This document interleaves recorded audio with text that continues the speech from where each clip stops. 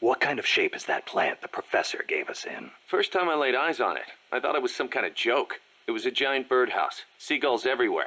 We eventually scraped off most of the rust and bird crap. The underlying structure's intact. Little elbow grease? Man, we should be in business. Who used to own it anyway? Whatever shape it's in now, somebody sank some serious money into building it. From what I can tell, an American university built it as a research platform for ocean thermal energy conversion. The name's still on some of the rusty old power turbines. I'm guessing they must have had government and corporate assistance to build it too. But they couldn't solve the thermal efficiency problem, and the project was canceled. Then after the university abandoned it, a KGB front company scooped it up for next to nothing. At least that's my theory. How'd the KGB manage to buy a plant built with American capital, front company or not? Yeah, that professor is quite the operator. One other thing. The plant's set up so that it can join up with other plants of the same standard. So, they were originally planning on expanding the place, huh? Hey, let's give it a shot. We can get some more people together and build this place up into a proper home for MSF. You're with me on this, right, boss?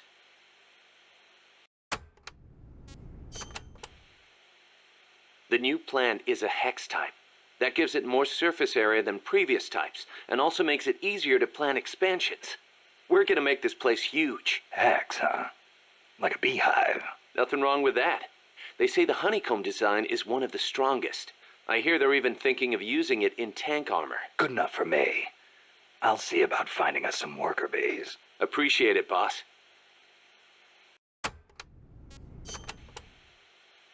By the way, Kaz, who do you think's our queen bee? Good question. I was thinking maybe Paz. I was thinking Strangelove. Well, I can see that. Or maybe Cecile. On second thought, I might go with Amanda. How about this, Snake? We'll have an army of queen bees. Sure. Why not?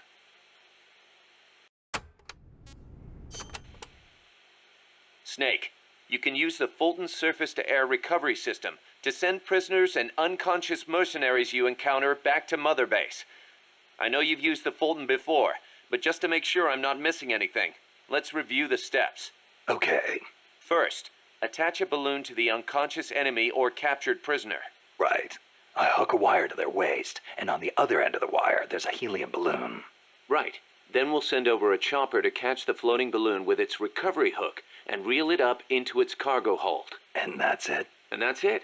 We finished installing the recovery hook on the Huey. Wait, Kaz. Something doesn't make sense about this whole process. This again. Well, normally, Fulton recovery is for when you're using fixed-wing aircraft. With a helicopter, isn't it simpler to land and pick up directly? Listen, Snake. You're going to be calling for recoveries repeatedly throughout your mission. We want to keep the risk of taking enemy fire to a minimum. The best way to get that done is to do the recovery in a high-speed flyby. That's what the Fulton surface-to-air recovery system is for. Uh-huh. What's the real reason? Helicopters are cheaper, and the repair bills will start adding up once the bullets start flying. I thought so. Kaz, I know we need to keep costs down, but... Boss, you really need to get rid of this whole army mentality. We're not the Pentagon. We don't have billions of taxpayer dollars to play with. And besides... Fine. Just pick a reason that makes sense. Helicopters have quicker response time. Sounds strange, yeah, but it works great. I promise. You'll get used to it before long. Yeah, I hope so.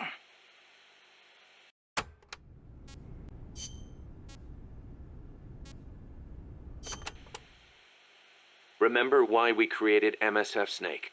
To provide military force to whoever needs it, wherever they are, regardless of nation or ideology.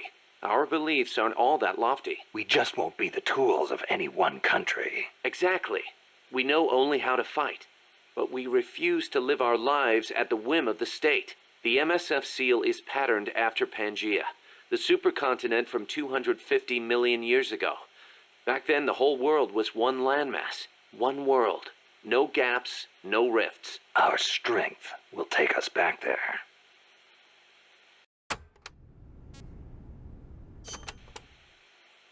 What about you, Kaz?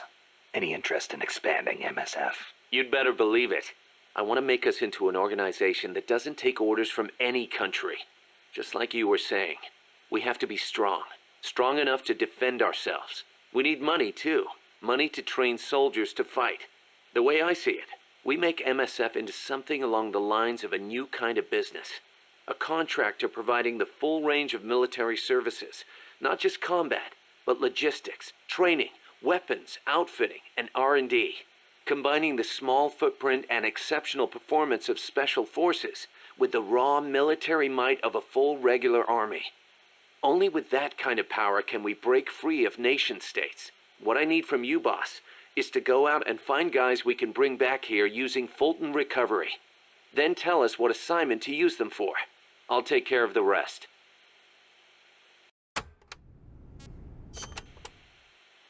Your old mentor, the boss. She was known in the West as the mother of special forces, right? Nothing but propaganda. Actually, it's not all that far from the truth. I heard the KGB just set up a counter-sabotage cell. Alpha Group, I think they call it. There's even a rumor that West Germany created a counter-terrorist unit within its border police after the debacle at the Munich Olympics. Back home in the States, they've got the illustrious Green Berets, the SEALs, and your personal creation, Foxhound. The seeds sown by the boss are beginning to sprout. Same goes for MSF, right? In creating it, you were carrying on the will of the boss. Yeah. She taught me how to fight the hard way. She beat it into me. And now, thanks to her, we can take on missions other than just conventional combat. After all, we've got the same mother as the Army's Special Forces.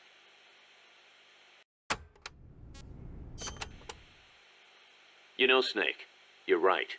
As long as we're soldiers without borders, we're going to be a target. We need our own deterrent. Yeah, we're going to be stepping into a lot of different conflicts as we roam the world, each one unique, and with its own set of geography, ideologies, and politics. If we're going to intervene in those kinds of situations, we need the threat of a Metal Gear. Unless we want to end up like Che Guevara did in Bolivia. Well said. Our army without borders doesn't have a land to call home. We're nomads, wanderers. What we need now is a sheepdog to guard our flock. Right. Maybe it's not the way the boss would have gone about it, but there are places in this world that need us, and soldiers that need MSF. And as long as we're needed, we'll keep on moving. Ours is a journey that never ends. We're the real peace walkers.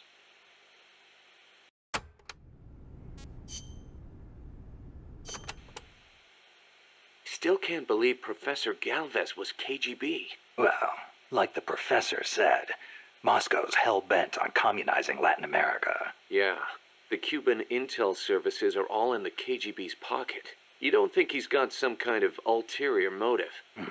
If the CIA is up to something, it's only natural that the KGB wants to know about it. But I doubt they're showing us their full hand. We'd better watch our backs.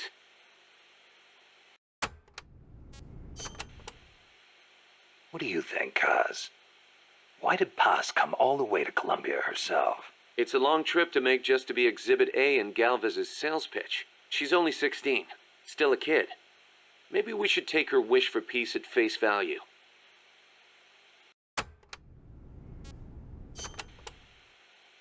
Remember that habit Paz had, Snake? How she always had her index finger on her upper lip like this? Yeah. It bugged me ever since we first met her. Never figured her for a snuff user. I can't believe we never noticed. She used the kind where you keep a pouch of leaf in your upper jaw, let it absorb through your gums. She might not have been used to it. Probably used her finger to keep it in place. How could Paz... We were gonna start a band together. She was posing as a KGB agent, too. She must have put on the act to get close to Galvez. Wonder how much Coleman knew. But the whole time she was working for some organization called Cypher. Cypher? Ring any bells, Kaz? Cypher. It means code, or zero in Arabic numerals. Zero. Does that mean something to you? Not sure. You know, cipher and zero were basically the same word. It's a linguistic redundancy. The word stems from the Sanskrit shunya. It corresponds to the Buddhist concept of emptiness. In Buddhism, shunya means hollow. It supposedly refers to something that's swollen and empty on the inside. A big swollen emptiness. Just like outer space.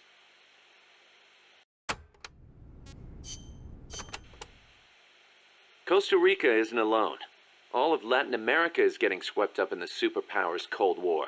The whole ideological split between East and West. In the end, it's just a greedy scramble for wealth by the ruling classes. The Western bourgeois stand to lose everything if their countries go communist. After all, the communists want to abolish private property altogether. So the capitalist rulers desperately tried to halt the global spread of communism. Hence the phenomenon of red baiting. And the communists, for their part, didn't exactly stay true to their principles. They tried to escape class-based society, but between Stalin's autocracy and the rise of the nomenklatura, they ended up creating one anyway. Once people have power, they stop caring about equality. That's where communism, where society in general, reaches its limits. The rulers only care about their own gain. The opposing side becomes a risk factor that threatens the profit, and thus the ongoing struggle between capitalism and communism was born. And now, nuclear deterrence is part of the picture. Exactly.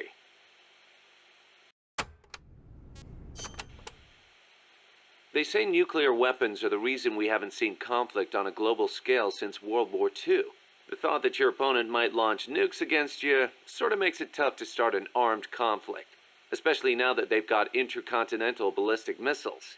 Nowhere is safe. Of course, all that has caused military expenditures to skyrocket. Well, the only way to ward off a preemptive strike is to flaunt your own nuclear stockpile, and that's caused their numbers to increase exponentially, not just with regards to destructive power, but in terms of targeting technology too.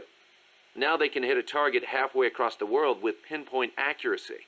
In a way, the space race was a demonstration of that technological progress. And as a result of all that, we now have mutually assured destruction.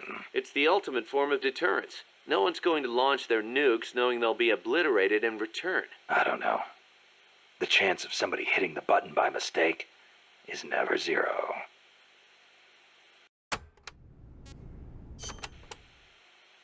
You're right. Even with peace guaranteed by MAD, there's always the risk of an accident. Nobody wants the world to end on account of some machines malfunctioning. On the other hand, thanks to deterrence, we haven't had a world war since 1945. You gotta admit, it has been pretty peaceful. Not that it matters to us. People point at the nuclear arms and space races and call it a Cold War. I say if they're not shooting at each other, why not call it world peace? Doesn't mean war is gone. Look at Korea. Look at Vietnam. Well, yeah, but I'm talking in relative terms here. Besides, if war died out completely, we'd be SOL. We're not warmongers. And yet, we can't survive in a world that's at peace. You got a point.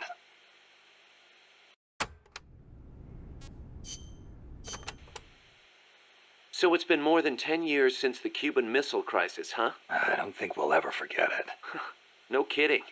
Those 13 days starting October 15th, 1962, were probably the closest we ever came to all-out nuclear war.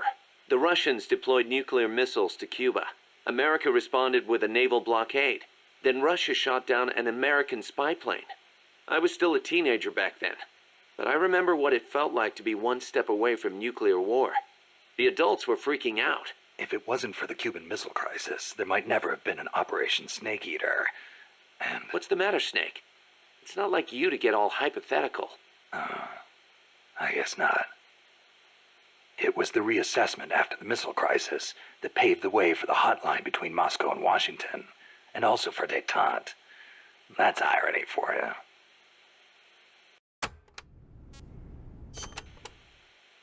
The Treaty of Tlatelolco was enacted to make Latin America into a nuclear-free zone. It bans the testing, use, manufacture, production, acquisition, storage, and deployment of nuclear weapons. The impetus was pretty obvious. The series of crises triggered by the deployment of nukes in Cuba. Not hard to imagine. Those 13 days had the whole world frozen in fear. Of course, the country that started it all, Cuba, hasn't actually ratified it yet. Still, the treaty's backed by over 20 countries. Anyone flouting at risk becoming an international pariah. True. Opinol would investigate, no doubt. I heard they used Japan's 3 non-nuclear principles as their model when they drew up the treaty. I think the Treaty of Tlatelolco might have been their way of asking nuclear powers not to use nukes against them. That's the biggest difference between the treaty and the 3 principles. I guess you could call it a fourth principle.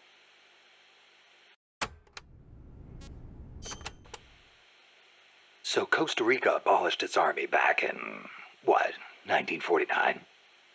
Pretty gutsy move for a Central American nation at the time. Yeah, well, they'd just come out of a civil war. I'm sure they were driven by a desire to avoid another tragedy like Pa said. But I think they had a more compelling reason. Army coup d'etat are a way of life in so many Latin American countries. Imagine seeing that up close. No army, no coup. Makes sense. Plus, their economy was in ruins, so they honestly didn't have any money to spend on an army anyway. Yeah, but weren't they on less than friendly terms with Nicaragua? Yeah, and in fact, Nicaragua did end up invading. But the Civil Guard fought back and the OAS brokered a ceasefire. The US and the rest of the OAS had their back, and they used it to full advantage. For a quarter century, they survived in the powder keg of Central America. That must have taken some serious diplomacy, even if the Civil Guard is pretty decked out for a police force. Must be tough to be a country without an army.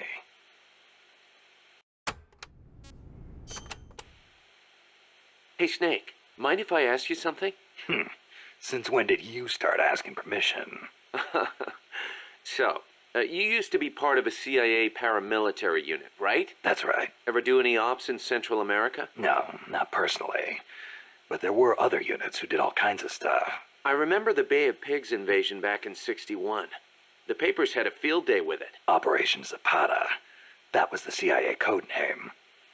The whole thing went south. Then there was Che Guevara, being hunted down in Bolivia.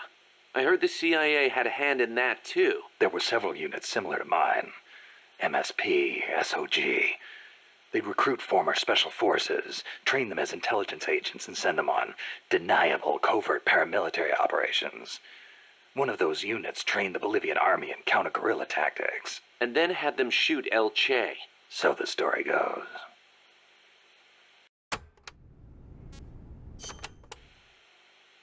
Around here, they say La CIA instead of CIA, huh?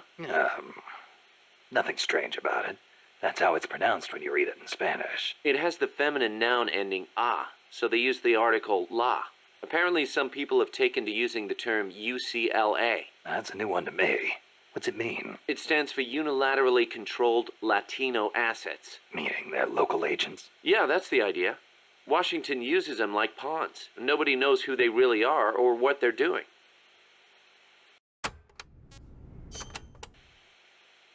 Can you believe the CIA and KGB were actually in cahoots? Never thought I'd see that at the station chief level. But I'd heard stories of operatives in the field being on friendly terms. Seriously? Most espionage takes place in political hotspots, as you'd expect. But there aren't that many of those kinds of places, especially in a small country. Hang around long enough, and you're bound to run into fellow spies. Like it or not. You start saying hello, and soon enough you're eating dinner together. Strange bedfellows, huh? Well, I don't know about that. At any rate, this kind of fiasco is what happens when spies get too familiar. Hard to believe, but some people will betray anyone and anything if it suits their interests. The strength of human is in its appeal to human emotions, but its weakness is in its susceptibility to those same emotions. That's why the tide in the intelligence world is shifting towards SIGINT, a network of cold, digital data, where feelings are irrelevant.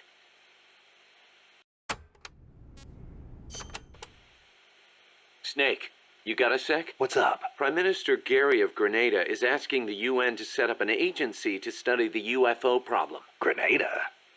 That island in the Caribbean? He gave the press a bunch of photos. Says they prove the existence of UFOs. One of them caught my eye. That's the... Yep. The weapon Huey called the chrysalis. Kaz, this is the photo I gave to Chico. He said something about selling it off as a photo of a UFO. Looks like it found its way into the pages of a magazine. But why would the Prime Minister of a country believe tabloid trash like that? There's been reports all over the Americas of abductions and cattle mutilations lately. You think that's true? I think the CIA might be involved. If they are, then Gary could be. I know. If he digs too deep, he's gonna get himself into trouble. But Grenada's right next door to Cuba. I guess that would make it tough for the CIA to intervene, in a sense. Upsetting the domestic balance of power could cause it to go red all of a sudden. True. Well, in any case, it's not like we can do anything about it. Just wanted to let you know. Gotcha. I'll be careful not to let any more photos leak.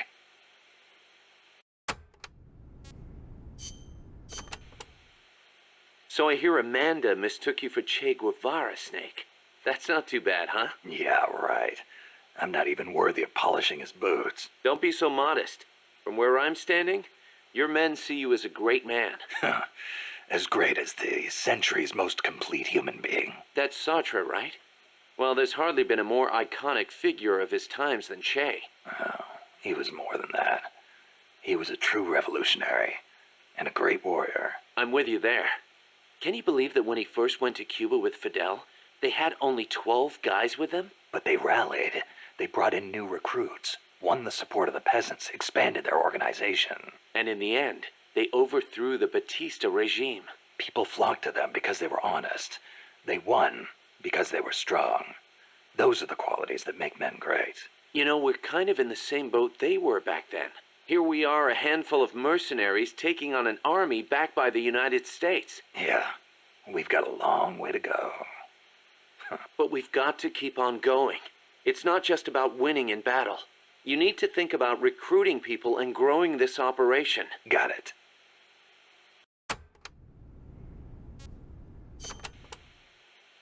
Hey, Snake, I've been thinking.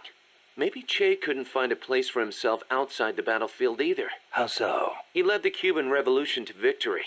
That's quite an accomplishment. He could have called it quits there and nobody would have blamed him. But he left behind a loving family and a cabinet post to plunge back into the struggle. First in the Congo, then in Bolivia where he met his end. You're overthinking things. Che went back to the battlefield because he was needed there. Read his farewell letter, then you'll understand. Some say he was too idealistic to fit in with the government. Too many scruples, most likely. Maybe so, but I still can't help thinking the reason you look up to Che is because you see something of yourself in him. You left your country behind and plunged into battle. You wander from one battlefield to another, going wherever you're needed. Che was a revolutionary as well as a warrior. He took up arms to fight for his beliefs. I don't do what I do for any ideology. I'm a warrior. Nothing more. Nothing less. Okay, boss. You're right. Just wanted to see how we stacked up against a real hero.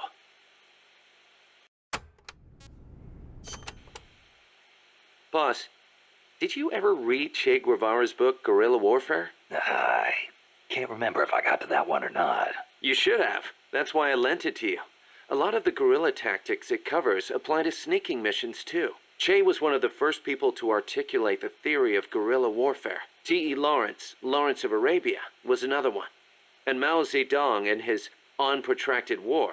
Theory aside, Nicaragua's General Sandino was one of the first to put guerrilla tactics into practice, which explains why the Sandinistas named themselves after him. If you think about it, guerrilla warfare itself has been around since ancient times. There's only so many ways a small group can upset a large army. There was a samurai in Japan who excelled in guerrilla warfare. No kidding. Tsunoki Masashige. He was a warrior who lived in the medieval era. He used unconventional tactics to help overthrow the Kamakura shogunate. Like what? Trojan horse-style maneuvers and decoys to confuse the enemy. The best one was when the enemy was climbing the castle walls. He dumped boiling water and human excrement on them. Sounds great. Let's put it in the MSF playbook. You're not serious, are you, boss? Why not? We've got plenty of crap to unload. Yeah. I'll think about it.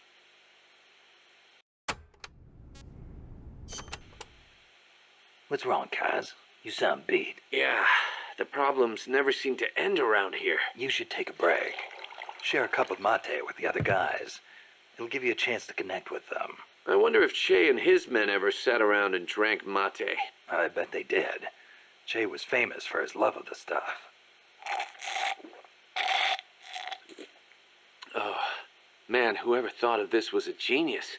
You can put it in a gourd and carry it around, and there's a special straw with a filter attached so you can drink it any time. That's not all. It's full of essential vitamins and minerals, too. Nice to have in a guerrilla war when food is short. Yeah. Wish I had a chance to share some with the blonde Parisienne when I was out hiking. Well, how do you know about that? It takes a thief. Or should I say it takes a snake to know one. snake.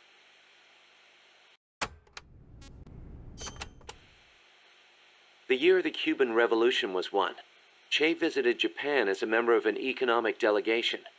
While he was there, he visited Hiroshima. Hiroshima? Since he was there to discuss economic issues, Hiroshima wasn't part of the original itinerary. Some said the Ministry of Foreign Affairs didn't want to let him go, but he went anyway. He snuck out of his hotel and took an overnight train. Traveling guerrilla style. Sounds like Che, all right. He visited the Peace Memorial Museum and the atomic bomb survivors' hospital. Apparently it gave him quite a shock. As a doctor, it must have been painful for him to see how the victims suffered. Nukes destroy everything. He was quoted as saying, "They put you through this, and still you do whatever America says." Those words really hit me hard, especially when I think of my mom. He said something else, too. Let us all love Hiroshima and its people. I can believe it. Che never managed to numb himself to other people's pain. That's why people loved him. And why he died.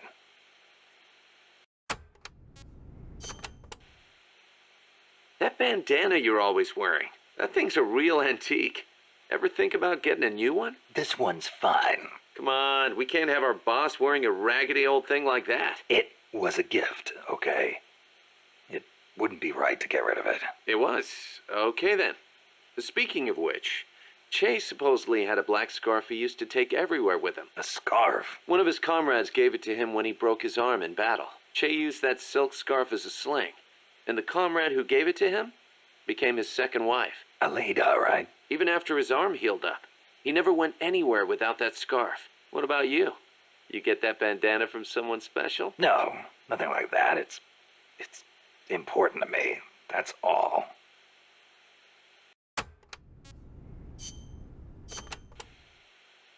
You were saying Japan has a peace constitution too.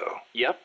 Japan renounced war in Article 9 of its constitution, aspiring sincerely to an international peace based on justice and order. The Japanese people forever renounce war as a sovereign right of the nation, and the threat or use of force as a means of settling international disputes. In order to accomplish the aim of the preceding paragraph, land, sea, and air forces, as well as other war potential, will never be maintained. The right of belligerency of the state will not be recognized. You know it by heart. Some things you never forget. Impressive. There were some parts I didn't quite get, though. Like the whole means of settling conflicts thing. Yeah, that's been the subject of debate. Whether or not it forbids any and all use of force. The current Constitution was originally drawn up under the Allied occupation. The first draft was even submitted by Allied GHQ. So naturally, there are some who feel the Constitution was imposed on Japan by foreigners. Things like that are never simple. Same for every country, I guess. One thing's for sure, though. Not having an army let Japan focus on economic recovery after the war. In that sense, it's the same as Costa Rica.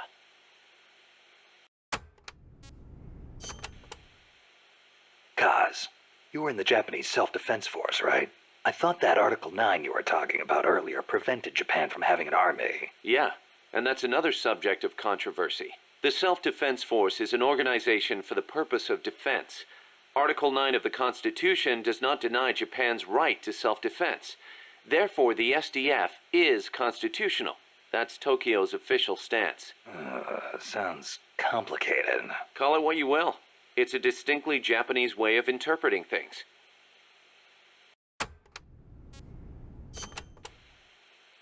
The U.S. has military forces stationed in Japan, right? Right.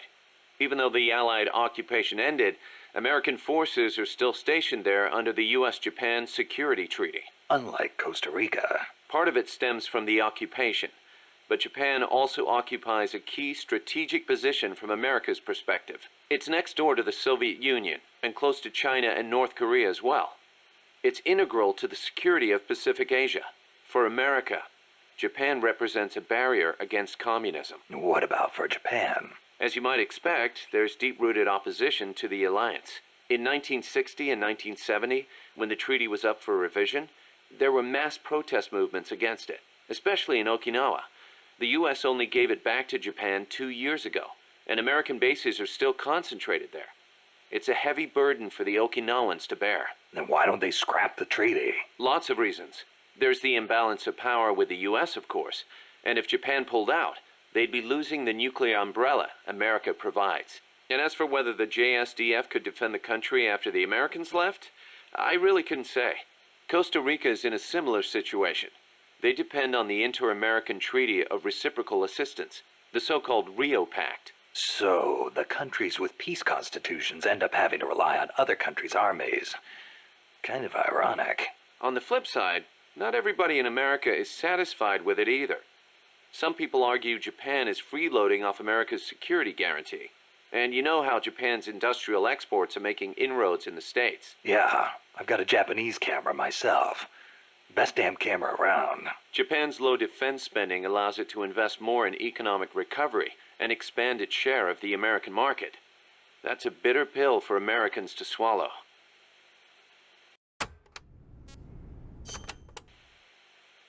You know that today, Japan is under the American nuclear umbrella. Right. The U.S. vowed to retaliate against any country that launches a nuclear strike against an allied country. That promise deters nuclear attacks against America's allies, hence the term nuclear umbrella. But suppose the Russians nuke Tokyo. Would America really nuke Moscow in return? If they did, the Soviet Union would undoubtedly retaliate. Would Washington really be willing to risk having a bomb dropped on itself in order to avenge Japan? I'm not so sure. Don't tell me you're still worried about Japan. After all these years? It's not that. To be honest, I'm not convinced either. But Moscow faces the same dilemma. Maybe Washington wouldn't retaliate on Japan's behalf. Then again, maybe it would. So you're saying Moscow wouldn't want to risk being attacked either? The whole concept of nuclear deterrence is entirely hypothetical to begin with. When you get down to it, it's all smoke and mirrors.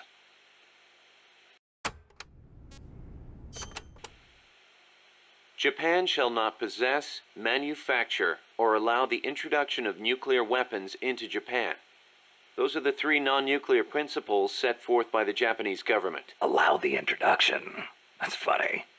Some of the U.S. warships that visit Japanese ports are armed with nukes. Or are you going to tell me they transfer them at sea onto other ships every time they visit? You raise a good point, Snake. But the Japanese government doesn't recognize it as such. The introduction of nuclear weapons into Japanese territory would need to be agreed upon in advance.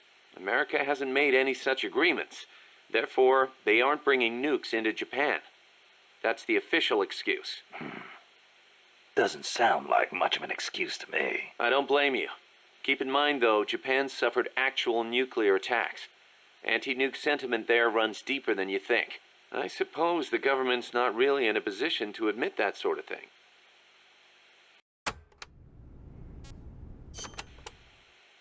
So tell me, Kaz, how's the self-defense force you were in different from an army? The JSDF is set up for national defense.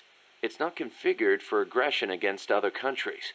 It's what you'd call exclusive defense. Exclusive defense? It's the fundamental strategic posture of the JSDF. No preemptive attacks. Only the minimum defensive action necessary after an enemy attacks. Anything defined as self-defense, then? The JSDF originated as the National Police Reserve. Back then, American forces stationed in Japan were being sent over to fight in the Korean War. So in a sense, the NPR was filling a gap. Police, huh? Reminds me of the Costa Rican Civil Guard. Yeah, exactly. They're also dispatched to provide disaster relief.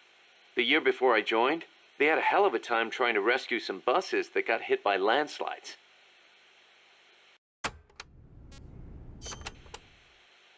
So why'd you quit the JSDF? Because I didn't have a reason to be in Japan anymore. A reason? My mom had died 3 years earlier, so I didn't have to care for her anymore. With her gone, there was no point hanging around in Japan. Yeah, but a man with your talents could have risen pretty high in the ranks, I imagine. I don't know what they made of me. Could be it actually alienated me from the brass. And personally, I could never get used to the idea of exclusive defense. Meaning? On a strategic level, I can see how a country could go with the exclusive defense model used by the JSDF. And I've got nothing against my fellow soldiers who believe in it. On a tactical level, though, it just rubbed me the wrong way. To put it simply, I was itching for a real fight. I figured. And I felt as long as I was in the JSDF, I'd never be able to stand shoulder to shoulder with my father, who was in the U.S. Army. Seeing Yukio Mishima's suicide didn't help either. Yukio Mishima, the guy who wrote The Temple of the Golden Pavilion. The way he questioned the status quo hit home with me. Not that I admired his vision or anything, but it did get me thinking, that's for sure.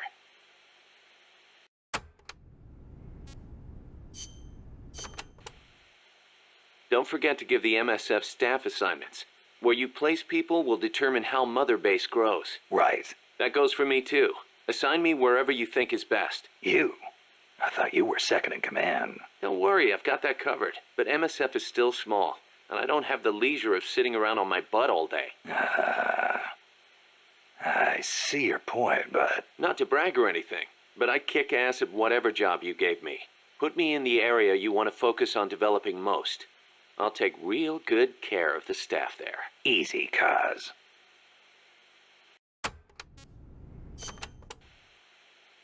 March 10th, 1945. 381,300 cluster bombs were dropped on Tokyo. Japanese houses at the time were almost all made of wood.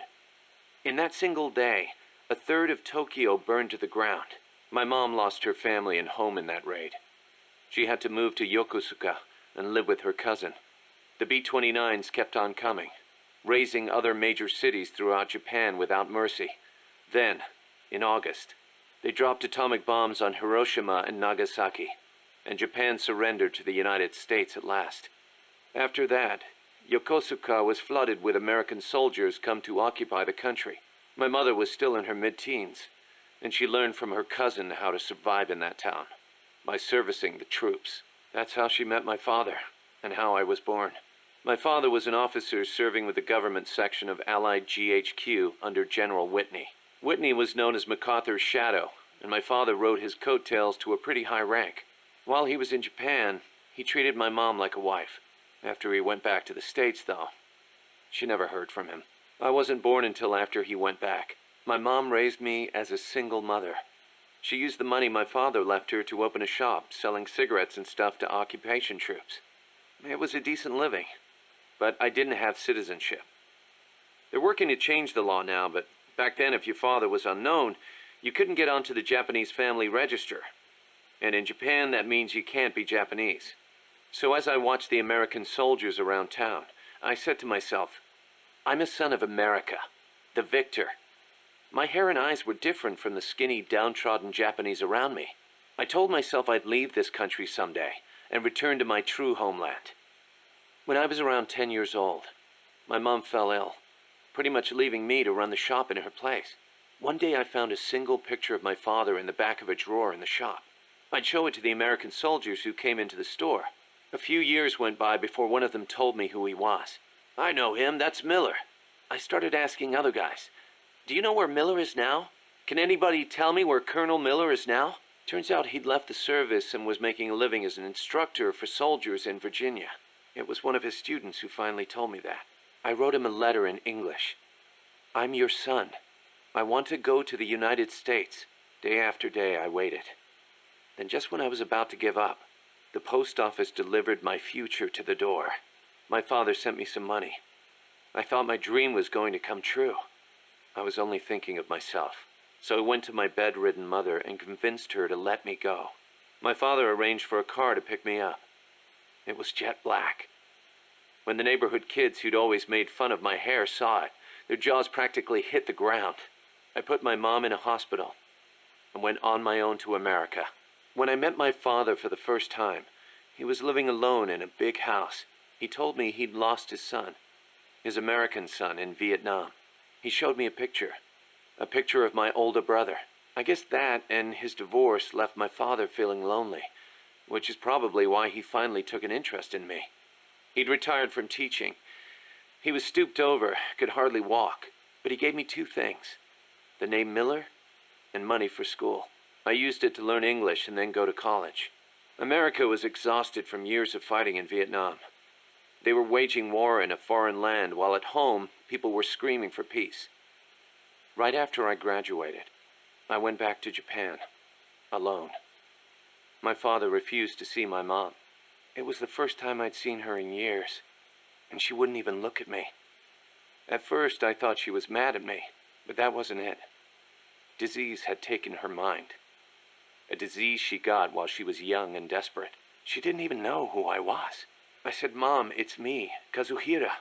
As I spoke, the sound of my own voice rang in my ears. Katsuhira, the name my mom gave me. It means peace in Japanese. I was Japanese. At least, I was the son of this tiny Japanese woman. It was then, for the first time, that I understood the reason, the emotion that inspired my mother to give me that name. She'd watched her hometown and family go up in flames. Her body and her mind were ravaged by war. And yet she chose to have a child named Peace, with a man who was once her enemy. Japan lost the war. But what good is war as a measure of a country? Since the war and up until the oil shock last year, Japan's economy has grown every single year. It's on its way to becoming a stronger country than ever. I stayed in Japan and joined the JSDF. I was 22 at the time. I did it to pay our bills. But it wasn't just that. I could have found work anywhere. And I knew it. And still, I couldn't think of anything else to do with myself. 2 years later, I didn't have to worry about Mom's hospital bills anymore. I left the JSDF and went back to the States.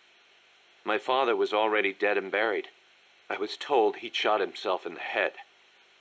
America crushed Japan, but it also crushed my father. My American dream was over. After that, I drifted around and, well, you know the rest. GHQ made women like my mother. It made Japan's peace constitution and the JSDF. And it made me. I was spawned by war, but I don't want to die in one. I won't die for a country, and I won't live like a pauper. I won't have my fate decided by some family register. So as long as I stick with you, boss, I've got a good feeling none of that will happen.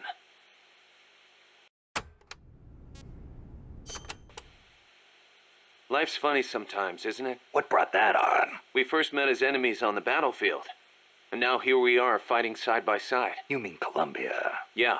After I quit the JSDF, I made my way there and got myself a position as a drill sergeant for a band of revolutionaries, despite the fact that I'd never seen a day of combat. I see you had the gift for talking business in Spanish even back then. Oh, come on, stop it. You're making me blush. Unlucky for me, though, you were in the service of the Colombian army. I remember it like it was yesterday. It all happened in an instant.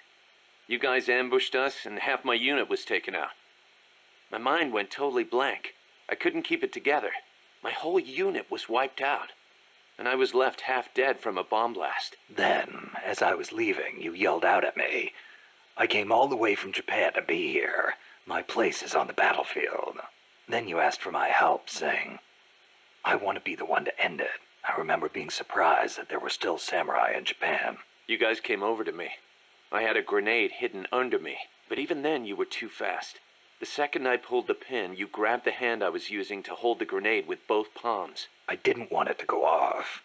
I'd heard samurai were a proud bunch. I wanted to know why one of them would stoop so low as to try to take his opponent with him. And I said, I'll never lose again. We'll never lose again. Yeah. We'll do whatever it takes, but we'll never be beaten again. Then, I passed out from the blood loss. When I woke up, I was in your camp's infirmary, stuck full of tubes. Why'd you save me? Your enemy after I tried to kill you. Because you swallowed your pride and fought with everything you had. I just didn't want to lose. You found a way to fight back, even in the face of death, even when you knew you were going to die. That's the mark of a true warrior. It's not about gain and loss, or victory and defeat. I looked at the way you lived your life and saw the path I needed to take as a warrior. Wow, I never knew that. And that's why you... I realized then that the battlefield doesn't only divide people into allies and enemies. Sometimes it tells you more than just who's an ally or who's an enemy. Sometimes it helps reveal your true comrades. Like you and me, huh? That's right. And 2 years later, here we are.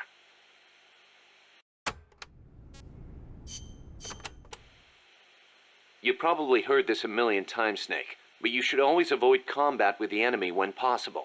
Right. We're outnumbered and in unfamiliar territory. We won't survive long in a straight fight, even with you on our side. I know. Avoiding combat is rule number 1 in a sneaking mission. That's right. Don't let the enemy know where you are, and attack only when necessary, using hit-and-run tactics to cripple them. It's the essence of guerrilla warfare.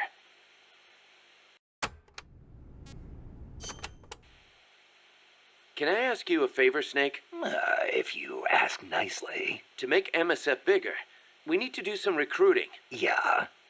What's your point? I want you to avoid killing enemy soldiers as much as possible and send them back using Fulton recovery. Not much we can do with a corpse except give it a funeral. Obviously. Put him to sleep, knock him out, hold him up even. And if you do have to fight, try to leave them near death instead of dead. And then use the Fulton recovery system. Sounds easy enough. You know what'd be really nice, though? If we had a way to Fulton recover anybody at any time.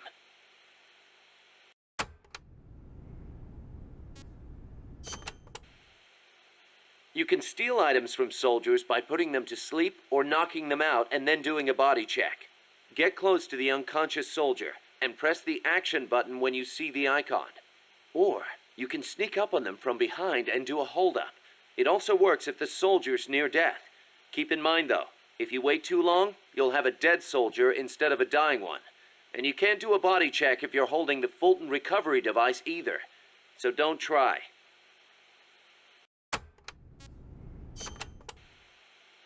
Don't carry any more gear than you need.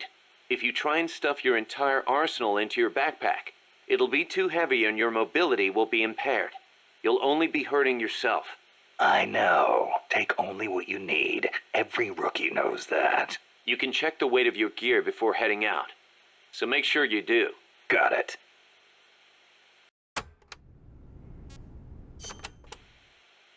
Even a born warrior like you gets hand tremors, Snake. It happens even when you're full of stamina, and it only gets worse when you're tired, especially with larger, heavier weapons. Obviously, you'll get better aim crouching than you will standing. And when you use a scope, setting your sights on a single point will gradually give you a more precise aim. As we develop better weapons at Mother Base, though, you may gain access to new, low-tremor versions of the same guns.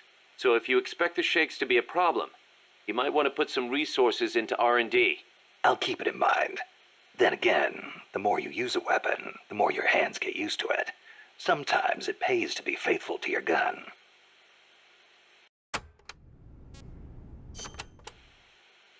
Choosing the right uniform is crucial. Pick one that matches the mission objective and your own combat style.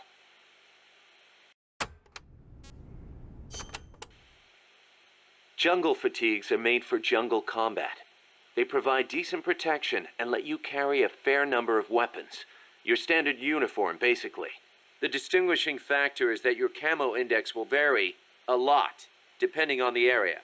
Wear a pattern that makes you blend in with your surroundings, and your camo index goes up. Wear something that clashes, and you'll stick out like a sore thumb. Pick the right pattern for the occasion. Sigint used to lecture me on it all the time.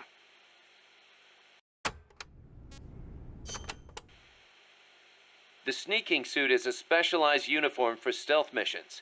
It provides excellent camo in any stage. Even better, you won't make a sound when you walk. Ooh, so I won't need to tiptoe all the time. And to top it off, it also makes your wounds heal faster. The fabric exerts just the right amount of pressure on your body to help stop bleeding. Huh. Not a bad little trick.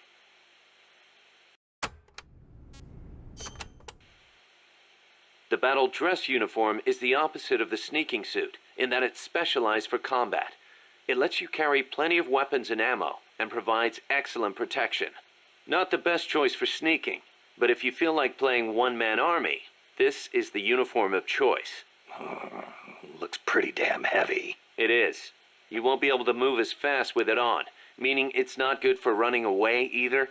Keep that in mind.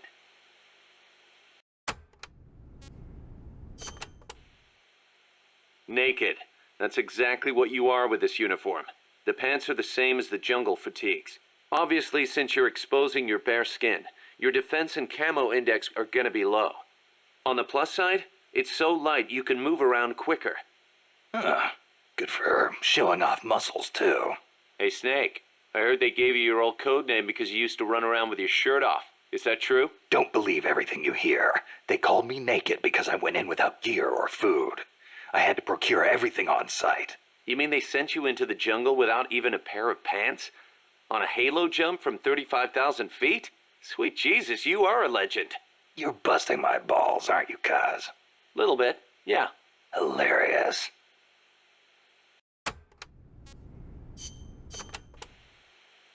Cooperative operations, or co-ops for short, is the term for taking on missions in teams of 2 or more. The basic co-ops unit is a 2-man cell. Even a single teammate is great to have in enemy territory. And there are actually quite a few things you can't do by yourself. You can help each other climb walls, divide up mission roles. On the other hand, if one of you is spotted, the other one's screwed too. And it's kind of tough for 2 people to hide in one small space. Good point. But what's more important than anything is how close you are to your comrades. Well said. Working as a 2-man cell can make the mission easier or harder, depending on how well you work together. It's also good to note that if you've got a clear, specific objective, it can be to your advantage to use an even bigger team. That said, teams of 3 or more run a much greater risk of being spotted. Yeah. In a sneaking mission, the fewer people you have, the easier it is to get around.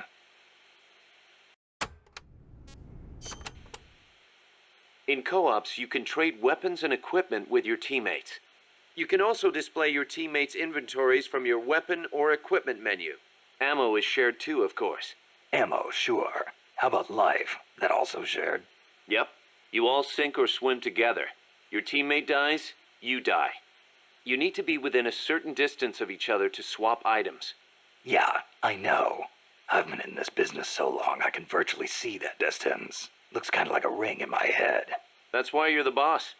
Okay, we'll call it the co-op ring, and entering the ring will be called going co-op in.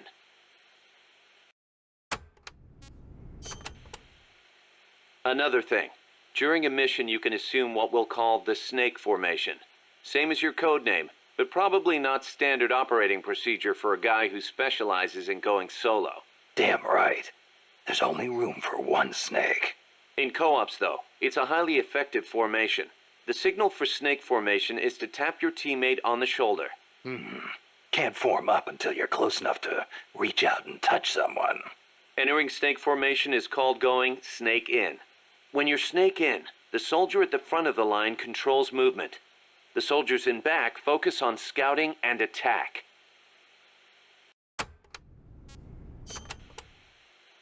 Just because your heart stops doesn't mean you're dead immediately. Right. The heart just circulates blood through the body, but stopping it does cut oxygen supply to the brain. You'll be dead soon after. Which is why we have CPR. Let's say your heart does stop. If someone performs CPR before your brain cells die, you can recover. In co-ops, when the life gauge drops to 0, it means you're in a near-death state. You won't be able to move or anything else. Performing CPR on near-death teammates can bring them back into action. Of course, performing CPR in the middle of battle isn't exactly safe. You're leaving yourself exposed. Even so, in co-ops, you and your teammates are all in the same boat. Don't think you can get away with leaving one of them behind. I wouldn't think of it. And I'd expect them to do the same for me. If you let all your teammates die during a mission, there'll be nobody left to save you. And then, it's game over.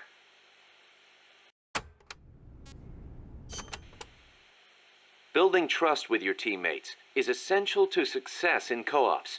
That goes without saying. I'm not gonna let somebody I can't trust cover my ass. The measure of that trust is called camaraderie. Think of it as an indicator of how strong your bond is with your co-op's teammates. The friendlier you act toward them, the greater your camaraderie. Give me an example. Your camaraderie will be higher if you're co-op in than standing apart. Saving a teammate's life with CPR also strengthens your bonds with them. Things like hitting a teammate with friendly fire will cause your camaraderie to go down. Makes sense. Camaraderie carries over from mission to mission. The next time you go co-ops in with the same guy, you'll start off strong. But be careful. If you keep taking new people with you on missions, your camaraderie with past teammates eventually reverts back to its original level. Got it. I'll have to make sure to renew old friendships once in a while. The performance benefits gained from snake sync and co-ops depend on your camaraderie. It's always best to keep things cool with your teammates.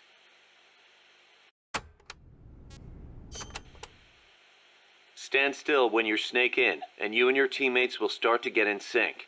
In sync? That's right. Stay still together and you'll enter snake sync mode. The synergy will give you a boost in performance. You'll move faster, recover faster, and have better camouflage. In other words, we're at our best when we're in the same groove. You got it. If you've got a big task ahead, can't hurt to take some time to get in sync. Like I said before, the benefits you get from snake sync depend on your camaraderie. I hear ya. It's a lot easier knowing you've got someone you know and trust covering your back. Lets you focus that much more on what you have to do.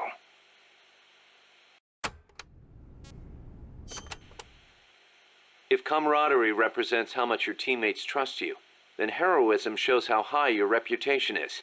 Heroism? That's right, heroism. Your reputation affects your ability to recruit new members to MSF. With higher heroism, it won't take as long to convince guys to join our cause and send them back by Fulton recovery. So, how do I get this heroism thing to go up? Lots of ways.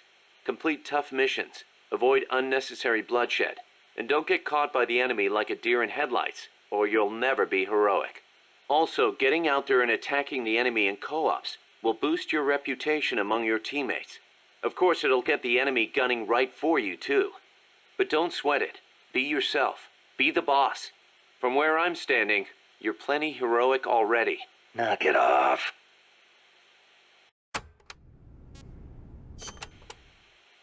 Seems the R&D team's been busy working on co-ops only weapons. Co-ops only?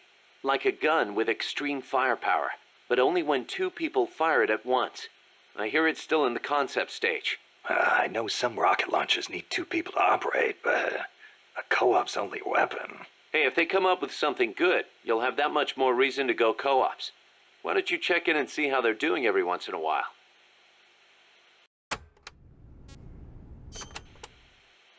In co-ops, maintaining close communications with your teammates is crucial. Absolutely. Losing track of each other on the battlefield is a good way for a unit to get itself wiped out. Enemy positions, orders, distress calls. When communications break down, you get picked off one by one. Now about co-ops comms. Co-ops comms? It's a radio system for communicating with co-ops teammates. First, press the Start button to open the menu. Then select Co-ops comms. After that, press one button to choose a category, then another button to select the actual message. So basically, you use different combinations of 2 buttons to send different messages. Easy enough. You can set which messages go with which buttons during mission prep. Sounds like it's going to be a pain to send messages until I get used to it. Then why don't you assign co-ops comms to the Select button? That should make things a little quicker and easier. Just go to Select button under Options. I'll give it a try.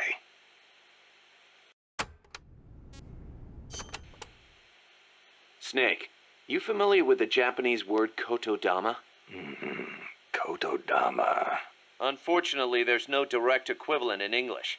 But to keep it simple, let's call it a sort of battle cry. Battle cry, huh? Right. But kotodama is actually a deep Japanese concept. Koto means word, and dama means spirit. It signifies that words have power that affect our reality. Are you feeling okay? I guess I made it sound kind of like mumbo-jumbo, huh?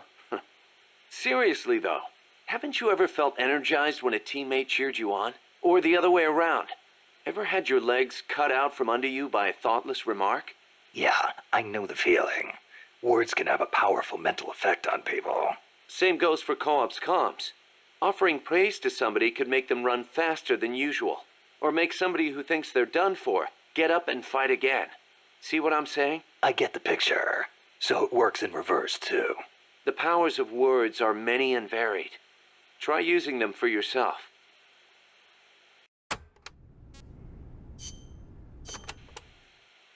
Snake, about cardboard boxes. It feels kind of weird me explaining this stuff to you. but there have been a few recent developments in cardboard box technology. So just to be safe, here goes. Go on. You can do much more with the box than just hide under it. You can put it someplace and leave it there. Huh? You can get on top of it and use it to reach high places, or hide from the enemy in its shadow. I like what I'm hearing so far. And that's not all. You can even put items in it and send them to co-op's teammates. Really? I never thought of any of that. Damn. Is there anything a cardboard box can't do? Every soldier should have one. Yeah, well, don't get too excited. This isn't exactly what they were made for. Which reminds me, don't you think the boxes around here are a little on the big side? You're right. I bet 2 people could fit under one box, if they packed in tight enough. They call them love boxes. Love boxes? Of course, you don't need a love box to fit 2 people inside. Any box of similar size will do.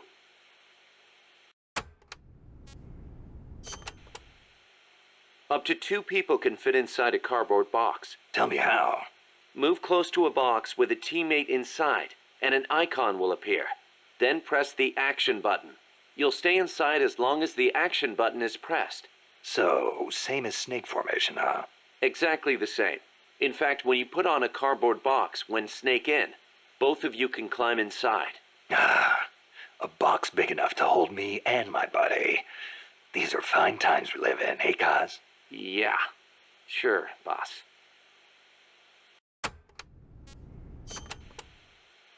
Snake, the R&D team came up with something new. What's this? It's a cardboard tank. It's got enough room for 2 people, same as any other cardboard box. Apparently the guy in front drives, and the guy in back is the gunner. Hold on, Kaz. Who the hell came up with this thing? I'm sorry, boss. He meant well, I swear. I know it's nowhere as good as a real tank, but still. It's brilliant! Huh? The perfect synthesis of stealth and attack power. Compact, elegant design. The finest example of a weapon I've ever seen. Seriously, Kaz, I need to meet the guy who made this. I want to shake his hand. You serious? Snake, look at it. It's a masterpiece, in every sense of the word. You don't agree? No, What is that? A tank? I like it. Boss?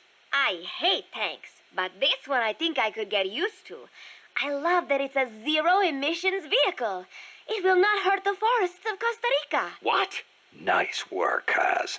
I see I made the right choice making you second in command. But is there something wrong with me?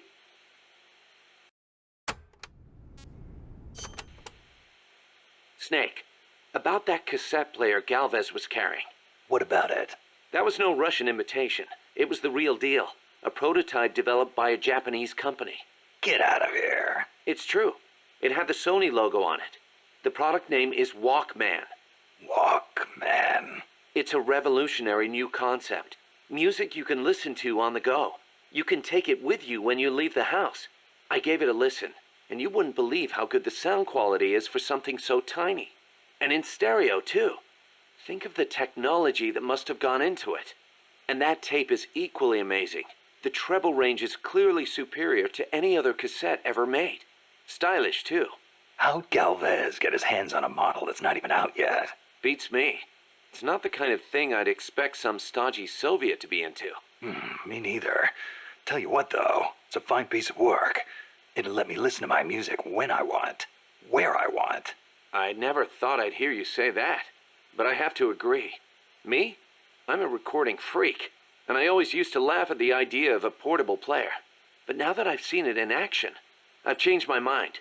Being able to take your music with you, this could be the start of a revolution in music. Could be.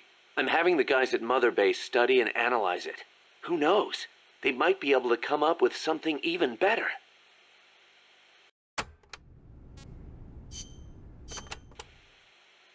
Amanda and her crew tell me they've managed to identify several different categories of mercenaries employed by the CIA. Give me a rundown. Sounds like info I could use.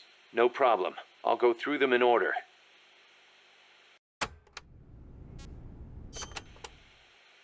The type of enemy you'll be seeing most is the type that patrols and guards a specific operational area. For the sake of convenience, Amanda's crew calls the outdoor ones patrolmen and the indoor ones guards. They might look like they're just out for a stroll, but don't be fooled. They're sharper than they look. All of their senses are finely honed. Normally, they'll patrol along fixed routes, but when the alert level is raised, they'll assume a more efficient alert posture and focus on defending specific points. That's bad for you. Obviously, they can hold their own in combat, and with body armor, it'll be even harder to take them down. If they're wearing a bulletproof helmet, you can forget about one-shot kills. Just a heads up. You'll need to be smart about using camo and pick your routes. The most important thing is to avoid detection.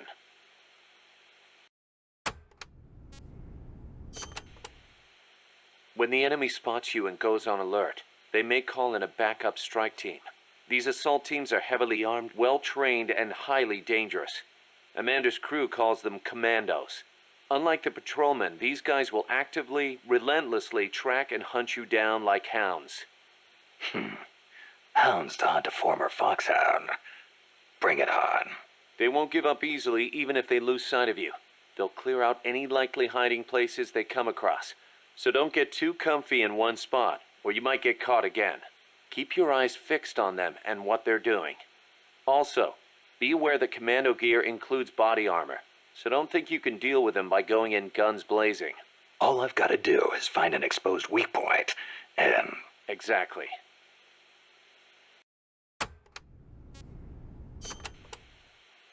There's one type of commando you really need to watch out for, and that's the kind toting shotguns. They can take a few hits and still keep charging you. And believe me, you don't want them closing in between those shotgun blasts. When they start charging, you need to stop them immediately. Use something with serious stopping power.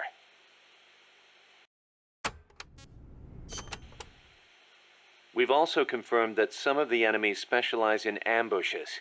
Amanda's crew calls them scouts. They'll blend themselves in with the terrain and the vegetation.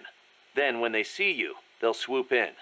They fight pretty much like commandos, and will use clearing techniques to flush you out. In addition to wielding normal weapons, the scouts also carry wires. Sounds like these guys know their CQC. Could be. We've been getting reports of CQC attacks being blocked by wires. Stay alert.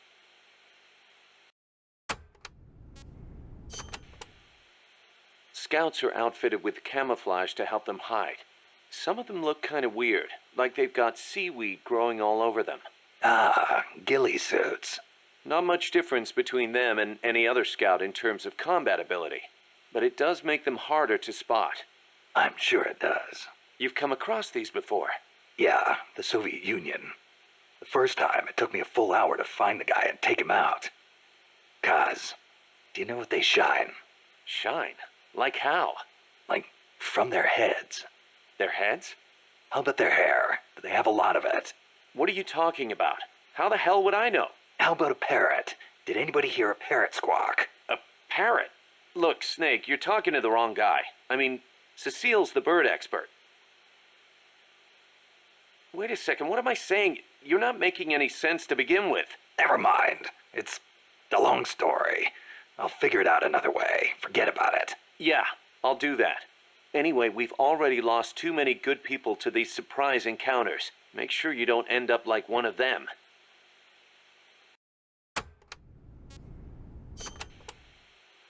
There are areas out there where enemy soldiers are deployed in multiple layers for extra coverage. More than a few of those will be attacking you from a distance, rooftops and far-off vantage points. Try not to get too distracted by nearby enemies, because you could be leaving yourself wide open to longer-range attacks. I'll be careful.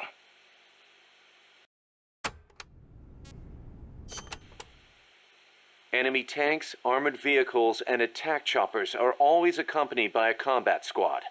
The soldiers aren't particularly tough on their own. What makes them formidable is how well they work together as a team.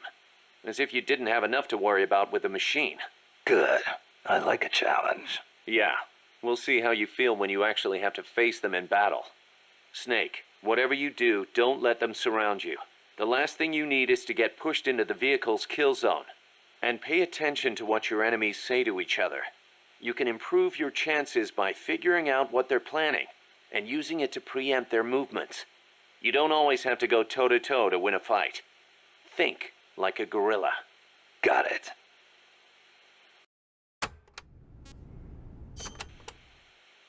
Enemies carrying shields can be a real pain in the ass. To hear Amanda tell it. Trying to fight those bastards while they sit behind their shields taking pistol shots at you is enough to make you want to rip your hair out. Get around and flank them if you can. You might want to try blinding them with smoke or stun grenades first. Also, armor-piercing rounds should make it a little easier to punch through their shields. Use them if you got them.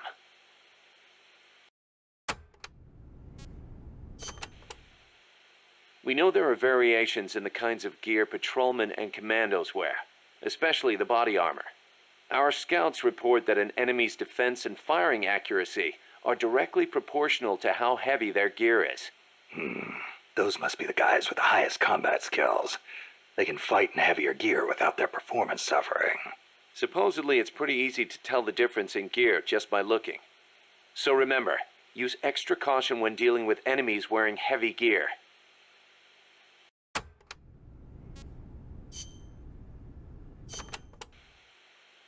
Enemies will try to fight you from different distances, based on the weapon they've got equipped. When you meet an enemy, get a good look at what they're carrying. It can make or break your chances in battle.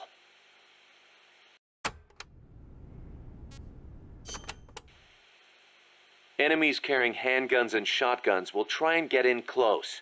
That makes them dangerous, but at the same time, easier to hit. Keep your wits about you, and you can turn a threat into an opportunity.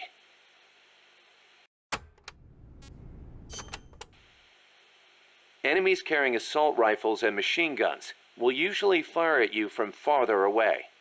Use whatever cover you can find, then return fire with a few well-placed shots of your own.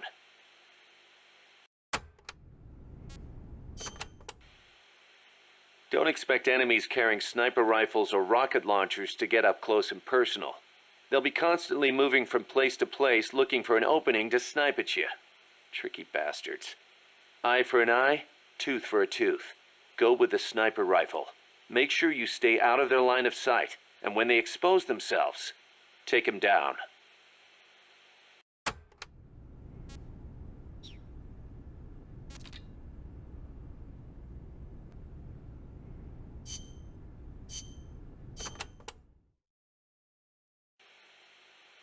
Costa Rica means rich coast in Spanish. Is it true that Columbus was the one who came up with the name? Your guess is as good as mine. But it is true that Columbus landed his ships near Limon back in the age of exploration. He wrote in his diary that when he landed, the indigenous showered him with gifts of gold, hence the name. It sounds a little strange to me. There is no way they could find that much gold in Costa Rica. Columbus originally set sail in search of the legendary land of gold. Maybe he was just nuts about the stuff. Costa Rica is rich enough without it. Look at the forests and the animals and the peace-loving people. That is what I want to protect. I know how you feel.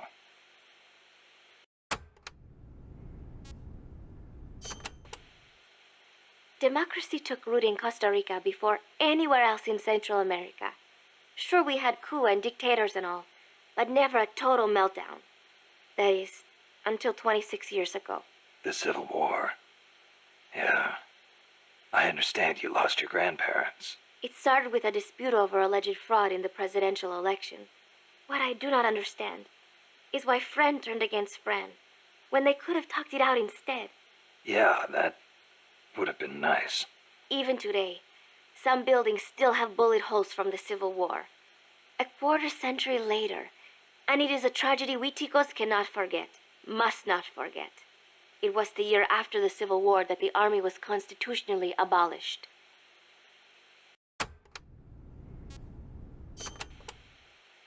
A new president was elected this year, President Otaber. He seems to be distancing himself from the United States. He has limited the privileges granted to American banks, lifted the sanctions on Cuba. Our last president was so pro-US, people suspected he was in bed with the CIA.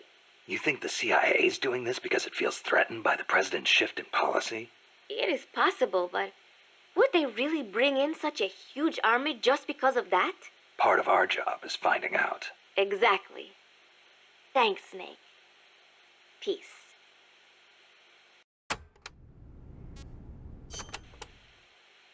So, are you a student at the University for Peace, Paz? No, I am still in high school. But Professor Galvez lets me visit his office and study with him every now and then. International law, security, conflict resolution, human rights. We study all these subjects and then use them to build the foundations of peace. Yeah, I get it. I just never heard the UN had a University for Peace before. Oh, that. Well, to be precise, it is still being set up. They have started conducting research, but the UN has not passed the necessary resolution yet. Professor Galvez couldn't wait that long. Oh, right. Costa Rica abolished its army and has also hosted the Central American Court of Justice. It is the perfect place to build a university like ours. Don't you think?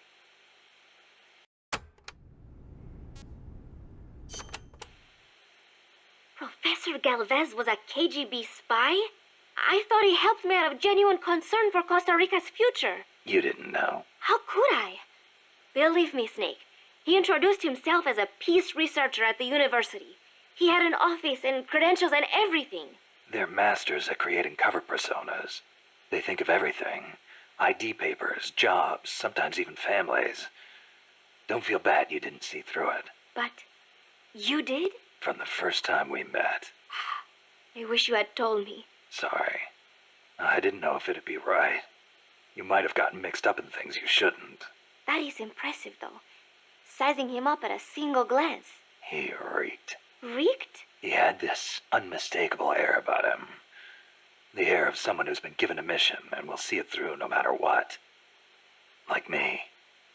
I could just smell it. That is amazing, Snake. I'm just kidding. It was his prosthetic hand. Why would a professor from a peace university need a tool for assassination?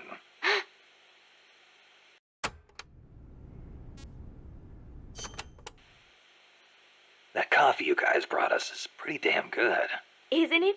Costa Rican coffee is the best. The Central Basin has all the right conditions for growing coffee. It is high in elevation, with steady temperatures and well-drained volcanic soils. The professor certainly seems attached to it. The coffee we drank on the boat coming over was awful. It put him in such a terrible mood. Well, how come I never hear about Costa Rican coffee then? Because it gets bought up by wholesalers and mixed with beans from other countries. It is really a shame.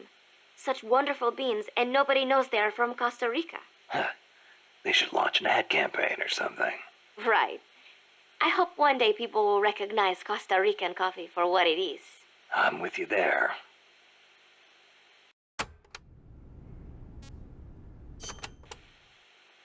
Are there any large-scale ruins in Costa Rica, Paz? There is a place east of Cartago called Guajabu. They have ruins there, but they're not especially big. Not the place I'm thinking of. Any others? Well, if you go a little way across the border into Nicaragua, there is a place called La Fortaleza de la Inmaculada Concepción. That is the only famous one. Then what were those ruins I saw from up on Irasu? There are a lot of things we still do not know about Costa Rica's ancient civilizations. There are giant stone spheres throughout the country. What they were used for is still a mystery.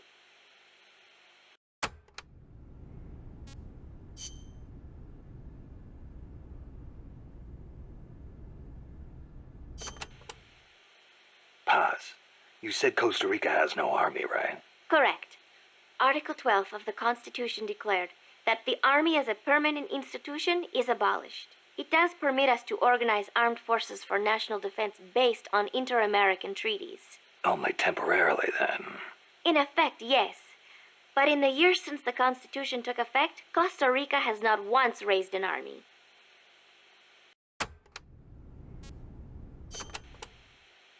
Paz, how does your country defend itself without an army? Especially in a rough neighborhood like Central America. With the right kind of diplomacy. If we live up to our ideals and earn the respect of other countries, the international community will support us. The 2 times Nicaragua actually did invade, the conflict was resolved diplomatically under OAS auspices. Doesn't that leave you depending on the U.S. after all? American influence is unmatched, it is true. San Jose was critical of American policy at the time, but America supported us all the same. It was because we practiced peaceful diplomacy. That is what I like to think. That's one way to approach it, sure. But there are countries out there who'll use force no matter how bad it looks. Maybe so. I know my way of thinking probably looks naive to you, but it is not like we expect peace without working for it. Diplomacy is a battle in itself, and we have to make the effort to seek out causes of misfortune and nip them in the bud. It was that kind of thinking that got me trapped in their base.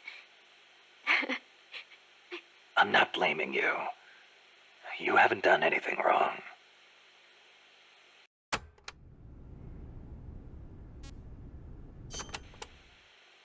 The army was abolished 25 years ago, the year after the Civil War. I learned about the sorrow of civil war from a very young age, the futility of countrymen fighting each other, and the tragedy. Costa Rica learned the hard way. That is why it abolished its army. It decided to pour its efforts into education instead. More teachers than soldiers was the slogan. Education is essential, no question. Even Che used to teach reading and writing in between guerrilla campaigns. Costa Rica was poor at the time. We did not have many resources. I suppose we had to pick one or the other. The military or the schools.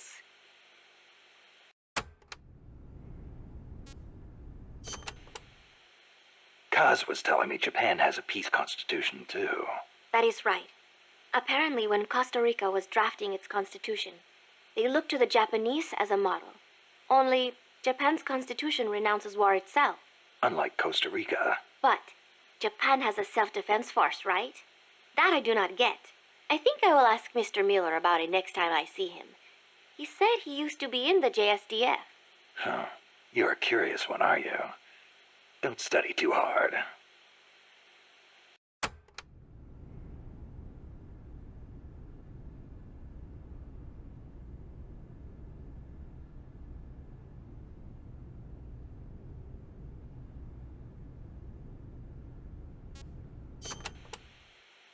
What was that you were saying? Peace is not the natural state of men? You said you learned it in school. That is right. They are the words of the German philosopher Immanuel Kant. In 1795, he wrote a book titled Perpetual Peace. Kant argued that it is precisely because peace is unnatural that we have to make it ourselves. How? That is what his book is about. Is the concept starting to sound interesting now? Not really. I belong in a more natural world. Is that so? My grandparents died in the Civil War. If only we had been at peace, they would not have lost their lives. You actually wish for war? It's not like I want to hurt innocent civilians, but if someone attacks you, what are you supposed to do? A country needs the strength to defend itself. Otherwise it faces invasion, oppression, political subjugation. If they would simply stop using force to tangle with each other, countries would not need force to defend themselves. And how would you guarantee that? Sorry, but you have to understand how the world works in order to protect the ones you love. That's not to say ideals aren't important too. They are. You are right, Snake. Thanks. Peace.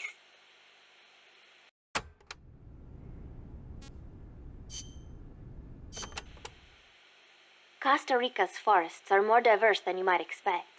Not all of them are tropical rainforests. Costa Rica is close to the equator, it is true, but it is also very mountainous. Yeah, I see what you mean. Go up 4,000 feet in elevation and the temperature drops more than 7 degrees. There are basically 3 types of forests. The lowlands are covered in tropical rainforests, the highlands by tropical cloud forests, and areas where there is a dry season have tropical dry forests.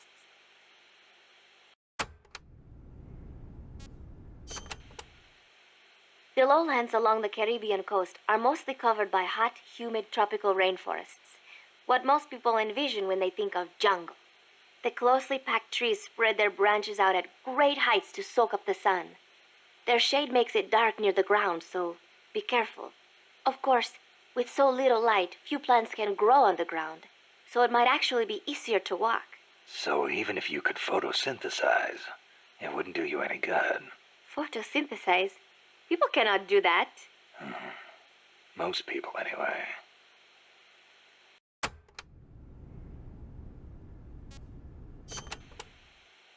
Areas with a distinct dry season, like the Pacific coast, have tropical dry forests. During the dry season, the trees drop their leaves. It gives you a clearer view, but at the same time, there are fewer places to hide. So be careful.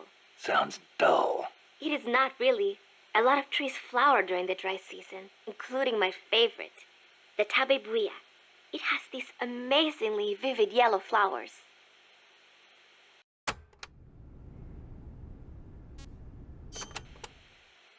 The cloud forests cover the central mountainous region of the country. They are perpetually shrouded in fog. You get wet just standing there. It is as if the entire forest is inside a cloud. Must make for poor visibility. It does, but beauty too. It is like being lost in some mystical green labyrinth. I'd rather not get lost, if that's okay. The forests are also home to lots of rare animals, especially bright-colored frogs. They like the humidity.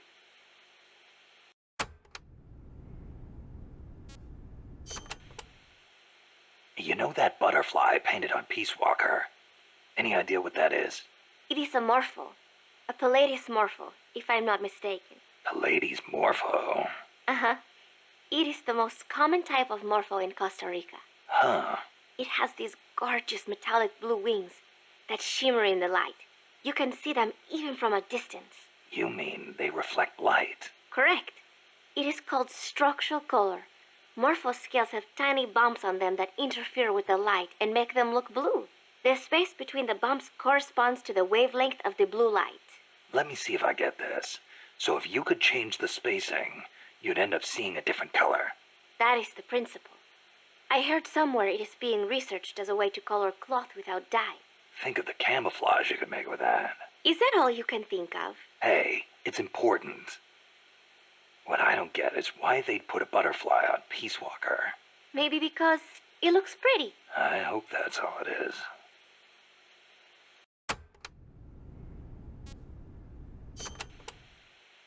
Costa Rica is said to have about 87,000 species of living things.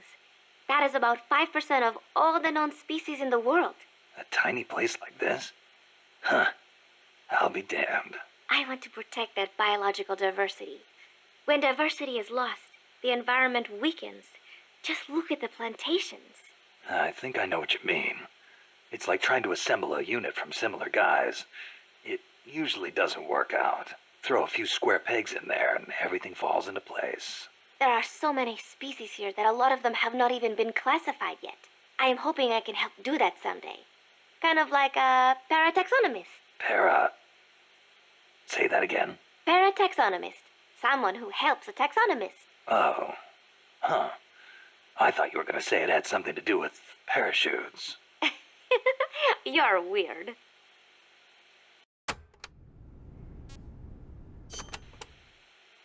The Development Corporation of Costa Rica, or CODESA, was established 2 years ago. Since President Odober was elected this year, the state has been putting a lot more effort into development. The corporate state, so to speak. Growth is good and all, but there is one thing that bugs me. What's that? I cannot help but wonder whether CODESA is not just a front for the CIA. You mean what the professor was saying about the CIA mercenaries posing as security guards? They were using CODESA as camouflage? I am worried that development is going to destroy the forests, but I do not suppose it has anything to do with this.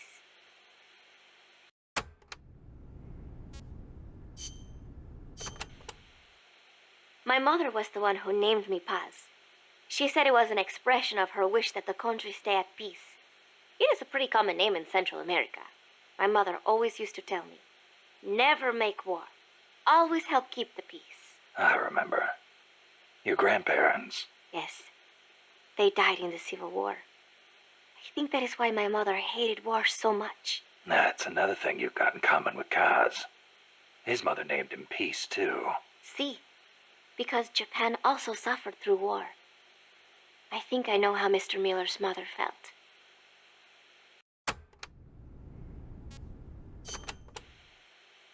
You like the peace sign, huh? See, as a gesture, it connects every peace-loving person. Here, you try it, Snake. Peace. No thanks. It doesn't suit me. Too bad for you. You know, the V in the peace sign comes from the V in victory. When did it start standing for peace? I am not completely sure, but I guess it came out of the protest movement against the Vietnam War. Oh, and do not turn your hand around when you do it, especially around British people. It is insulting.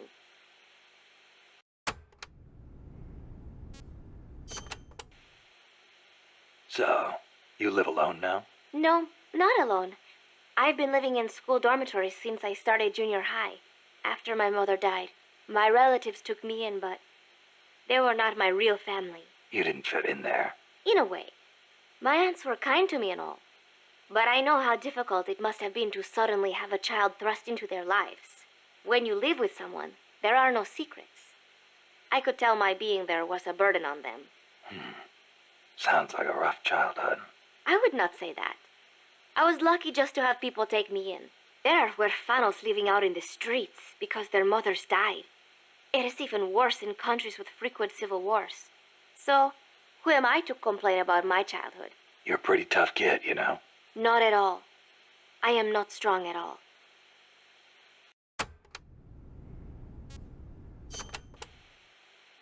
I have a favor to ask you, Snake. Name it. I want you to give me a job here. I want to help out. You sure? You just went through a hell of a time. You should probably take it easy until you're settled. Thank you. But there must be something I can do. You would not want me near a gun. But I am a decent cook. Now there's a skill we can use. Put me on the mess hall team. I think I can handle it. Once I get used to it, I will even add in some Costa Rican recipes. Sounds like a plan.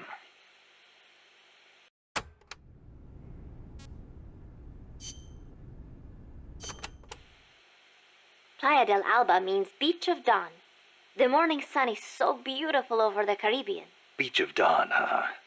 Perfect place to start a mission. The clear blue water, the white sand, the swaying palm trees. You cannot get more South American than here. It is paradise on earth. Yeah, guess I should have packed my Hawaiian shirt. The coral reefs and mangrove forests protect the small fish in the area. Sea turtles come to lay their eggs on these beaches. We are not the only ones who enjoy this place. It is heaven for more than just humans.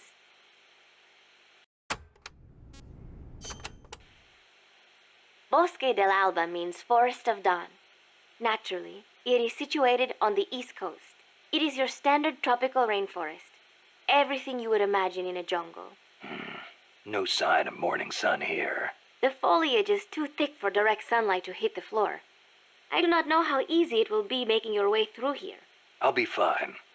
This isn't my first trip to a jungle.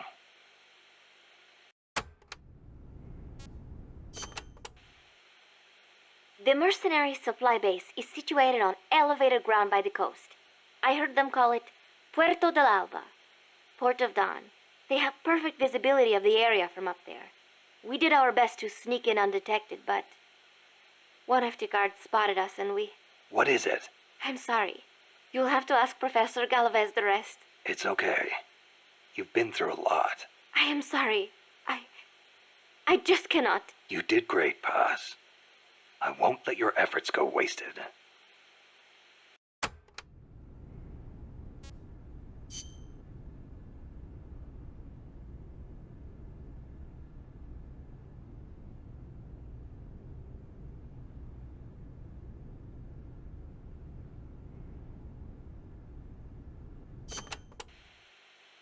This is a tropical rainforest, just like Bosque del Alba. The temperature and humidity can be brutal. El Senegal means place of mud. No, mud. Great. I'll watch my step. This area often gets flooded by the river. There are canals here and there carved out by water. Good places to hide. But they will also make it harder for you to see. Be careful, Snake.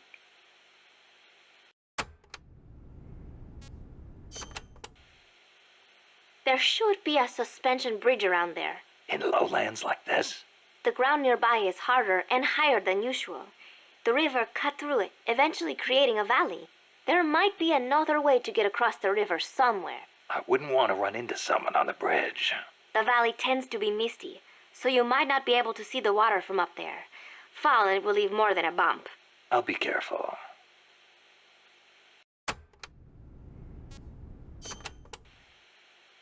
When a river floods an area, the banks can collapse, creating a marsh. You see a lot of them around here. I'll need to watch the noise my feet make in El Senegal. There is a marsh on the other side of the river, too. The suspension bridge will take you there.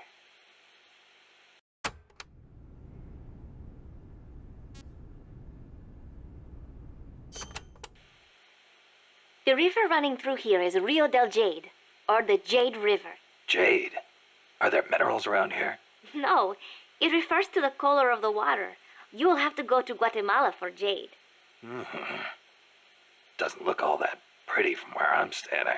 We are still in the rainy season, so the river is a little muddy. It will return to normal once the dry season starts. Rivers are an important means of transport around here. They are relatively calm, and there are plenty of canals along the coast too. A boat would be more than enough to transport some good-sized cargo. Like a nuclear weapon. We don't know enough yet. I'll keep looking. Thank you, Snake.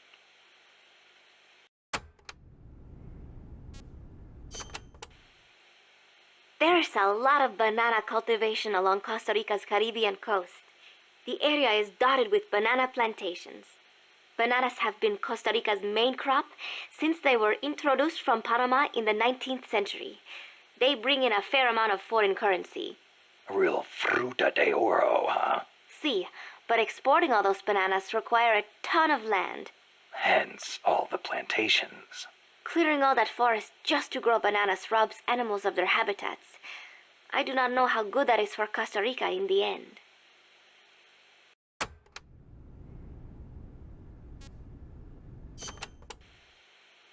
Panama disease was rampant here about 20 years ago, putting a lot of banana plantations out of business. Panama disease? It is caused by a type of fungus. Apparently it killed off almost all the banana species that used to grow here. How could that happen? Cultivated bananas do not produce seeds. You have to remove and transplant part of the stem yourself. You plant them in the fields. So you've got acres of identical plants? See, when one plant is infected, the disease spreads quickly. Species lacking genetic diversity become weak. They grow different bananas today, one said to be resistant to Panama disease.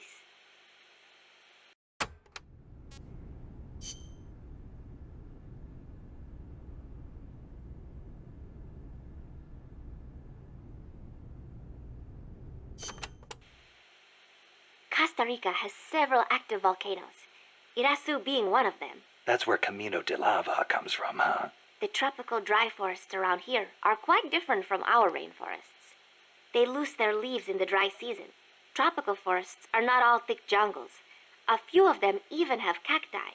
Some of Costa Rica's greatest assets are its diverse forests and natural landscapes.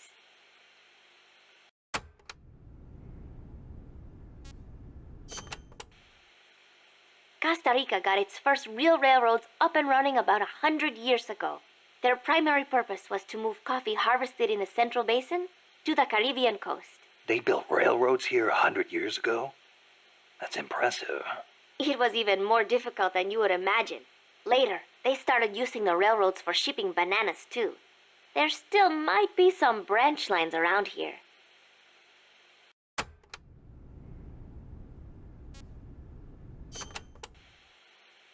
Aldea de los Despiertos means Village of the Awake.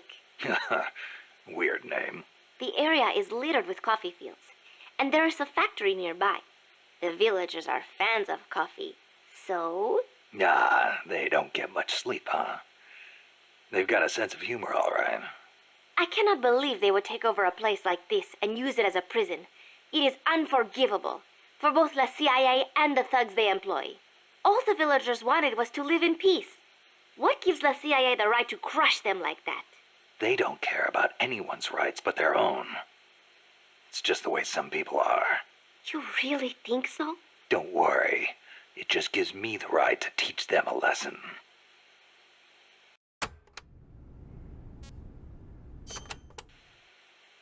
The CIA has taken control of this coffee factory too, all to produce its drugs. It was famous once for its fine beans. Café tal aroma encantado. Enchanting aroma, huh? See, once we have thrown the mercenaries out of Costa Rica, I know it will make wonderful coffee again. And then you must come and try some, Snake. Sounds great. I wouldn't mind a cup of joe after all this is over. Oh, wait. What is wrong? No, I just remembered this guy I knew who wasn't big on coffee. English. Get rid of that muddy water and get a cup of black tea down your gob, he'd say.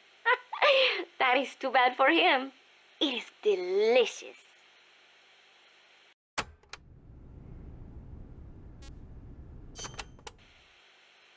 As I said before, building railroads in Costa Rica was a dangerous job. A lot of men died, and sometimes they stopped work altogether. This is one of those places. They had to cut through steep terrain, so when they finally made it through, they just built the rail terminal right there, and that is why they named it El Cadalso. The gallows. Charming.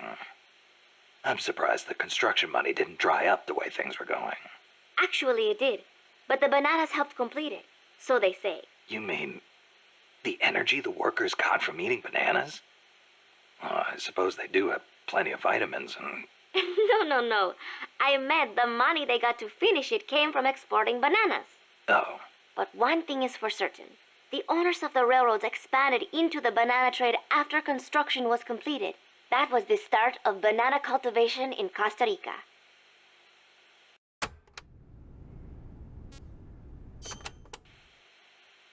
Snake, to the north of the village is a bridge that crosses a hydraulic pipe.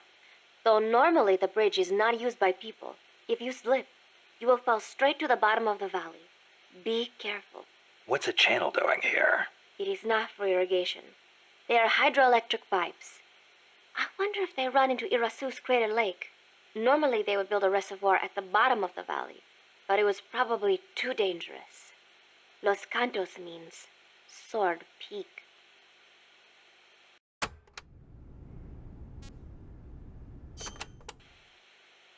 You should be able to see across the Irazu mountain range from there. There are not as many big trees at that elevation, and you will probably be well above the mist.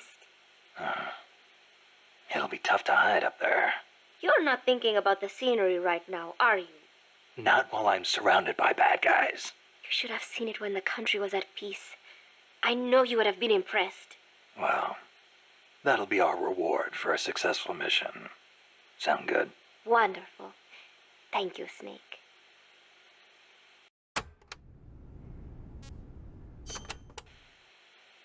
There is an old fort around there. What is it, boss? You sound upset. Well, you see, it was built during the Civil War. Let me guess. Disputes between Costa Rica's political parties escalated into all-out conflict. See, conflict that cost my grandparents their lives. The most senseless sort of war. Countrymen mindlessly slaughtering their own. That fort is a reminder of that senselessness. Sadly ironic, given who's occupying it now. That war was the reason Costa Rica abolished the army.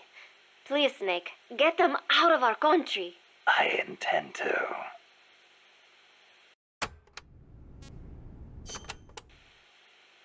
Pass. What was the government thinking, building a power plant at the top of a mountain? With no river to replenish the water, the lake would dry up pretty quick. If it were an ordinary power plant. But the plan called for a pumped storage power plant. Pumped storage power plant? Kaz mentioned that too. What is that? It is a facility that generates electricity by pumping water up to the lake, then letting it run back down. Seems Sisyphean to me. If they turned the water into electricity as soon as they had pumped it up, sure. But a pumped storage plant acts as a kind of battery. A battery? For instance, they could pump at night when there is surplus electricity and store it for later use. If they need extra power during the day, they can generate it using water pumped up during the night. I get it. It's a little more difficult to adjust output with thermal or nuclear plants. The thing is, Costa Rica won't have enough electricity to meet its needs. Right now, there is no surplus. Maybe that's what put the brakes on the project. Must have played right into the CIA's hands.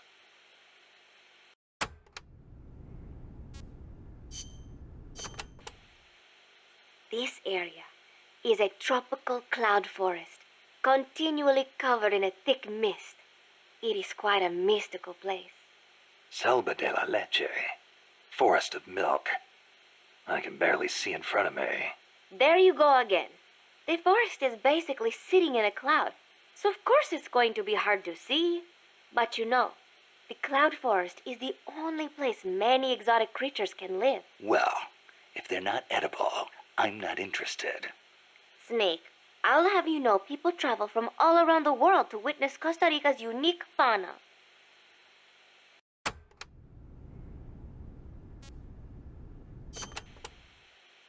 Snake, watch out for the frogs. Why? They bite? Relax. No frog's ever eaten a snake. Although, I've feasted on a few frog's legs myself. But they are dangerous. They are poisonous.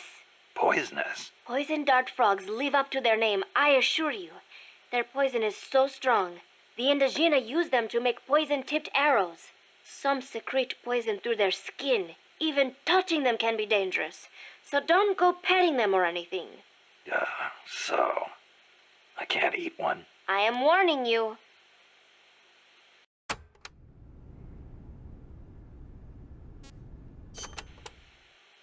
Catarata de la Muerte means waterfall of death. Huh. How cheerful. I am sure it will be no problem for you, Snake. Especially compared to all the dire situations you've faced in the past. Yeah, easy to say now. We'll see what really happens. Sorry. Still, you have surprised me. Everything they say about the legend is true. I'm neither hero nor legend. But for some reason, I don't mind you calling me that. Thanks. Be careful, Snake. Peace.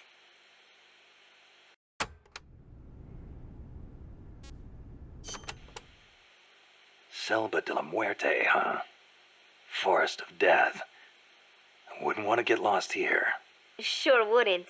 But do not worry. I will be your guide. Happy to hear it. By the way, Snake, you know much about sloths? Just the name. They are amazing. Sloths spend almost all of their lives up in the trees, except for when they have to go to the bathroom.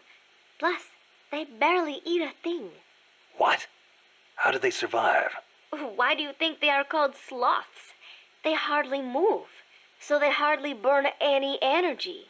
They are also able to maintain a low body temperature, lowering their metabolism further and allowing them to survive on very little.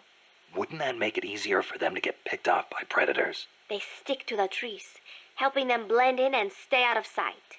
They say there are even some sloths that grow moss when they reach a certain age, like some sort of fairy tale forest hermit, huh? I knew a great old sniper once. Guess he was even more in tune with nature than I thought. Old sniper? What are you talking about?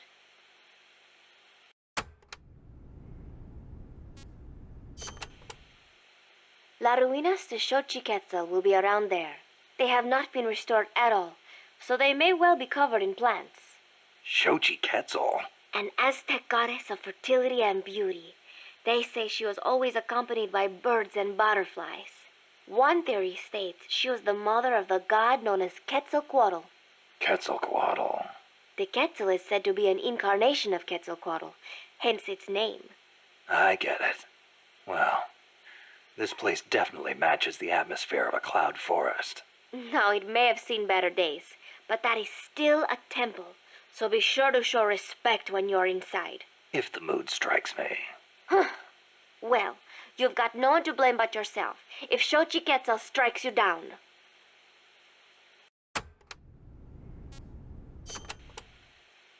I do not know if I recall such large ruins being there. Well, didn't you say there's a lot we don't know about Costa Rica's ancient civilizations? You talked about some giant stone balls, too. What are those? Oh, the stone spheres of Costa Rica? They are an assortment of giant spheres carved from stone that were discovered in the jungles of Costa Rica about 50 years ago. What's so special about that? What if I told you some of them are nearly perfect spheres, and that they were carved out of granite, which is quite a hard substance? Could be good for laying a trap. And if they're spherical, they roll easily, too. Snake!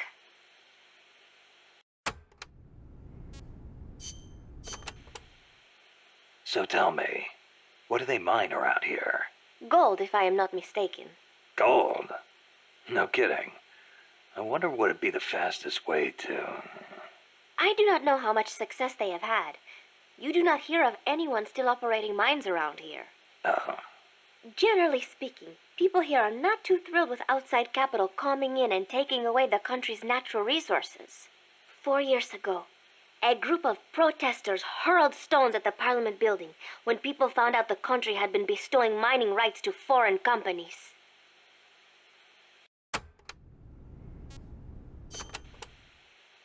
They must have had to clear a considerable amount of forest to open up that mine. No doubt. So much for any hiding places, too. And it is not just the forest. Without the proper precautions, the mine's wastewater could pollute the groundwater.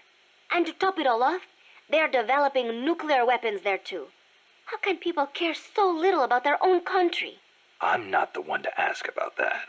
Well, you may have abandoned your country, but you still treasure where you came from. You think so? Sure. I know you do. Paz, whatever you do, never stop loving your country.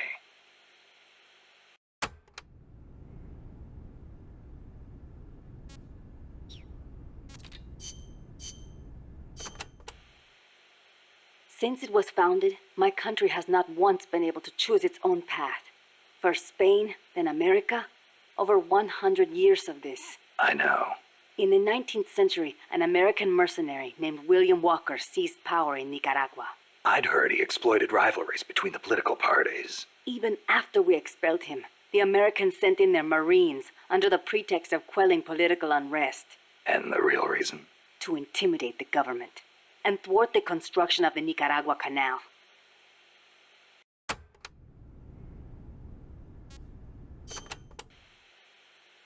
I thought the U.S. already has the rights to build a canal in Nicaragua. They never intended to build a canal there. They'd already started digging in Panama.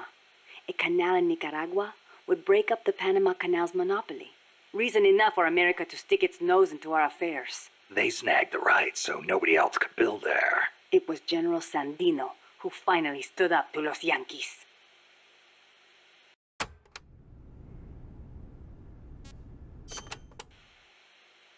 General Sandino waged a guerrilla war against the Marines, at last driving them out. He was a true hero, and to us Sandinistas, like a father. But when they pulled out, the Americans left us something to remember them by. The National Guard.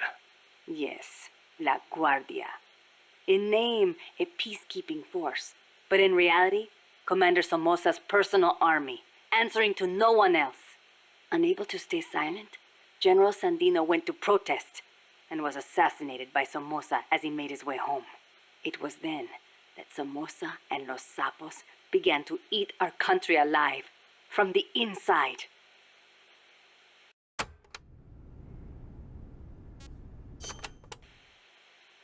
It has been 40 years since the Somoza family became the rulers of Nicaragua. With La Guardia at their command, no one can challenge them. You came here on the run from the National Guard, right? See, they took everything. Our land, our homes, our jobs. Now belong to Somoza. See, the law too. He's even got the judges in his pocket. You defy him, you face death. Everyone bows and scrapes before La Guardia. Even then you might get a beating if they are in a bad mood. And you're trying to change things. That's not all. These Somozas have used their power to line their pockets. They confiscate people's land and hand it to members of the Somoza family. By now, close to half the farmland in Nicaragua is theirs. We were powerless until... You remember the earthquake 2 years ago? Yeah, I heard the capital was hit pretty hard. We lost Managua, our capital city. People sent aid from all around the world. Tears of sorrow turned to tears of joy. Yet almost all of it was embezzled by the Somozas. They sold out those who'd lost everything for money. They feasted on our country's suffering.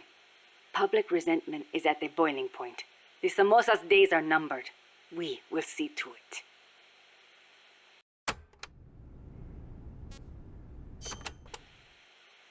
The first Somoza was originally no more than the commander of La Guardia.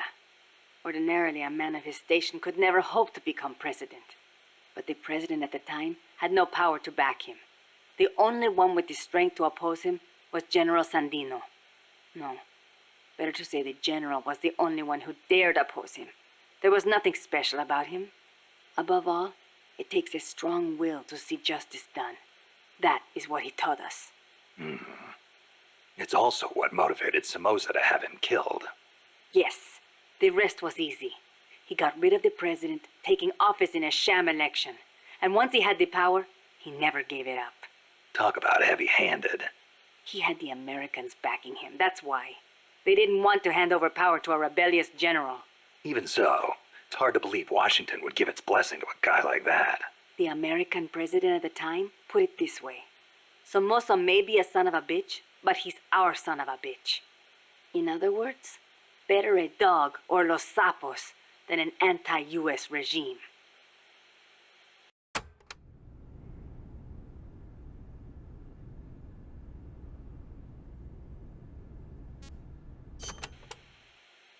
The Managua earthquake struck 2 years ago, the day before Christmas Eve.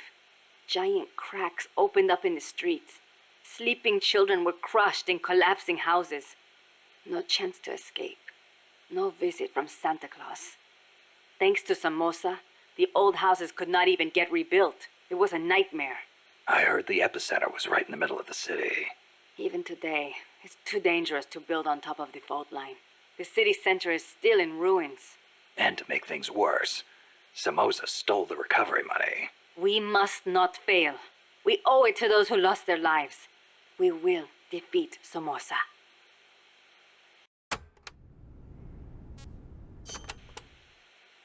The river that flows between Nicaragua and Costa Rica is el Río San Juan. It connects Lago Cocibolca to el Mar Caribe. It is a gentle river, safe even for small boats. You have to watch out for the sharks, though. Sharks? In a river? El Tiburón Toro live in the river, but there's nothing to fear. San Juan will protect you always. Juan? The Rio San Juan takes its name from San Juan, the man who baptized Jesus, the man you call John the Baptist in your country. John, huh? I'll be careful anyway. I'd hate to drown. End up a John Doe.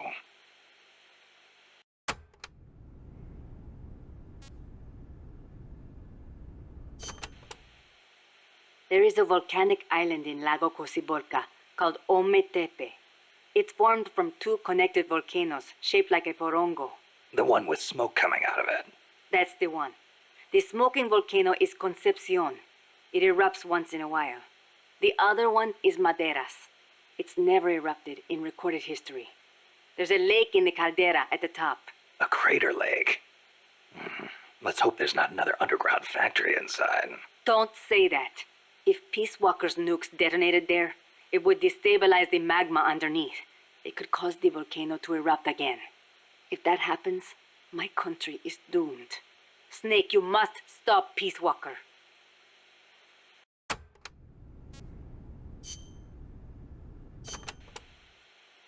We are Sandinistas, the heirs of General Sandino's will. Sandino, the father of modern guerrilla warfare. To you, maybe. To us, he's more like a real father. That why you named yourselves after him? Of course. La Frente Sandinista de Liberación Nacional. The Sandinista National Liberation Front is named in his honor. We share the general's goal, to take back our country's freedom. In his day, from America. In ours, from the despot Somoza. Times have changed, but the song remains the same. Patria libre o morir. That is our slogan. El Che used to say the same thing, you know. Patria o muerte, the slogan of the Cuban Revolution. So, you're fighting for a socialist revolution too, then? No, it's not about ideology. We only want to live normal lives. We are sick of living in a country where you can be beaten for walking down the street, where you never know if your neighbor is snitching on you. Our goal is to give back the country to its people. Yeah, the Cuban Revolution started out like that too. We are few in number, But we will win. Victoria o muerte. For a revolutionary, there is no other fate.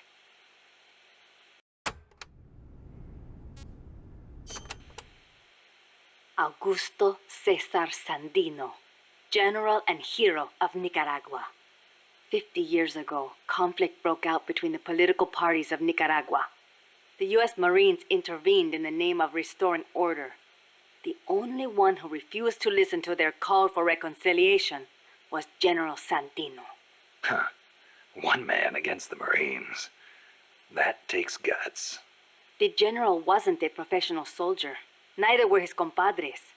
And they certainly could not match the Marines' equipment. But he used the land to his advantage, lurking in the fields and hills of Nicaragua, and using surprise attacks to harass the Marines. I know. I've read plenty of textbooks on guerrilla warfare. In the end, he drove them out. He was truly a role model for us. Yeah, but that was the 30s. Didn't the Depression have something to do with it?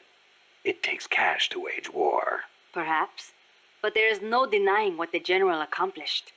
The people hailed him as the General de Hombres Libres, the General of Free Men. They loved him. And then he was assassinated by Anastasio Somoza Garcia, commander of La Guardia. The father of the current Somoza. Somoza had the Americans' backing. That is the way things were. The general may be dead, and the times may have changed, but his will lives on inside each of us. We are the sons and daughters of General Sandino.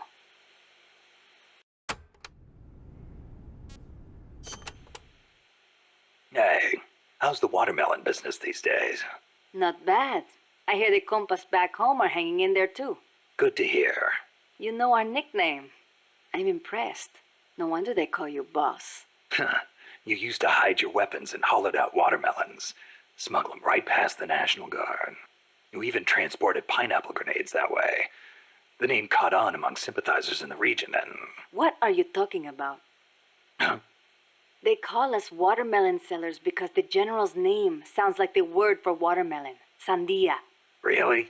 Si. Damn it, Kaz.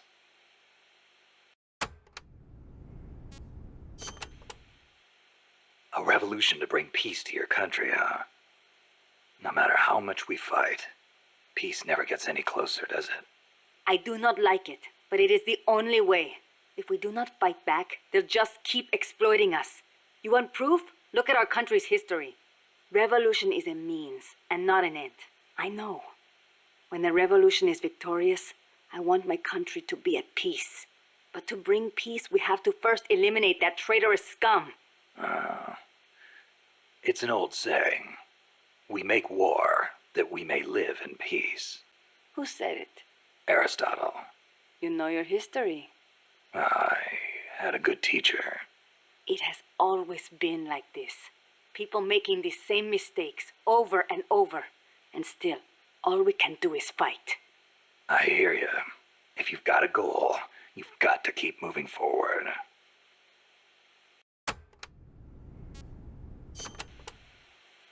I noticed you called Che Guevara El Che. Not just us. Everyone in these parts does. Che was always his nickname. It does not feel right to call him by his last name. I was shocked the first time I saw you. You look so much like him. I look like El Che, huh? Sort of. Not in the face. It's more the way you carry yourself. I guess Che's a hero to the Sandinistas, too. Of course. The FSLN was formed in the spirit of the ideologies championed by El Che and Fidel. Fidel Castro.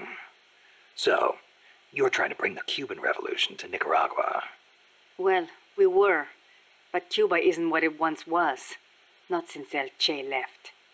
El Che was a true revolutionary. He fought and died for the people. He worked harder than anybody, and he was a righteous man. Even as a minister of Cuba, he gave up his weekends to work on the farms and public works. As a volunteer, no less. Yeah, I've heard the stories. But when you think about it, wasn't it that obsession that did him in? How do you mean? We can't all be supermen. He thought the ideals he applied in Cuba would work in Bolivia. but he failed to win converts and the support of the peasants, and it cost him his life.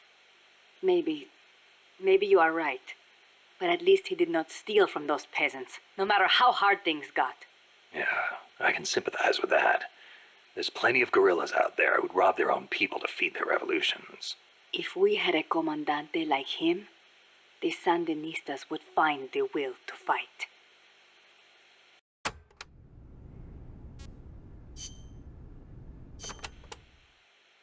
You called that giant chopper an hombre nuevo. Si, it means new man. New man? There was nobody piloting that thing. It must be controlled by machine. Yeah, it seems that way. No human being could pull off those crazy maneuvers. But it's not crazy. It's smart. It sings, too. When we first saw it, one of your men said, "Pilot must be an hombre nuevo." Me? I do not like the name. Why? Hombre Nuevo was what El Che was striving to become. What all of us who joined the Sandinistas strive to become. That's why.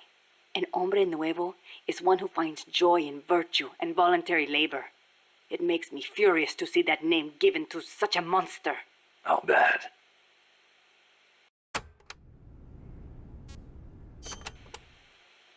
Chico called that helicopter El Colibri. Our name for the hummingbird.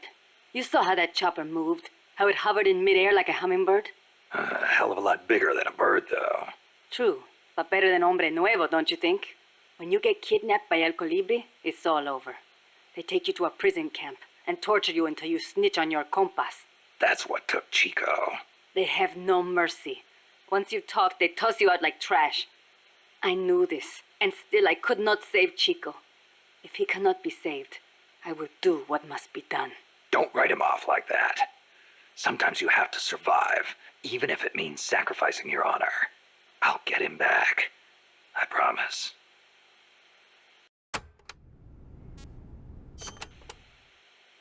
Snake, I need your opinion. How strong are the enemy's mercenaries? They're well-trained. They've got more than enough men. Seasoned, too. A lot of them probably saw action in Vietnam. They're a tough bunch.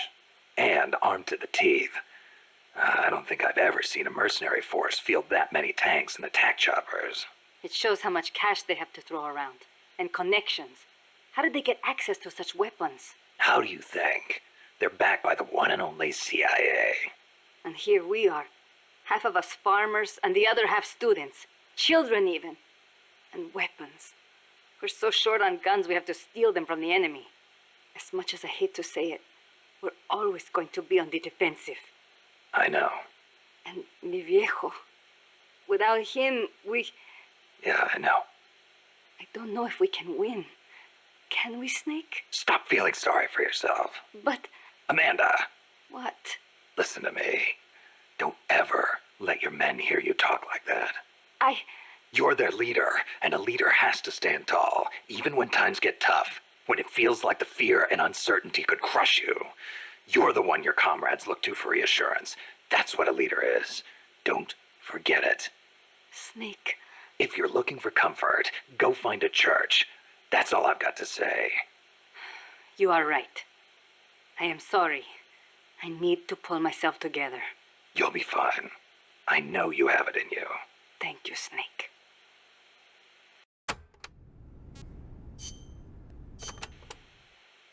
The land in our country belongs to us, and yet it does not belong to us. How so? Along the coast, it is all banana groves, and in the mountains, it is coffee. I guess in that way, it is not so different from here. Plantations. Almost all the bananas and coffee are sold as exports. The landlords keep the money for themselves, leaving precious little to the farmers. Worse, the biggest landowners in the country are Somoza and his family. But it does bring in foreign currency. I doubt even that, at least for bananas. The plantations are owned by American corporations.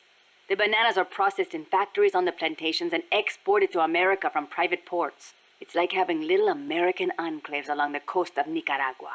But the farmers have no choice but to go work there. Es ridículo. The people have to take their land back. It is one of the things we are fighting for.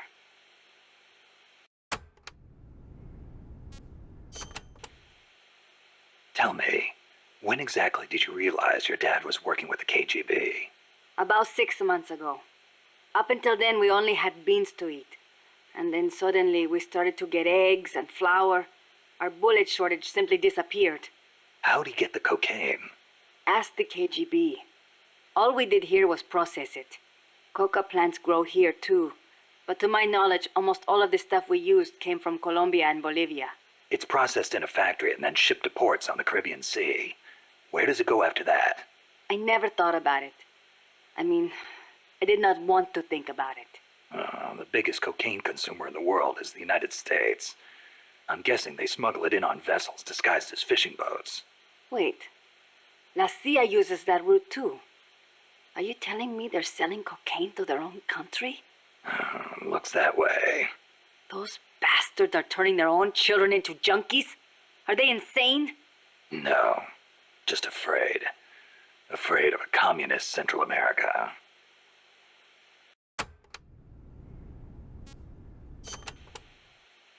La CIA calls their new toy Peace Walker, eh? Yeah. So? It is an insult to us Nicos. Because of the guy you were talking about. Walker. Si, although it happened over 100 years ago. Back then, the political parties in Nicaragua were at each other's throats. The Nicaraguan Democratic Party hired an American mercenary to help counter their enemies, the Conservative Party. And that was Walker. After taking care of the conservatives, Walker decided to seize power in Nicaragua for himself, eventually making himself president. The Democratic Party gave him an inch, and he took the whole country. But it did not end there. Not only did he make English an official language, he tried to reintroduce slavery. Walker's goal was to build a Caribbean empire, centered on the American South. Caribbean Empire? Sounds kind of like what Coleman is trying to pull off. The gringos are always like that. They invent some convenient excuse to trample all over foreign countries like they own the place. Peace Walker, ha! What happened to Walker, in the end? A united Central American army led by Costa Rica kicked his ass and sent him running back to America. Then why don't we do the same? I, for one, don't intend to let Coleman get his way. Good idea. I'm glad we have you, boss.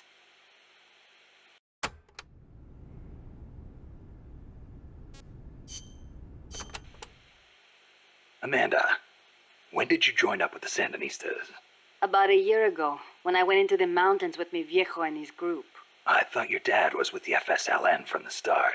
No, he fought alongside General Sandino, but after that, he retired for a while. He found a job, got a wife and a house, and raised us kids. Then one day, some Sandinista students came by. And he felt the old fire in his belly. Something like that. All he did was help them escape from La Guardia, though. But then La Guardia showed up. They broke into our house and began pushing him around, shouting questions. I'm guessing he kept his mouth shut. No matter how hard they hit him. Our house was trashed. After that, he was on their list. They harassed him day and night. It was only then that he gave himself over to the Sandinistas. He kept it hidden from us at first, so we would not get hurt. He sounds like a good father. He was. But my mother got fed up with it. She left us. I don't blame her. Why didn't you go with her? It was a hard decision for sure. But like my father, I could not let Somoza get away with his crimes. But most of all, Chico. he is too much like his papa. One way or the other, he was going to stay. And I could not leave him behind. Soon enough, La Guardia drove us out, and we found ourselves in the mountains. It just kind of happened. Well, for an accidental revolutionary, you sure put up a hell of a fight. The mountains make men into warriors. The training is harsh, but it brings us that much closer to being hombres nuevos. Chico couldn't ask for a better sister. I can see why they picked you to be Commandante.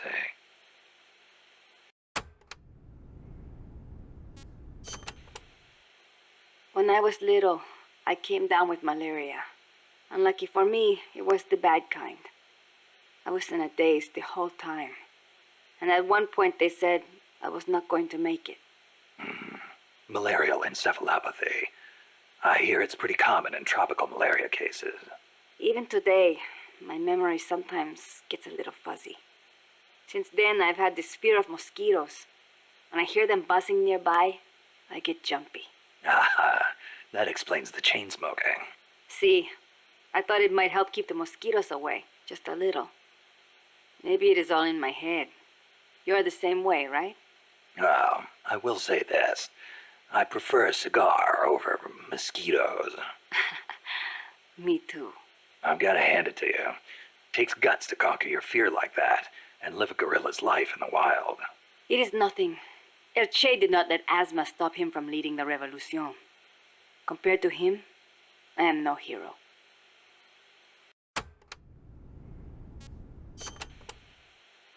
I'm sorry to hear about your dad. Thank you for saying that. Mi viejo was the leader of the Frente. He was the last of the generation that knew General Sandino. He saw the general's exploits firsthand as a boy. He would tell us stories about it all the time and about how the general was assassinated. Did you know he was getting money from the KGB? I had some idea, but I did not have the courage to confront him about it. I know it was a painful decision for him to make. I can imagine. Yes, my father was a good man. I loved him as a daughter, and his soldiers believed in him. Thanks to him, La Frente held together even in the worst of times. I don't know if I can ever fill his shoes.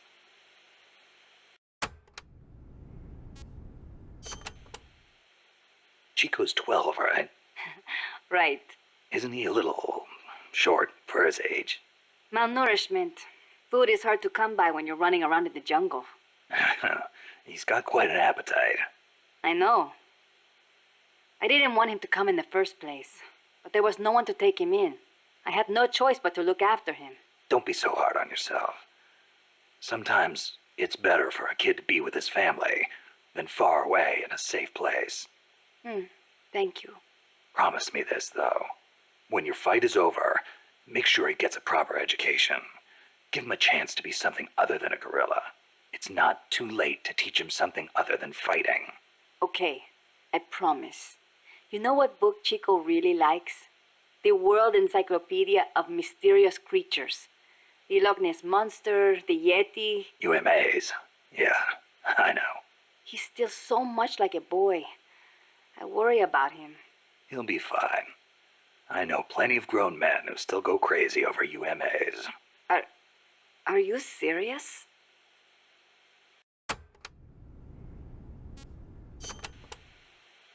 You have taken such good care of me since you saved me from El Colibri. I want to return the favor. Just wait until you're healed up. Then we'll talk. I appreciate that, but you need all the help you can get. It might take a while for me to heal completely, but I'll be fine once I'm on my feet. Put me in a combat unit. I'll pull my weight. I wouldn't expect any less from a Sandinista Comandante. Enough flattery. But seriously, it does not feel right for me to be sitting here while my compas are out risking their lives. One thing's for sure. Having you out in the field would be a big boost to Sandinista morale. Of course, our ultimate goal is still the overthrow of Somoza. But until we get ourselves back in order, we will follow your lead, wherever it takes us. Glad to have you on board.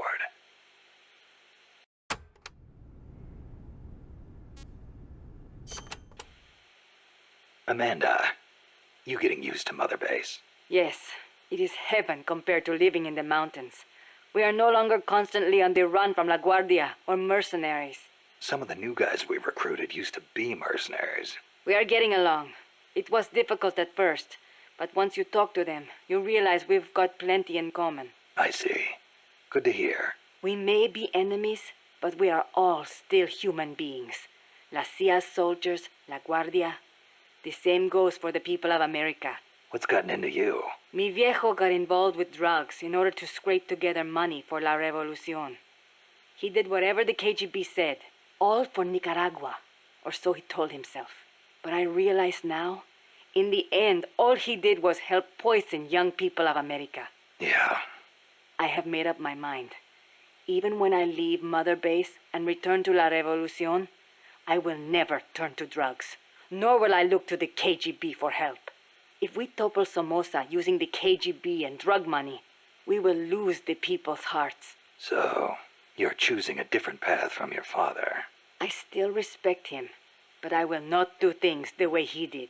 Well, I'm sure Chico will be glad to hear that. Chico is a grown soldier now.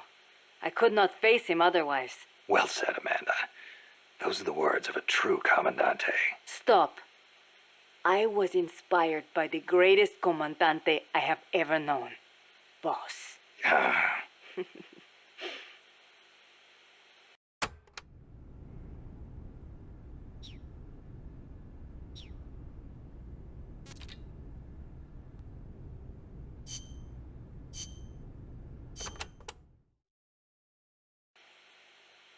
The supply staging point is at the eastern foot of Irasu. There's a rail terminal there. They'll probably transfer the nuke from the train onto a truck. Gotcha. I'll have to catch them while they're moving the cargo. But you might run into El Basilisco. Keep your eyes peeled, Snake. An 80-foot-tall walking behemoth. The CIA's new weapon? Could be. Too bad it's not actually a dinosaur. I think they're testing it up at the base on top of the mountain. I met a guy in Russia who described it as a metal gear linking infantry and artillery. Metal Gear. I've got a bad feeling about this. Like maybe it's connected to everything that's happening here somehow. The nukes? You don't think... What else could it be? If it is up there, I'll just have to improvise. Either way, I won't know until I get there. Watch your back, Snake.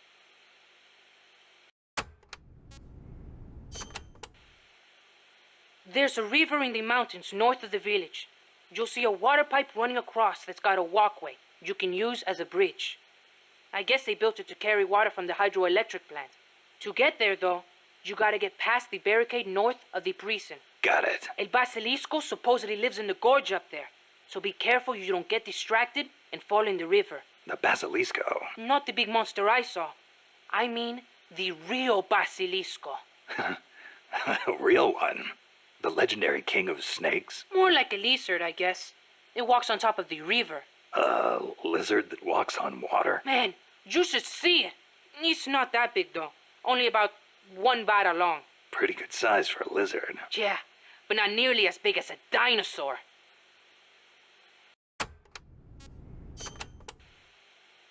So there's a real Basilisco that lives in the river? I'm only saying I heard stories from people who said they saw it. But I know lots of places to find it in Nicaragua. Do you want to go have a look? I don't have time for sightseeing. You don't like lizards? It's not that. I just think snakes taste better. Who said anything about taste? How about you? You like them? Not that way.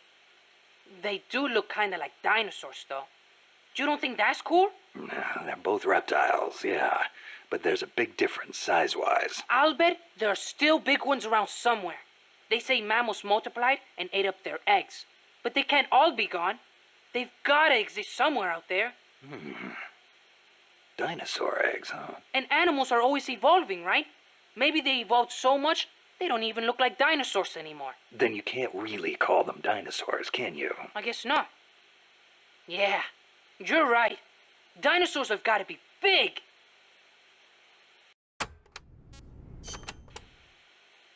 Irasu has more than one crater, because it's erupted so many times. I heard most of them filled up with rainwater and became lakes. Calderas, huh? Calderas? Yeah, something like that. Hey, I got an idea. When you get to the lake, can you keep an eye out for weird animals for me? People all over the world tell stories about giant monsters living in lakes. Nessie in Loch Ness, Nahuelito in Argentina, Ogopogo in Canada. I can hardly keep track of them all. They say that all these sightings prove dinosaurs do still exist. But crater lakes are isolated. They're not connected to rivers. Yeah, but you know Mokele Mumbembe in the Congo River? He can walk on land. So maybe they moved there from some other lake. You sure know a lot about UMAs. There used to be a guy in El Frente who was a hunter. He taught me lots of things. He even said he once went to a place called Isla del Monstruo. A hunter on Isla del Monstruo. Someday, I'm gonna be a hunter and catch some rare animals. Right after we restore peace to our land, of course.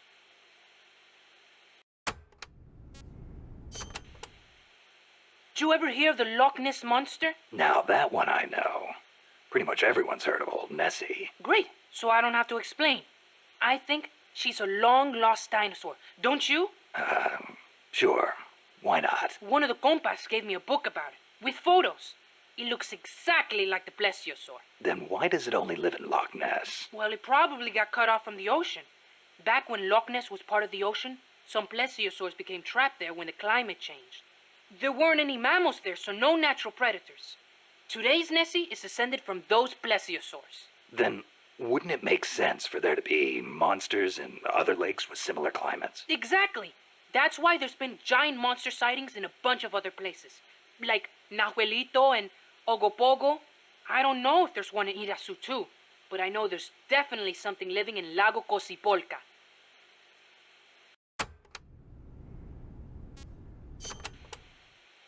You mentioned the Nahuelito.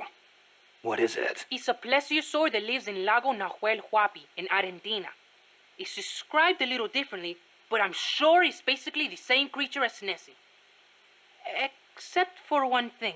What? Well, according to one theory, it's the result of a nuclear test back in the 50s. What? There's no record of a nuclear test in Argentina in the 50s. At the time, the president, General Juan Perón, was pushing hard to industrialize the country. I wouldn't be surprised if he conducted a top-secret nuclear test before he was overthrown in a coup. Sounds a little far-fetched to me. You think? Then maybe Nahuelito really is a dinosaur. No, I didn't say that. I mean, it's really pretty obvious. Wait a minute. Thanks for clearing that up, boss. Dinosaur.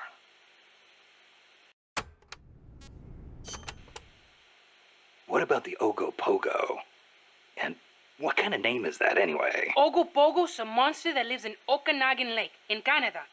I guess it's an Indian name because it's a legend passed down by the Indians. A legend, huh? Well, then it's probably not. There's written records of it too. The first one was in 1872, and there's been more sightings since the start of the 20th century. You starting to get into UMAs too, Snake? Yeah, maybe. UMA hunting. Now that's a real man's adventure. What do you say, Snake? After Nicaragua's at peace again, you want to go exploring together? Well, we'll see. Might not be such a bad life.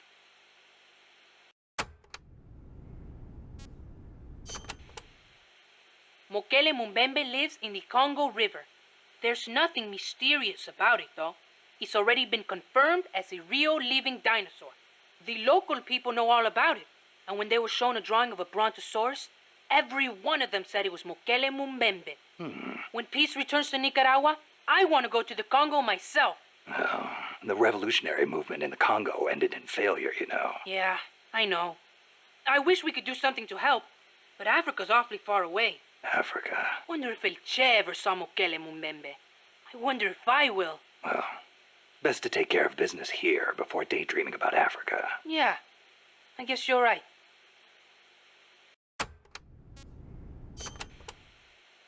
Chico, you know much about cloud forests? Not that much. All I know is there's a world of difference between a rainy rainforest and a foggy cloud forest. But they have some things in common. But like, for instance, you gotta watch out for poison dart frogs.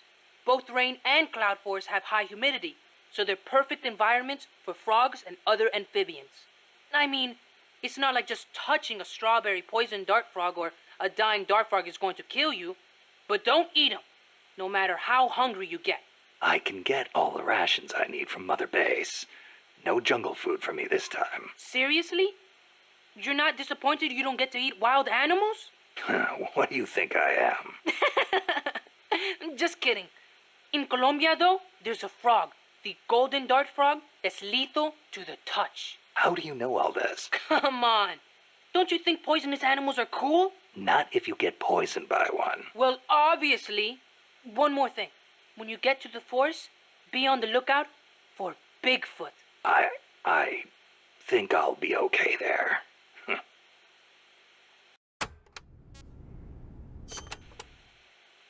Bigfoot is an ape man that lives in the Rocky Mountains. In the local Indian language, he's known as Sasquatch. And get this, he's over 3 bara. Can you believe that? So he's kinda like a gorilla? Completely different. Even the biggest gorillas only get to about 2 bara. and they walk on their knuckles. Bigfoot's big, and he walks on 2 feet, like people. So, he's more man than ape. Probably. His ancestors must have split off from humans at some point. Like before they started using tools and stuff. Yeah, but aren't the Rockies kind of far away from here? Not that far. According to Darwin, humans came all the way over here from Africa. Plus, there have been sightings in Venezuela of an ape-man called Mono Grande. Costa Rica has tons of plant and animal species. So I'd expect there to be at least one kind of ape-man. At least.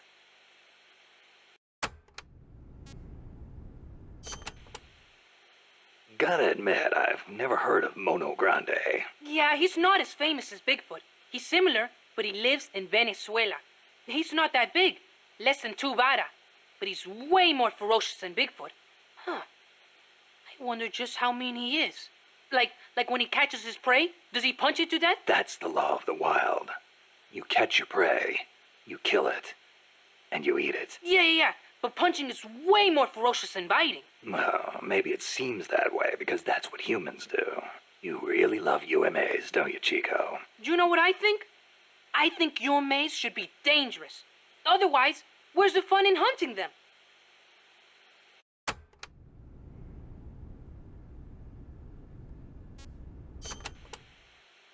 Did you see a quetzal snake? Yep. What do you think?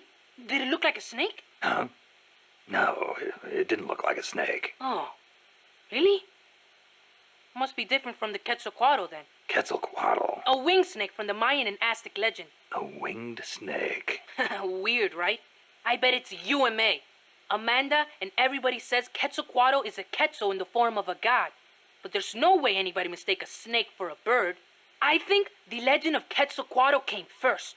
Somebody saw it and adopted it as their god before they saw the quetzal. After that, somebody saw a bird that looked like the image of the god, and so they named it Quetzal. You mean it happened the other way around? Well, if you ask me, the Quetzalcoatl was probably a pterosaur that survived.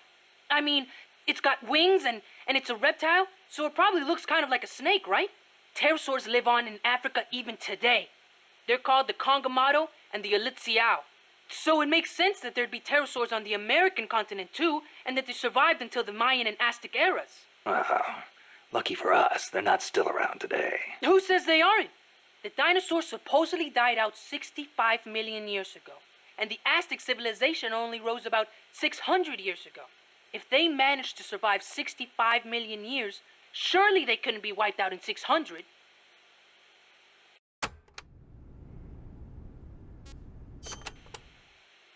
Pterosaurs survive today in the African countries of Cameroon and Congo. Each tribe calls them by a different name, like Congamato or Litsiao. There sure are a lot of dinosaurs running around the Congo. Well, a lot of the land hasn't been settled by humans yet. They've survived all this time, just undiscovered by man. But they're finding fossils in America too. This one they found 3 years ago in Texas had a wingspan of more than 12 meters. If I saw a gigantic pterosaur like that, I'd probably call it a god too. Yup, I'm sure that's what the Quetzalcoatl really is.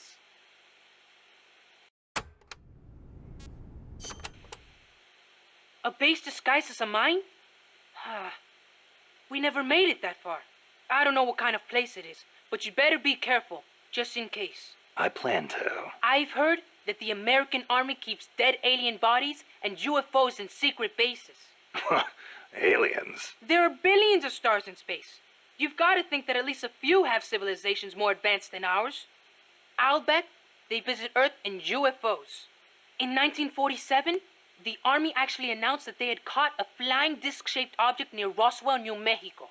Maybe you don't know about it, but those Army guys, they all know. Oh, you don't say. Anyway, there's no telling what kind of mystery weapons they might have stashed up there.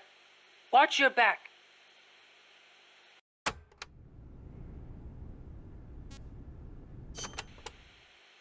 Apparently, UFOs are connected to cattle mutilations. Cattle mutations? No, not mutations, mutilations. It's a word I'd never heard before. People have been reporting their livestock dying in mysterious ways near the same places where UFOs have been sighted. They say the bodies are drained of blood and the eyeballs and sexual organs are gouged out. Well, when you leave a corpse cut open in a field somewhere, the ground soaks up the blood. Yeah, but supposedly these cows weren't cut up by any man-made means. Maybe maggots got to them. In some cases, they detected radiation. Radiation. Even in our own town, we had goats that died in strange ways. Some said they saw a monster. A lizard on 2 legs covered in spines from its head all the way down his back. I wonder if that's what the aliens look like. Or if it was some pet they brought with them. Either way, doesn't sound like a very advanced civilization to me. Well, if you see one, tell it I said hi. Sure, if it speaks human.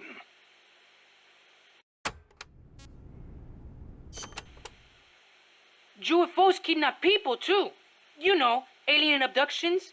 You've heard of the Hill abduction, right? That couple back in the 60s? So when I first saw the Colibri, I thought it was a UFO. The Fulton recovery. I know those guys are working with the aliens, even if they wouldn't let me see them. Well, you better not get caught again, or they'll be experimenting on you. I'd take that over torture. What do you think they look like? Completely bald, maybe, with gray skin and big black eyes? Or maybe they're 4 vara tall and wear skirts? I kind of doubt it. I'll give you one thing, though. I've never seen anything move like that. Maybe the CIA really did make contact. You see? It's true!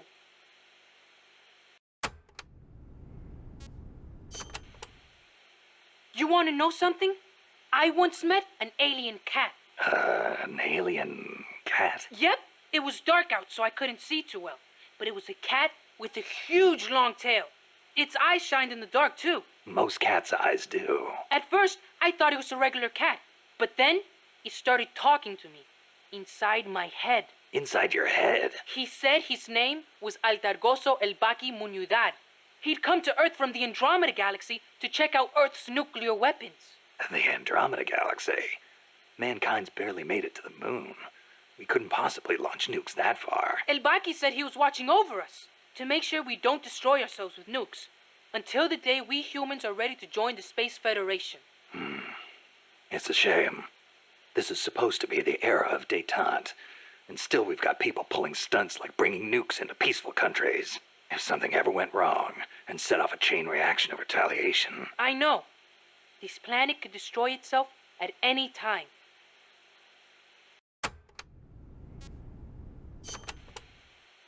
Snake, is it true you took a picture of El Colibri? Yep, got it right here. Whoa! It's like an actual UFO! I knew it! Los Yankees are working with the aliens. I know it kind of looks that way, but... Hey, Snake, can you make me a copy of that? Well, I don't see why not. What for? People pay good money for this stuff. We can use it to raise money for MSF. Sure, kid. You go out and get us a good price for it. You don't believe me, do you? I'll get the money. You'll see.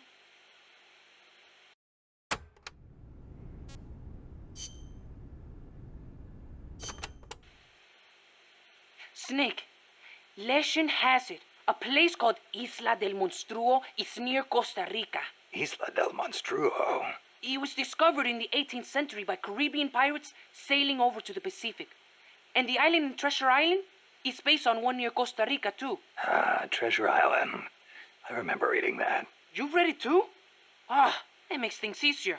In Nicaragua, we too have a story about a group of pirates that encountered a flying monster out at sea. Some even say they landed on this monster island, though we still don't know exactly where it is.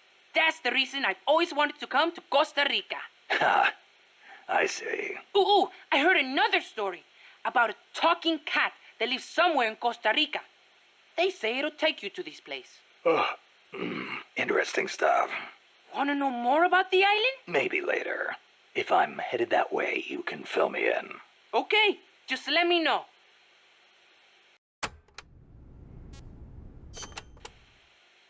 Chico, I met that talking cat. The legendary Trenya? Really? Trenya, yeah, that's what it called itself. Is it famous? In certain circles, yeah. I'm still having trouble believing it. I never thought I'd be talking to an animal one day. What a world. Amazing you could understand his language. Picking up the local lingo is one of the basics of intelligence work. That's what makes you the boss, boss. Hey, say something in Trenia's language, will you? Meow. Meow. Meow, meow, meow. Wow. I have no idea what you're saying. Of course you wouldn't. So what did Trenia say? It said it would take me to that island you talked about. Really? Oh, take me too, boss, please, please! I know you must be excited, but we don't know what's out there. Could be dangerous. I'll scout it out first. Ah, no fair. Come on, Chico. This isn't as cut and dry as you think. You can come next time, depending on what I find. I'll take some photos if I get the chance. Sorry, kid, but that's life.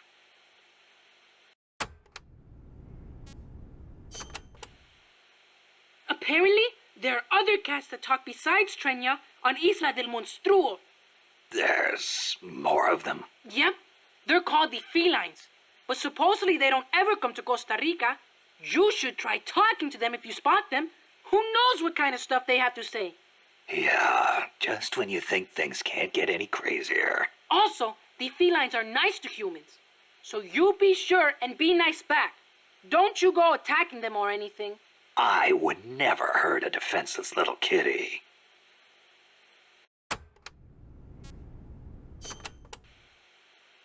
I used to have this book full of pirate lore.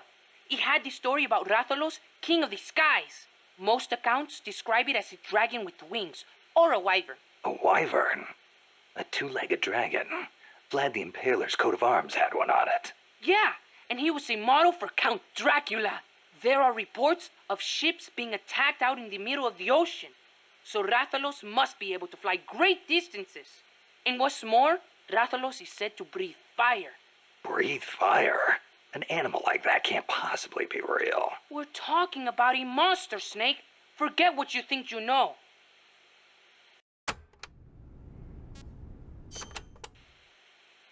Tigrex is a flying dragon just like Rathalos. But it's good at moving around on land too. It can blast you with rocks from a distance or rush at you with incredible speed. People have seen it on land? See, it's said that these two lady pirates, Anne and Mary, visited Isla del Monstruo.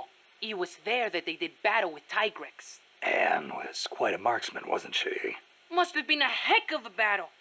I wish I'd been there. You know, I'm not so bad with guns myself. I've already seen how good you are.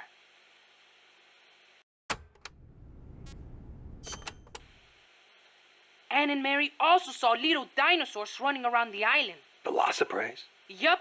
As you'd expect, they're very nimble, but no match for a firearm. You wouldn't want to get surrounded by them, though. I'll bet.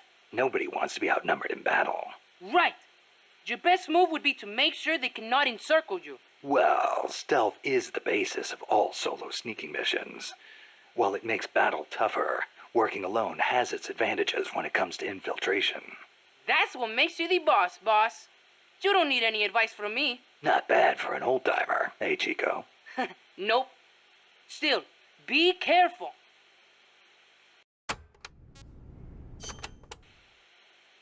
Have you heard the legend about the dinosaur that came back to life as a zombie and attacked people? Zombie? You mean the living dead? Yeah. Dinosaurs may be extinct, but technically it would be possible for one to come back to life as a zombie. Not so fast. Dinosaurs were real. Zombies, not so much. What are you talking about, boss? Zombies have been used as slaves on Haitian plantations for years. In Haiti, they've handed down a secret zombie powder for generations. Really? People from long ago must have used that same stuff on dinosaur remains. But dinosaurs had been extinct for millions of years before the first humans. That hypothesis has to be wrong. In any case, this zombie was incredibly powerful. Its name was Gear Rex. They say nothing could kill it.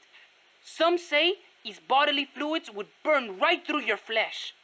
Then the spines that fell off his back would impale you.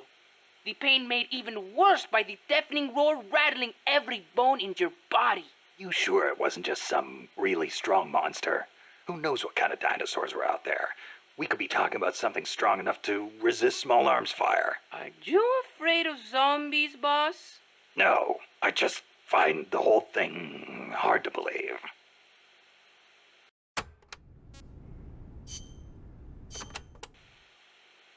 Amanda's so bossy. It's always follow me or stay here. The other day she told me, chew your gallo pinto before you swallow. Can you believe it? Knowing your sister? Yeah, I can. The enemy could strike at any time. I can't sit around taking my sweet time eating. I'm a Sandinista, just like the others. I don't need some woman telling me what to do. Some woman? She's your sister, and she's doing the best she can to fill your father's shoes. I know, but lately she hasn't been doing so good. I should be strong for her. Now you're talking.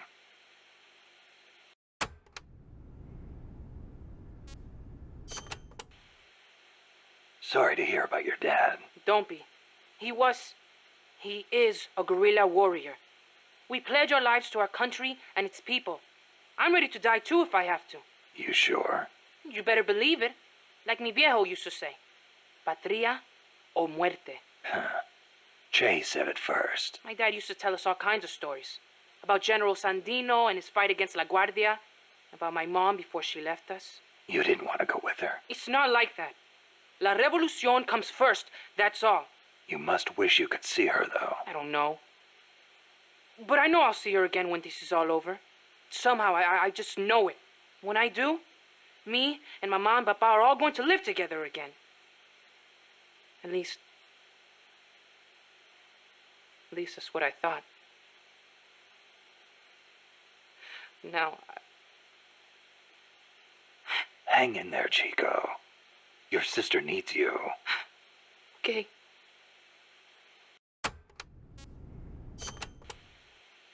Have you ever heard, shoot, coward, you're only going to kill a man?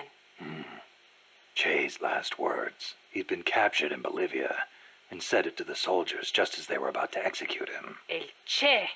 He was something, wasn't he? Coming up with a line like that knowing he was about to die. After the Cuban Revolution, Che gave up his position in the new government to aid in revolutions in other countries. He knew he could die at any time, and he was ready for it. Me? I couldn't even take a little torture. But you've been reborn as an hombre nuevo. Right, Chico? Right.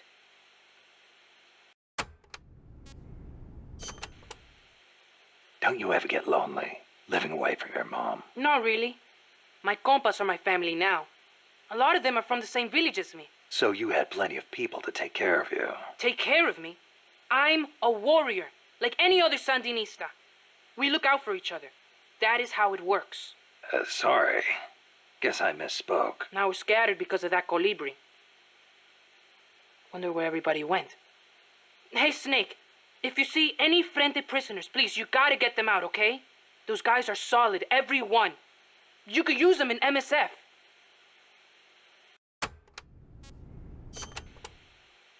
Hey, Snake, are there any jobs for me here at Mother Base?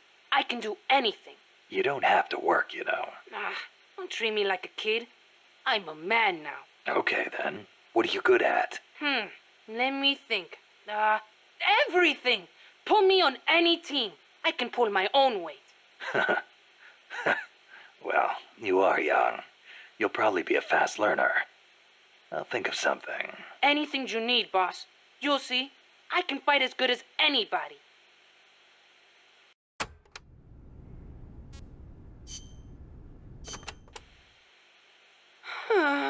Hey, what's with all this sighing? You're not your usual self. Oh, Snake. Something on your mind? Huh? No, not really. I guess. Hey, Snake. Girls are funny, you know? You can never tell what they're thinking. They're always doing their own thing. Maybe they really are different from us men. Whoa, what's this about now? Chico, do you have a crush on somebody? No, it's not that. I just... What? Go ahead, you can talk to me. Whenever I talk to Paz, my heart starts pounding and everything I say comes out wrong. Paz?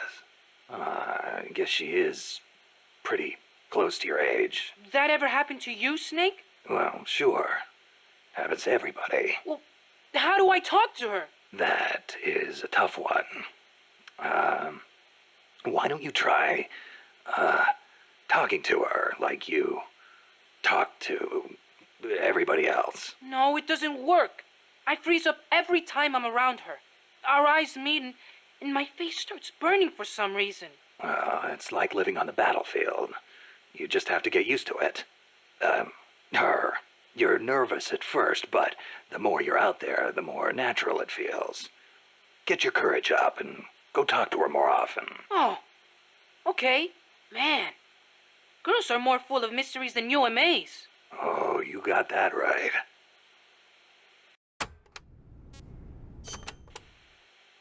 Chico, I heard you saw Paz trying to sabotage Zeke before she activated.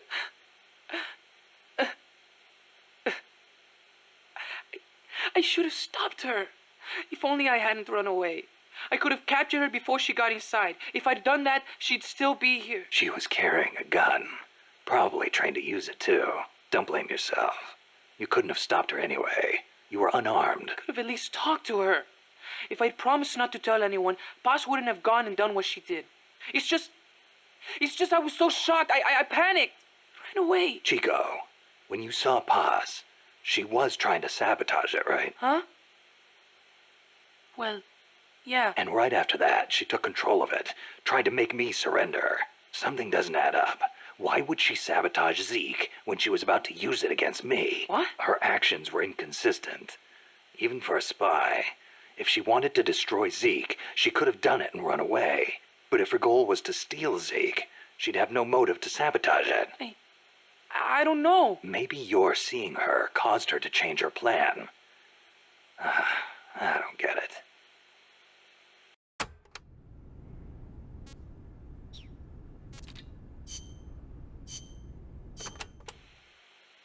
Doc, I'm starting to sense your feelings about nukes are a little different from your colleagues. How do you mean?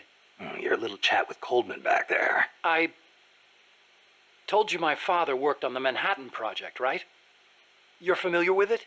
The basics, yeah. It was the project that kicked off the nuclear age. That's right.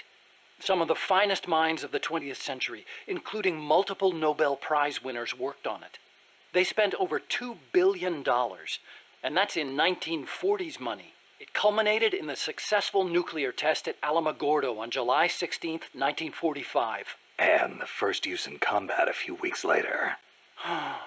Doc? I can't walk. What? My spine isn't shaped like everybody else's. I can't move my lower body, so I've never taken a single step, not since I was born. What's that got to do with your dad being in the Manhattan Project? As a result of his research, my father was exposed to high doses of radiation. It can't be a coincidence that my chromosomes are messed up. That's why I didn't want for these nukes to be another sword of Damocles. I wanted to give them a real purpose, to be a deterrent against war. Doc. And Coldman, we have to stop him, whatever it takes.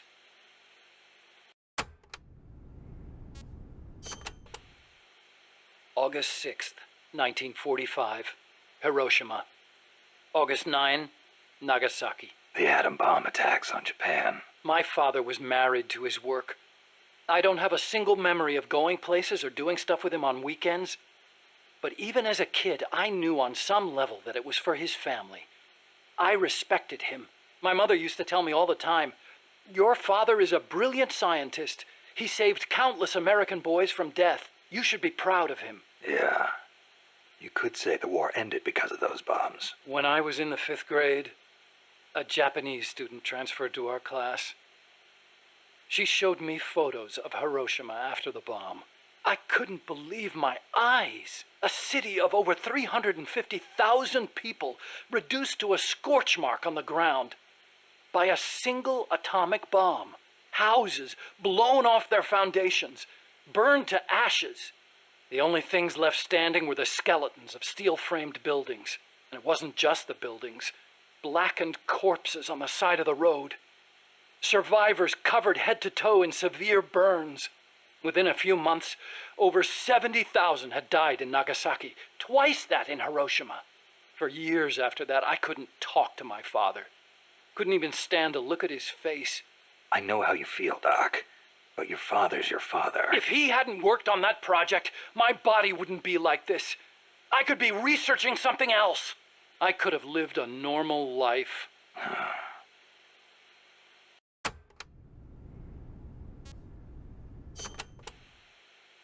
It wasn't so long ago the world stood on the brink of nuclear war. Just over on the other side of the Caribbean. I was 17 at the time.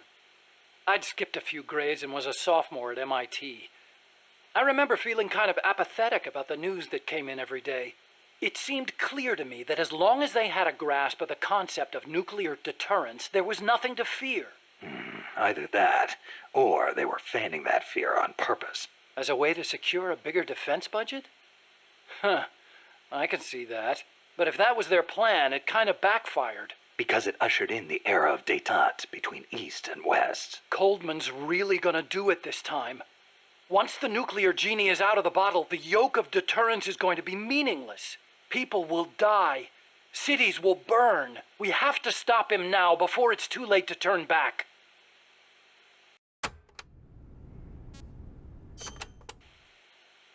So you've been doing nuclear research your whole life? No, not really. At first, I wanted to be an aerospace engineer. For me, the Sputnik launch was a good shock, not a bad one. I thought the age when science was used for war was over, and that a glorious age of space exploration was dawning. The year I skipped ahead and got into MIT, Gagarin went into orbit, which made me more excited than ever. Of course, even back then, I knew the space race was just another facet of the Cold War. Moscow had a leg up on us, and we were desperate to catch up. I know. But for me, it was a happy time. I joined NASA, got to do the kind of research I loved. Our nation's prestige hinged on our work. They gave us whatever resources we asked for. I knew you could turn a rocket into an ICBM by fitting it with a nuclear warhead, but that didn't bother me so much. It didn't last long, though. The space and nuclear arms races took up enormous sums of money. America beat Russia to the moon, but that's where it ended. Then came détente. Exactly. NASA's budget was slashed as a result. My father being a nuclear expert and all, they put me to work on a more obvious deterrent: missiles. At NASA, I'd been researching a locomotion system for lunar exploration. Tires aren't suited to driving around on the moon, you know. And that's how I caught Coldman's eye.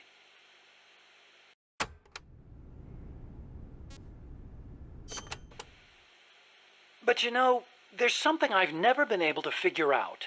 Is the Cold War really a war, or is it really peace? Doc, what do you... People called it a Cold War, but I disagreed. Sure, nuclear stockpiles are increasing, threats are multiplying. The US and the Soviet Union have enough power to destroy the human race 100 times over. But nobody's actually being killed. Small-scale conflicts and proxy wars, maybe, but nuclear deterrence has averted another world war. The world's far more peaceful today than it was before, and the breakthroughs we've made in space exploration thanks to Cold War competition? Fantastic, don't you think? No. We didn't need to rush into space like that. Going into space may have been mankind's dream, but good people were sacrificed in the scramble. Maybe so. NASA's definitely got some skeletons in its closet. Same goes for the nuclear arms race. Atomic testing has killed civilians and exposed thousands to radiation. Believe me, I know. And now, this. What peace was I trying to protect anyway? The more I think about it, the less I understand.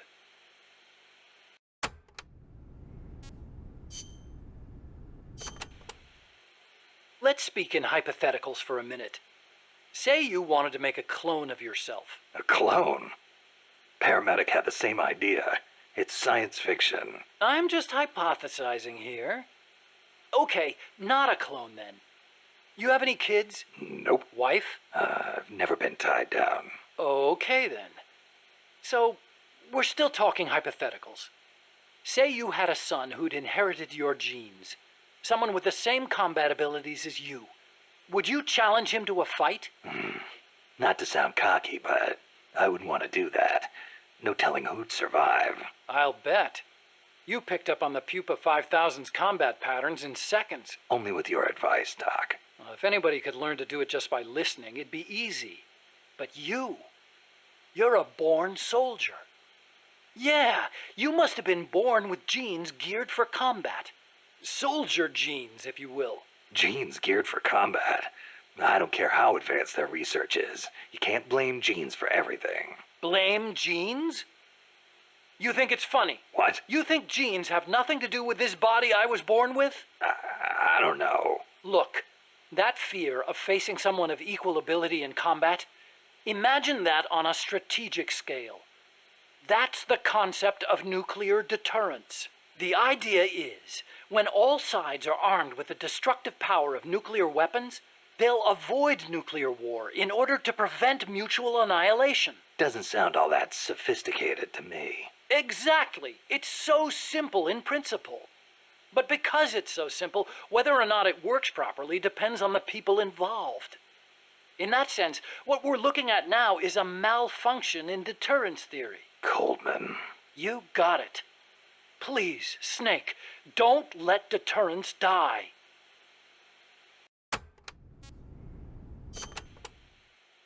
Nuclear deterrence means preventing the use of nuclear weapons in conflicts between states.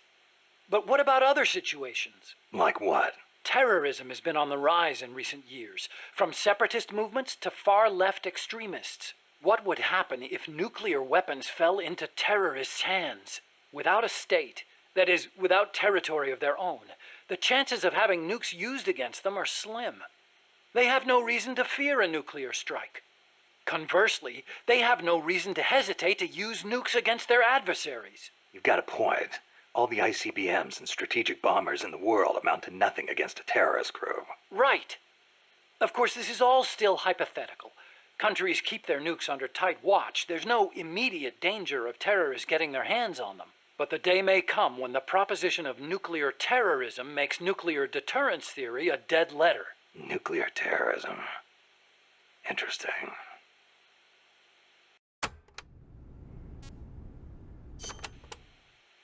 What are we gonna do, Snake? If Peace Walker attacks Mother Base... Relax. We've got the entire MSF out to make sure that doesn't happen. Yeah, but Peace Walker's missiles have 1 megaton warheads. The fireball alone would be a mile in diameter. Everything in the vicinity of Ground Zero will be vaporized by the heat rays. Then there's the blast, which travels at hundreds of miles per hour. And the fires, and the... A huge dose of radiation from the initial nuclear reaction. That too. There won't be a single survivor. Yeah, I'm aware of that.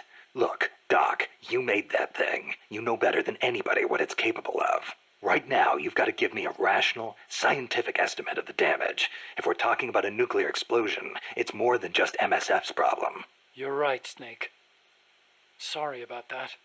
Like I was saying, Mother Base would be wiped out.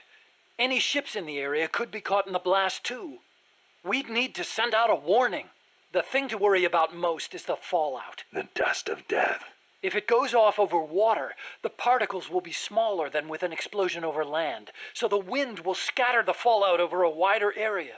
Clouds will form around the salt crystals in the seawater, causing contaminated rain to fall downwind. Yeah, got a taste of that myself. On Bikini Atoll? That's right. The 1954 Castle Bravo test created fallout 300 miles downwind. Poisoned a lot of local residents and ships, so I hear. The yield of Peace Walker's warheads isn't that big, but the amount of fallout will largely depend on weather conditions. It's impossible to make a quick and easy estimate. If it gets into the trade winds, it could come straight to Costa Rica. What was it Coldman was saying? About leaving people free to help out? He's out of his mind. What does he think's gonna happen? When they get hit by rain containing high concentrations of fallout, a lot of them will die from the external exposure alone. The rain will seep into the ground, contaminating the water supply and crops. When they ingest the stuff, the internal exposure starts. Strontium-90 and cesium-137 have half-lives of around 30 years. The effects stay with you your entire life. Leukemia, cataracts, dermatitis, cancer. And it affects reproduction, too. I know. Even today, 30 years after World War II, thousands of people still suffer from exposure to the bomb. We can't let Coldman create more of them just to prove his point. I know it sounds crazy, but I created Peace Walker so that that kind of thing would never happen again. Don't worry, Doc. We'll stop it. One way or another.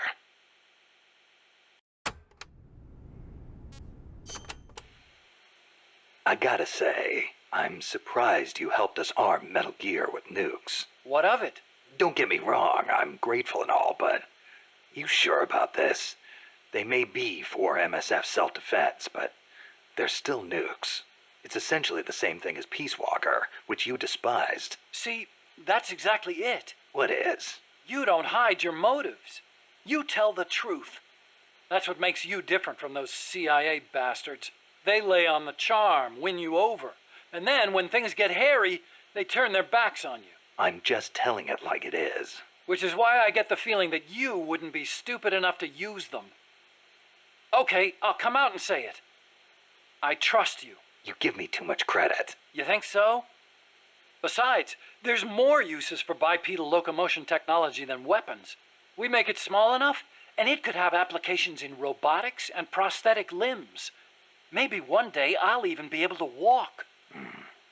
Nice thought. I want to stand on my own feet, be master of my own fate, and I'll use your strength to help me do it.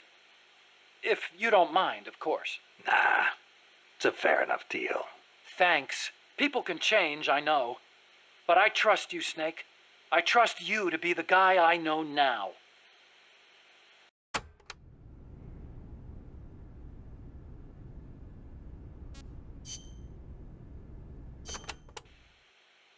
The aim of the Peace Walker project is to achieve robust nuclear deterrence across Central America by deploying a new nuclear weapon system along the Caribbean coast.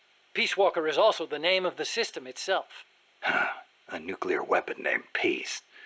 I can just see the look on Kaz's face. So why exactly does this new system need legs in the first place? Because it's a walker, an unmanned weapon moving under its own power and capable of launching a deterrent strike from anywhere. That's the whole idea behind Peace Walker.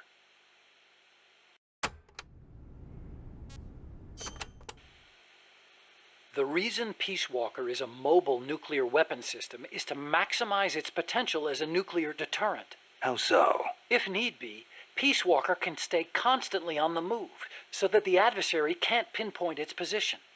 That allows it to avoid preemptive enemy strikes. So you're saying it keeps the retaliation card in play? Coldman likes to brag about it in this way.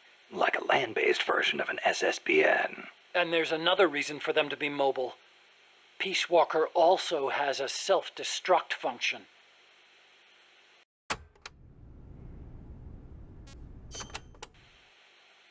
Why would Peace Walker need a self-destruct function? You saw it, didn't you, Snake? That sphere on Peace Walker's head? Yeah? That's a hydrogen bomb. What? You're telling me that thing's a thermonuclear device? Do they have any idea what kind of destruction that thing would cause? I know, it's crazy. I mean, even overkill has its limits. If it's strategic value they want, they could have gone with something smaller. It's like they want a weapon on par with Russia's Tsar Bomba. This arms race is running way out of control. It's an evolutionary dead end. A saber-toothed tiger. You can't load a warhead that big on a missile, of course. And no strategic bomber could carry it. That's where Peace Walker comes in. So, it waltzes into enemy territory carrying a hydrogen bomb and blows itself up. Christ.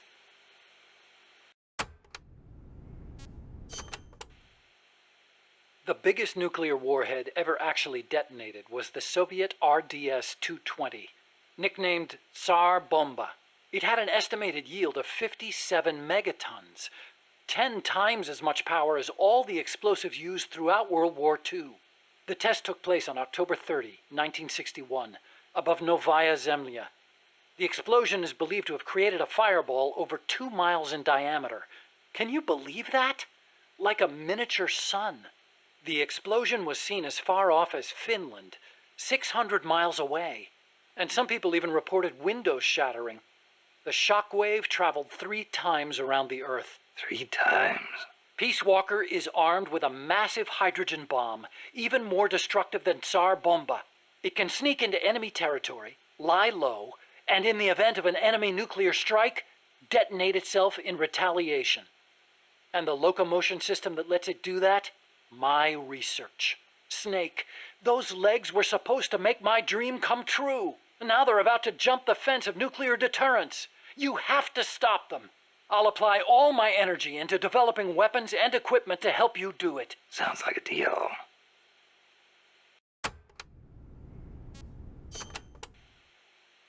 What made you put an AI into Peace Walker? Well, for one thing, because it can't be manned. Peace Walker's designed to enter enemy territory and blow itself up, if necessary. You can't put a person inside a weapon that could blow at any time, can you? So we equipped it with an AI instead. That's strangely humane of you. And besides, Peace Walker was designed as a bipedal weapon system. You can't imagine how hard it shakes when it walks. It'd turn a man into mush. Plus, when launching a nuclear missile, it has to perform ballistic calculations in real time. See? Because it's always moving. Hold on. If that's all it does, then a high-performance computer ought to do the job. It doesn't need intelligence. That's a very good point, Snake. Which brings me to the real reason. Peace Walker needs AI to make decisions regarding nuclear retaliation. It's what ensures perfectly mutual assured destruction. I've heard all this before. You want a war between machines? We never actually launched the first nuke, of course. It's strictly a counterattack system. Only a politician could make such an illogical decision as starting a nuclear war. Conversely, if an adversary launches a nuke at us, the AI will not fail to retaliate. Therefore, the adversary can't launch. The AI guarantees it. Even so, launching nukes without authorization? Boomer captains have the authority to launch if land communications are cut off. It's the same principle. Not even the captain of a boomer can make that decision alone. The way I heard it, that's the only situation where insubordination is allowed. Only because humans are imperfect. That's Coldman's line of thinking. You're saying that machines don't make mistakes? That's a myth. Worse than that, it's blind faith. We wouldn't put our fate, into the hands of any ordinary machine. That's what the AI is for. The decision to launch a retaliatory strike requires high-level judgment. You have to take into account not only the state of the war, but the entire world. And sometimes, you need to make a guess based on incomplete information. Huh. You think an AI can do all that? Yeah. At least Dr. Strangelove does.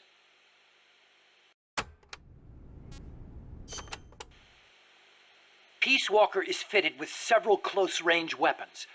We'd also planned for it to be able to enter enemy territory and self-detonate. Wonderful. What exactly are we dealing with here? Well, the flamethrowers for one thing. One in the front and one in the rear. Then there are the S-mines. They're like cluster bombs. It scatters them from its leg hatches. If you see those open, you better clear out quickly. And finally, the rockets. These can travel quite a distance, so stay sharp. On the other hand, it can't fire them from too close. But then again, there are those flamethrowers. It can also use its legs as weapons against any infantry on the ground. Ouch. But remember, Peace Walker technically isn't complete. With just the reptile pod, it can only perform relatively simple maneuvers. They've got certain quirks, too. What's more, look carefully and you should be able to predict which attack is coming next.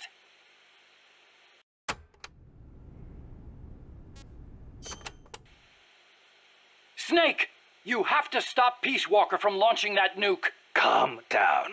What do I need to do? To tell you the truth, I don't really know. The mammal pod has probably enhanced both its thought patterns and mobility. The S-mines, rockets, flamethrowers, they're all the same, but I don't know what else to say. You'll just have to stay sharp and watch for how it behaves before each of the attacks. I'll give it a shot. There's no time for anything else. Sorry I can't be more helpful. You can do it, Snake.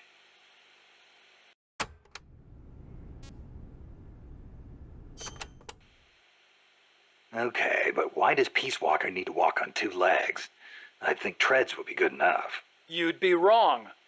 As you know, the terrain in Central America is rugged and complex, especially along the Caribbean coast of Costa Rica.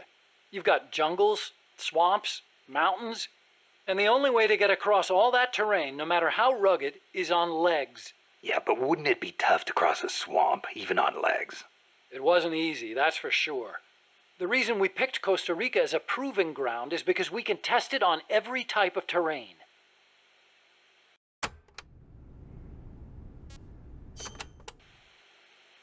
This Peace Walker project the CIA's talking about. You believed in it, huh? Yeah, I believed. Actually, maybe I just wanted to believe. What do you mean? Here's how Coldman explained it. Peace Walker's a weapon for peace. One to ensure true nuclear deterrence.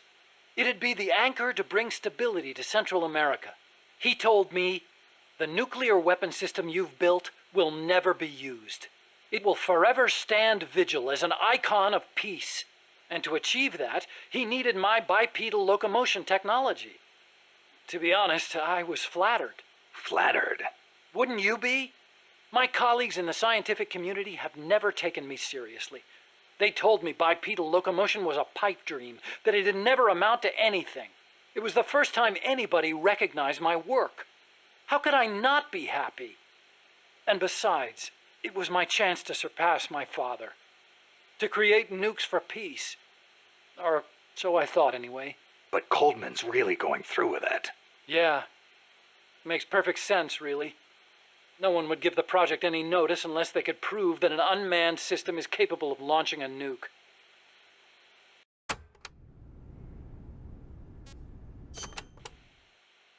Why is Coldman gonna launch a nuke? If all he wants to do is prove the AI retaliation system works, he doesn't need to put a live warhead on it. I agree. He could demonstrate the system by launching the missile alone, without a warhead. I asked him the same thing at first. He said there was no point in using a dummy missile. That it'd take an actual nuclear launch to deter potential enemies. Launching the real deal gives him a leg up in negotiations with Langley. That's what he's really after.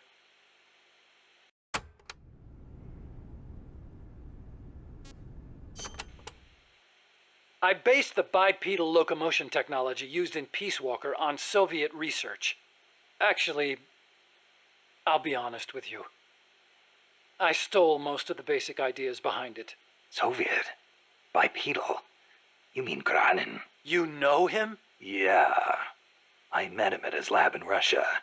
He helped me out a little bit. You met him? What were you? He was head of the Granin Design Bureau, creator of countless Soviet weapons. I'd hit a wall in my research at the time. Granin's ideas solved nearly all my problems. There's nothing unusual about using somebody else's work to further your own research, is there? As long as you cite it, yeah. But I wasn't in a position to do that. His research was classified at the highest level. Soviet research, no less. So, you used it without telling anybody? I wanted to show up my colleagues for once. The ones who never took me seriously. But you reap what you sow. Coldman seized on that vulnerability. Told me if I quit the project, he'd expose my larceny. He had you by the balls, Doc.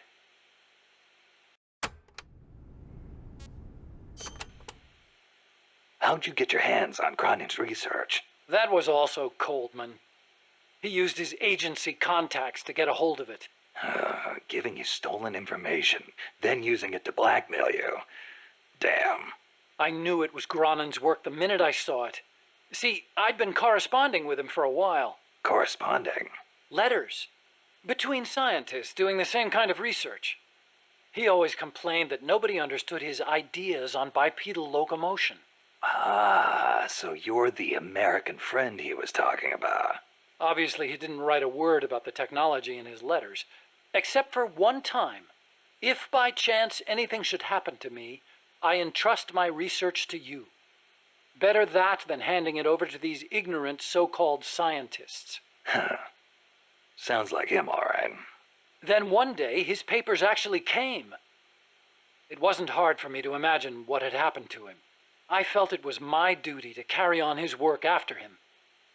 And also... What? I thought maybe combining his technology with mine could be a way to bring East and West together. Like the docking of Apollo and Soyuz. It'll never make the history books.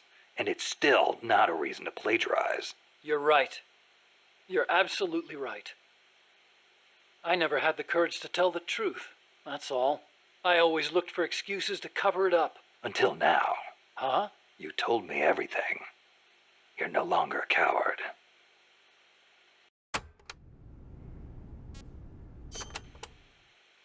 Metal Gear. Huh? What about it? You mumbled that when I first explained about Peace Walker. I'm curious what it meant.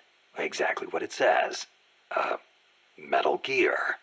Granin coined the term. Granin did? He thought of his technology as the metal gear that meshes infantry with artillery. I like the sound of that. Metal Gear. It's got a nice ring to it. Better than an outright lie like Peace Walker, anyway.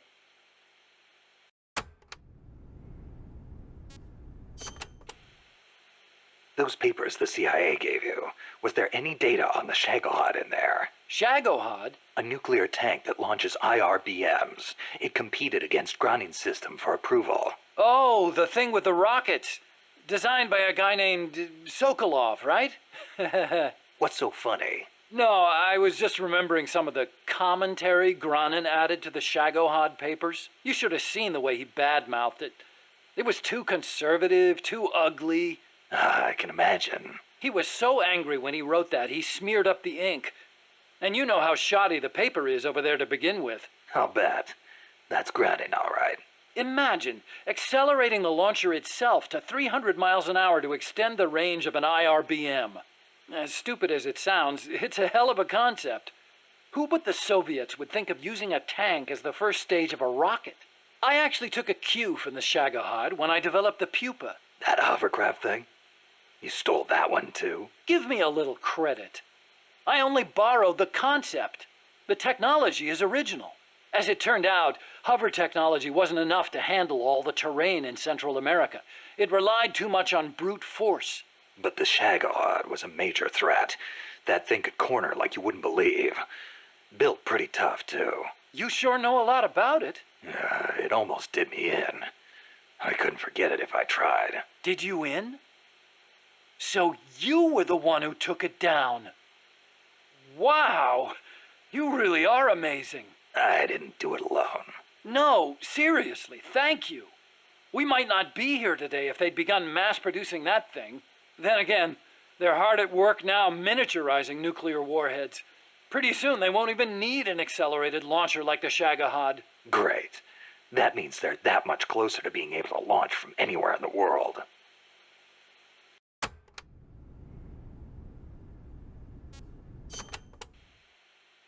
Chico called Peace Walker the Basilisco. Basilisco?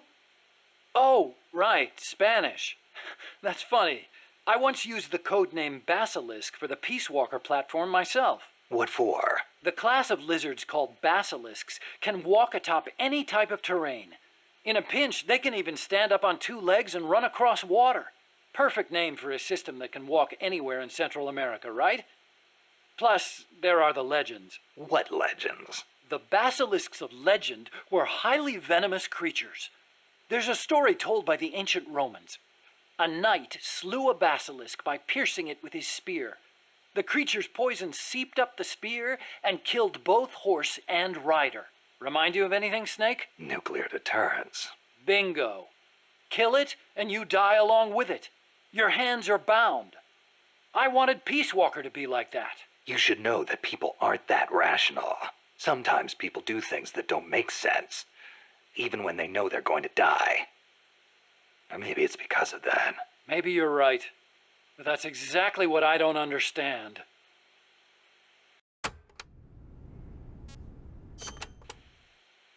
Peace Walker contains an assembly of 2 AI pods. One of them is the mammal pod, which Dr. Strangelove developed.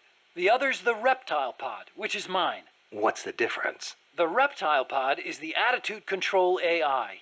If it's destroyed, Peace Walker grinds to a halt. The mammal pod is responsible for making the decisions regarding nuclear retaliation, reflex, and thought. One is the brainstem and cerebellum, the other the cerebrum. So, the one that houses the will of the boss would be the mammal pod.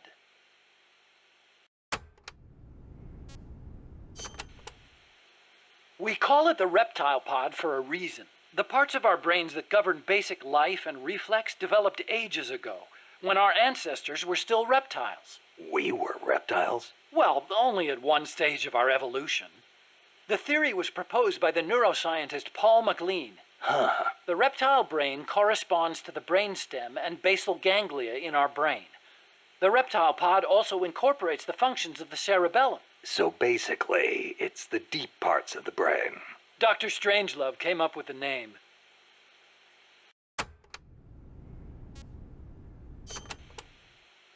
The part of our brain that developed after we became mammals is responsible for high-level brain functions. Such as? Such as intelligence, judgment, even love. That's high level, all right. Location-wise, the mammal brain is on the outside of the reptile brain. The cerebral cortex is part of it. I think it's very telling that Dr. Strangelove named her pod Mammal. It's almost like she wants it to be more than just an advanced AI. What she really wants is for it to have a mind of its own.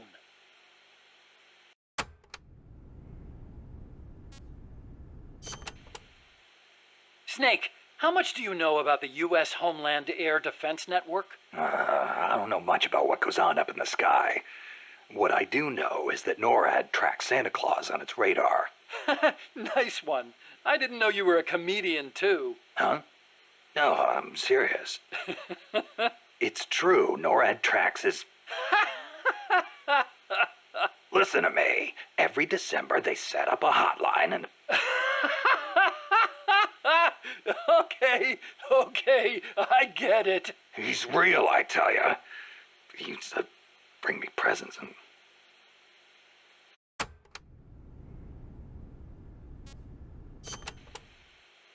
Okay, Snakey. As all good little boys know, keeping tabs on Santa Claus is a very important job for NORAD. But they also have another mission. The one they were created for. And the system they set up for that has been hijacked by Coldman. You mean Peace Walker's fake data transmissions?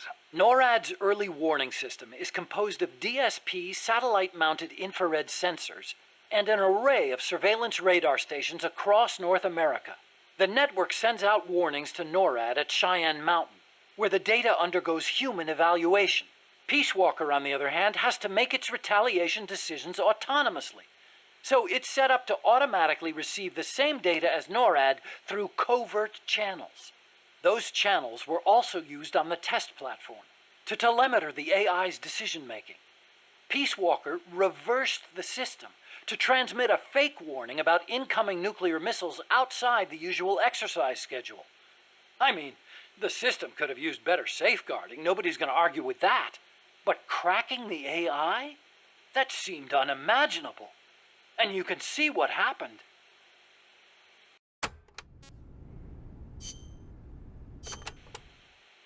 Hey, Doc, what was that you were smoking in the lab? It looked like a cigarette, but it wasn't lit. Oh, it's an electronic cigarette. I designed it myself. Pretty neat, huh? Electronic cigarette.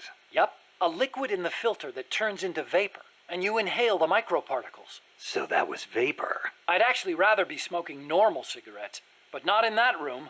The smoke would wreck the precision equipment in there, ruin all its wiring. But the vapor is just steam. It doesn't contain tar or anything like that. So I can smoke it in the lab with no worries. Nice. Want to try one? Nah, I'll stick with cigars. Yeah, but... I don't like imitations. The real thing's always better. Okay. But you know, sooner or later, smoking's going to become very unfashionable across the world. It hurts you and those around you. Electronic cigarettes might not seem so bad then. Yeah, when that happens, I'll think about it.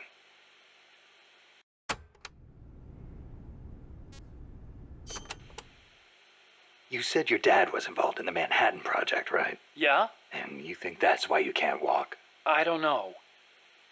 Actually, you know, probably not. So far, nobody's found evidence that exposure to radiation in parents causes genetic defects in children, except for those exposed in the womb. Epidemiologically speaking, anyway. That's the conclusion of the Atomic Bomb Casualty Commission. Right. The ABCC commenced its study immediately after the war, and it's still ongoing. Even now, 30 years later. The effects of radiation exposure last a long time. I'm guessing it'll be another 10 years before we get a real verdict on whether it affects genes. Granted, it's the most massive study anybody's ever done. But that's really all it is, a study. The ABCC brought in bomb victims and ran tests on them, but they didn't treat them. Really? Them too, huh? At any rate, that's what my father made me believe when I was growing up. Maybe it was tough for your dad to explain. Ever think of that? Yeah, maybe. But this is my problem now, Snake. I have to face the nukes head on, whether I like it or not. My creations are being used for the wrong purposes. The onus is on me to stop it somehow. Help me, Snake.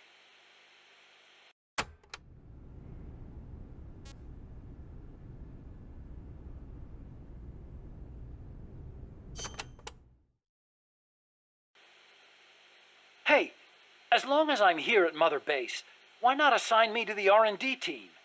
You could use a guy like me. Glad to have you on board. I'm sure Kaz is, too. Once I've got the necessary materials and design specs together, I should be able to start building you that bipedal weapon platform.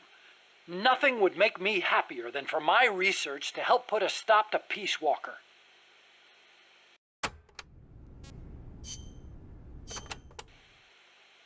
So this Dr. Strangelove was at NASA? Yeah. Well, actually, Strangelove left for DARPA not long after I joined. And then the two of you ended up back together doing research in Costa Rica. Not exactly together. We coordinated on a few things, but the research projects themselves were separate from each other. We had it worked out so that Dr. Strangelove handled the mammal pod, Peace Walker's cerebrum, while I did the rest. That letter, something to do with your research? Huh? No, it's yeah, it's a report. Research findings. Research findings? Anything in there we could use against Peace Walker? Nothing. Nothing at all. Just don't read it, okay? Promise me you won't?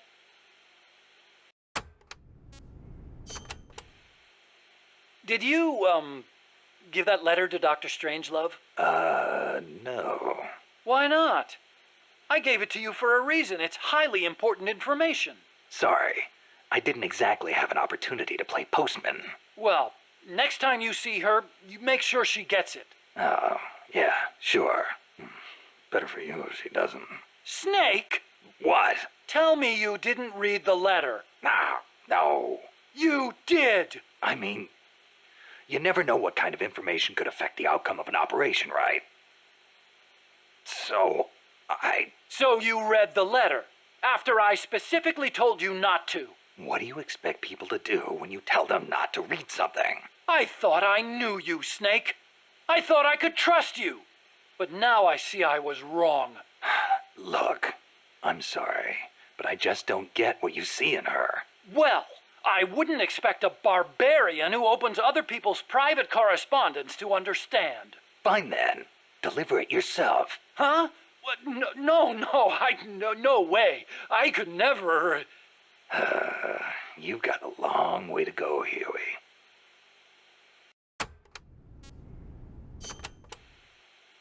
You ever see the movie 2001: A Space Odyssey? Can't say I have.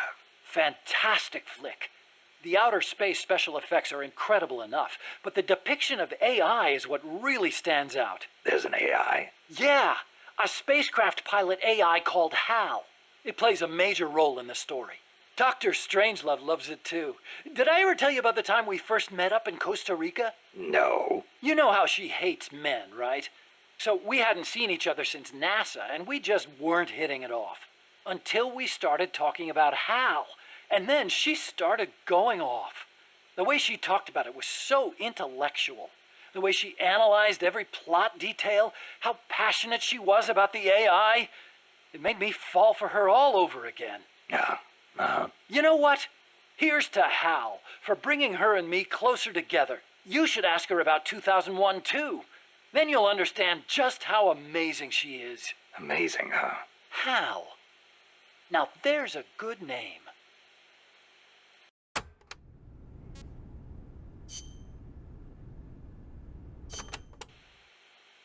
The pupa increases its mobility by using compressed air to hover its rear section. It moves by means of its treads and boosters.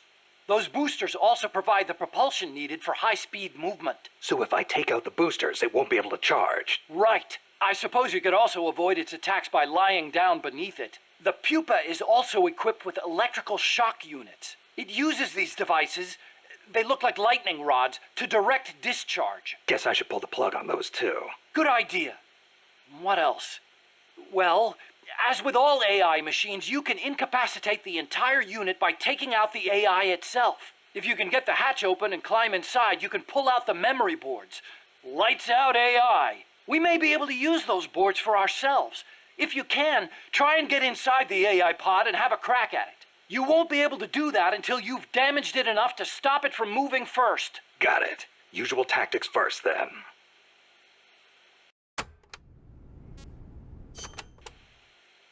Being an unmanned vehicle, the Chrysalis can perform extreme G-force maneuvers that standard aircraft can't. It'll be difficult to counterattack once it's coming at you. I should mention that it's also equipped with a railgun. A what? A weapon that fires rounds using electromagnetic force in lieu of gunpowder. Wait, an electric weapon?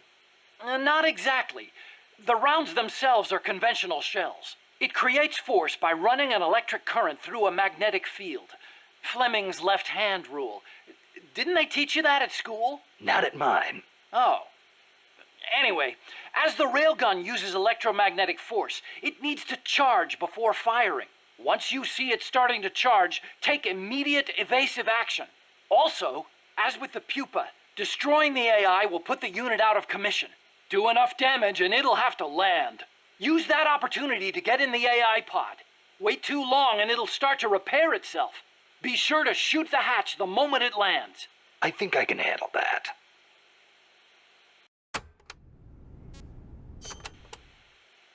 During development, I had trouble figuring out how to handle the cocoon's excess heat. I'm embarrassed to admit it, but the radiators are most likely its weakest points. They're not heavily armored, as heat wasn't dissipating properly. Where are they? There are multiple radiators on the upper and lower sections. Just look for the exhaust fumes. The only thing is, the upper radiators typically aren't exposed. You should probably shoot for the lower ones first. You could move under its body to access the lower ones, but the cocoon is capable of vertical movement, so be careful not to get crushed. Watch out for missiles and hedgehogs, too. Hedgehogs? Anti-submarine multiple spigot mortars? I adapted the technology for use as a surface weapon. Both the missiles and hedgehogs take time to load, though. It can't fire a hedgehog until the lamp comes on. As for the missiles, watch for the way the hatches move. That'll be my chance to get close. When the hatches open, out come the missiles.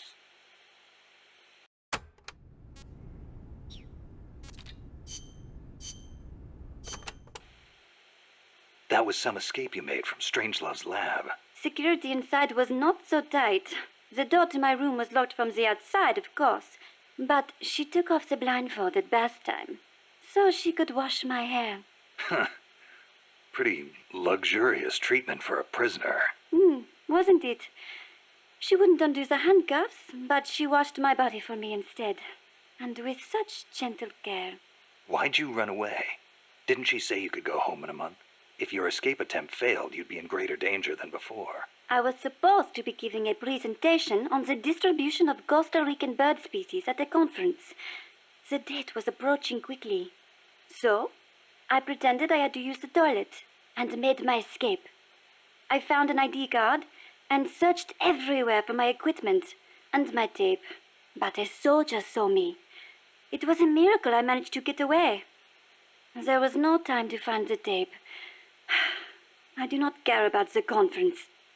I am lucky enough to still be in one piece. You bounce back quick. You don't? Not sure.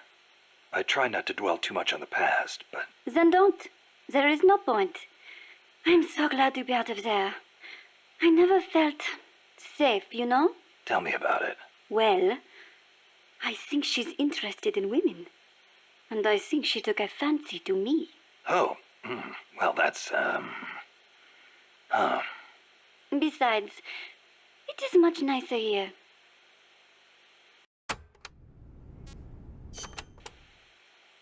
Was it just the two women in the lab? Most of the time, oui. And one of them, you only heard her voice, right? Yes, that is correct. Such a wonderful voice. It sent chills up my spine. What was the other woman like? Don't even think about it. She has not the slightest interest in men. No, it's part of my mission to... Only teasing. Let me think. I believe she was in her 30s. Pretty, with a good sense of style, but austere in her tastes. A very unusual woman. And she was doing research on AI. AI? So that is what she was up to. You know, she did say something interesting. That people should not be going into space. That it is too dangerous. An automated control system for rockets, then. She said something about wanting to get closer to her dying wish. I think she must have been talking about an old lover. Lover? You mean another woman?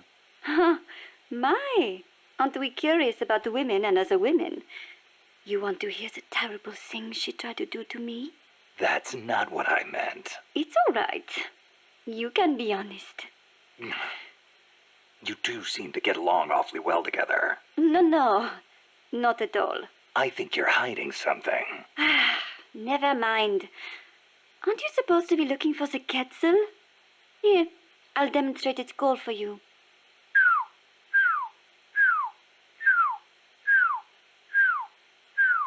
I knew it.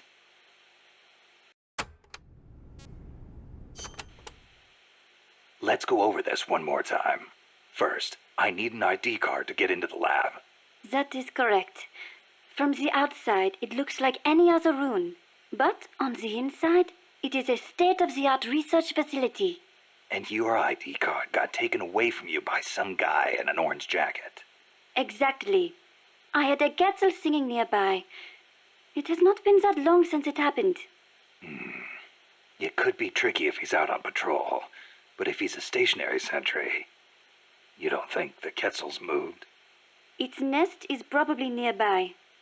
I do not think it will go away anytime soon. Good. I'll get on looking for that soldier. If you forget what it sounds like, I will do the call for you again. Just give me a call anytime you'd like to hear it. Yeah, I'll do that.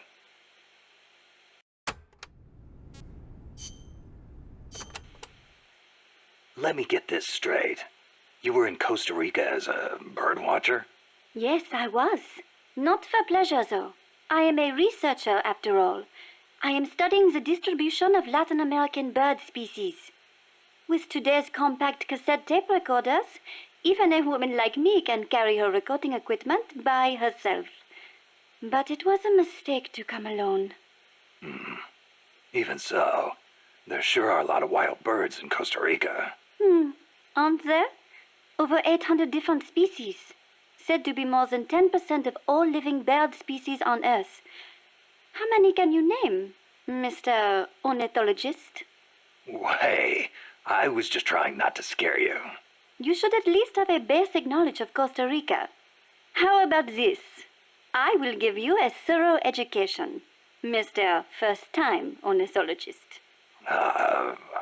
Okay. Start by telling me about the Quetzal.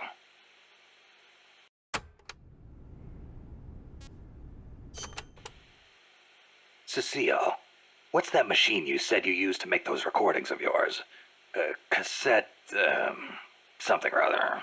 A cassette recorder, or a cassette denske, as they say in Japan. Yeah, that. What is that thing anyway? A portable recording device released last year by a Japanese company, Sony.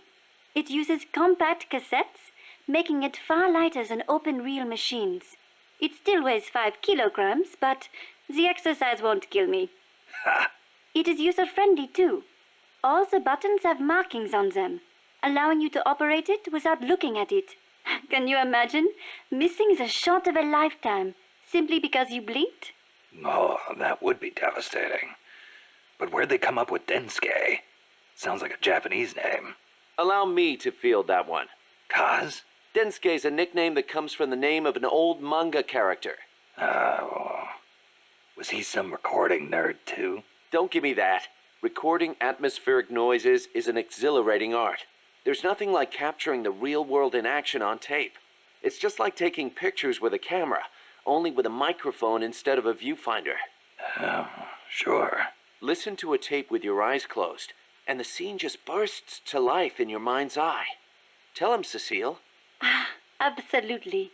When I listen to the sounds of the birds in my apartment, it is like I am back in the forest where I recorded them. See? She's a Parisienne. She knows what's chic. If you say so. And what do you like to record, Monsieur Miller? Me? Steam locomotives, no question. The roar of the engine, the throaty steam whistle. More animal than machine. Don't get me started. Steam locomotives are a dying breed in Japan. I wouldn't mind going back for a bit and making some new tapes while I still can. Ah! You are less civilized than I thought. Less civilized? I detest those beasts. The noise frightens off all the birds. Then there is the smoke. I much prefer the peace and quiet of the forest. Cecile, wait. That came out wrong. Sure it did.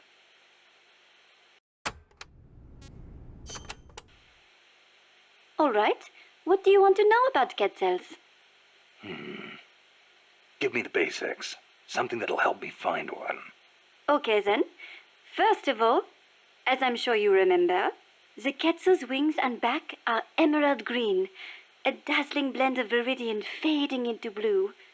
Its belly is brilliant red, and its tail feathers are white. Such a gorgeous bird. Also, the male has 2 long decorative feathers, but only during breeding season. Among birds, males are usually more beautiful than females. Like a peacock's tail. Yes, just like that. It is interesting to note that while their bodies are only 40 centimeters long, many quetzals reach over a meter in length when you include their decorative plumage. Quetzals typically build their nests by making holes in dead trees with their beaks, about 3 to 4 meters above the ground. They are omnivorous and eat everything from nuts to lizards. Where can I find one? Their habitat stretches across the entire tropical cloud forest. You may end up having to rely on its song to find one. Good to know. I will do an imitation. Listen closely.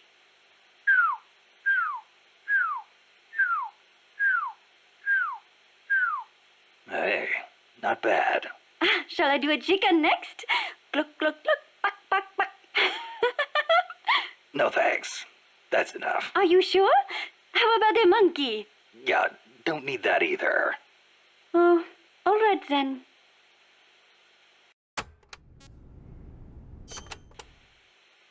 You said you could do a monkey call. Yes. Want to hear it? Yeah, I won't be able to get it off my mind until I do. All right. Here it is then. That's pretty good. I can do others too, like a sheep, a pig. Yeah? Wow. What about a pig? That's uncanny. Oh, I can do a rabbit as well. A rabbit? Rabbits make noises? Certainly, but they are very faint, so perhaps only someone who has owned one would recognize them. I see. So, what do they sound like? Listen very carefully. Okay.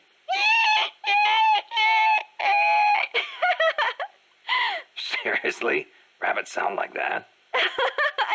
I assure you they do. Listen again.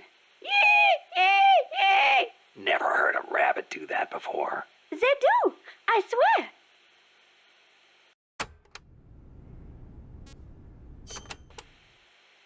Costa Rica is the home to many hummingbirds as well. The people here call them colibri. Colibri, huh? Hummingbirds are the world's smallest birds.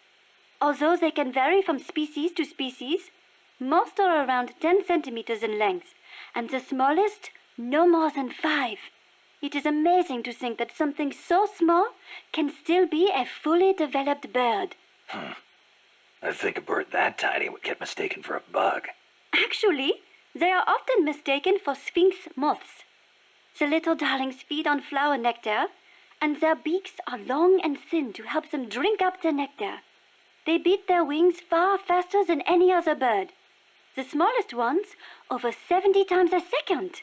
Can you imagine? What for? They hover in midair while they suck their nectar. They can even fly straight backwards. Hovering. Like a helicopter. That's why Amanda and her unit called that chopper Colibri. I think it is an insult to the birds to give their names to weapons. Don't you? Don't ask me. Ask the birds how they feel about it.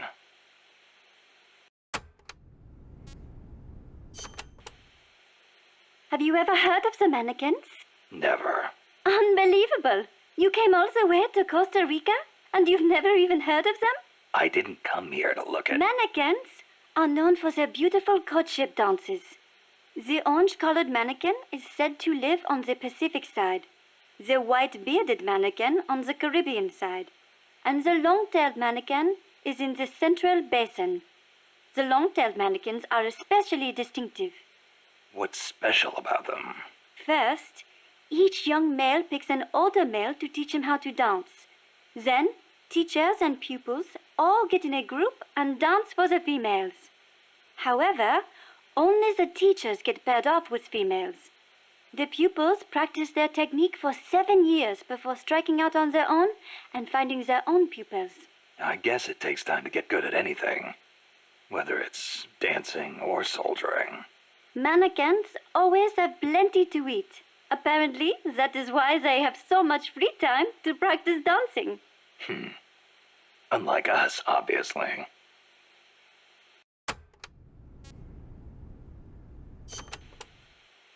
Another well-known bird of the cloud forest is the three-wattled bellbird. Wattled?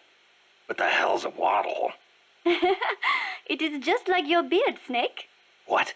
It is a piece of flesh that hangs down from its chin. Kind of like whiskers, but not made of hair. A hanging piece of flesh. Oui, and it only grows on males.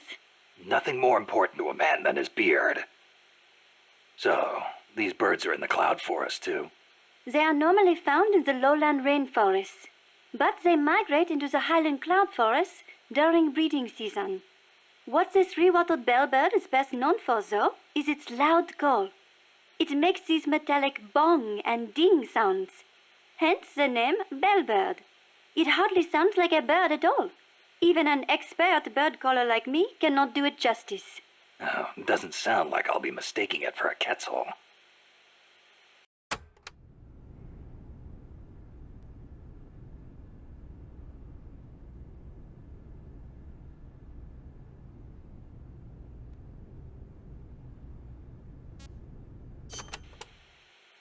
Do you know the national bird of Costa Rica? Honestly, and you call yourself an ornithologist? The national bird of Costa Rica is the clay-colored robin. It's a plain-looking brown bird found throughout the country.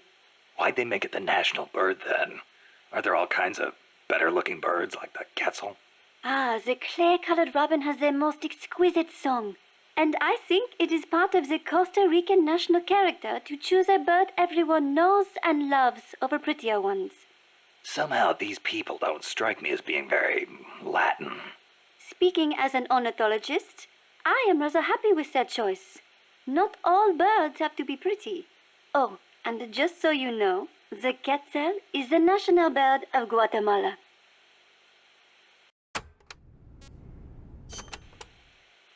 The scarlet macaw and the great green macaw are also representative birds of Costa Rica. Macaws are a type of parrot, enormous, stately birds. Macaw. I think I've heard that name somewhere before. But of course you have. You are an ornithologist, no? Stop it! So, tell me, where do macaws live in Costa Rica today? Oh, come on now. I am only teasing you. Macaws live not in the cloud forests, but in the rainforests on the Pacific side of Costa Rica. In the past, they were a common sight all across the country. But lately, the population has decreased dramatically.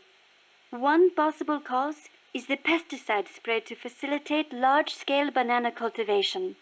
Evicted from their own land, huh? Thankfully, conservation efforts have been gaining some momentum lately.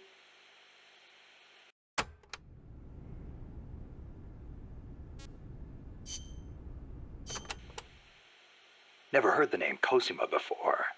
Then again, I don't know many people from France.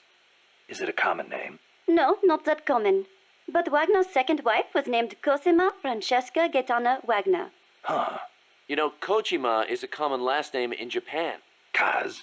It's just funny how, I'm part Japanese and Cecile's middle name is so close to Kojima. It feels like destiny unfolding. You think so? Oui, oui. That's a beautiful name you have. Cecile Cosima Caminades. Wait a second. Cecile Cosima Caminades. Cosima Caminades. Hey, that's close to Close to what? your name. It sounds almost like the sentence Kojima Caminandes in Japanese. And what does it mean, s'il vous plaît? Well, kami is the word for God in Japanese. Nandesu, well, it's hard to explain, but placed after God, it would turn the sentence into is God. Okay. So? Kojima is God. Cecile's name is a message. I don't believe it. Kojima is God. Kojima is God. Kaz?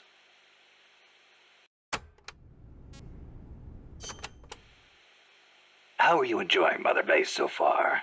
Ah, it is wonderful. Good to hear.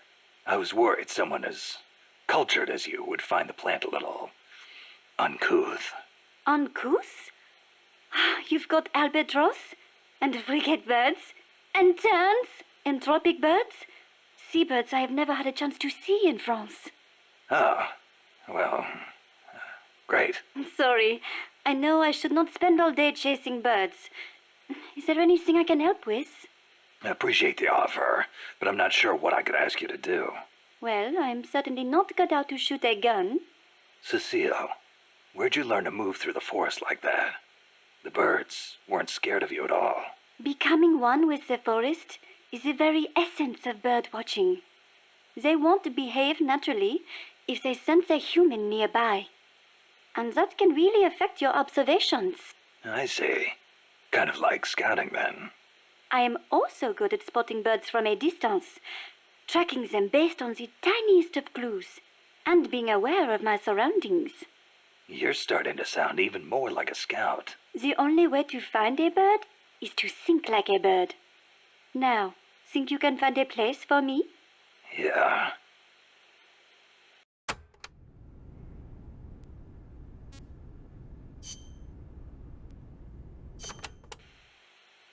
Did you live in Paris your whole life before coming here?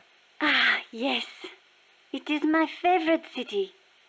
Paris is the world capital of art and culture. It has the latest fashion, the best cuisine, and the most elegant, refined people. The beauty of the Champs-Élysées at night is almost unearthly. The name comes from Elysium, the name of paradise in Greek mythology.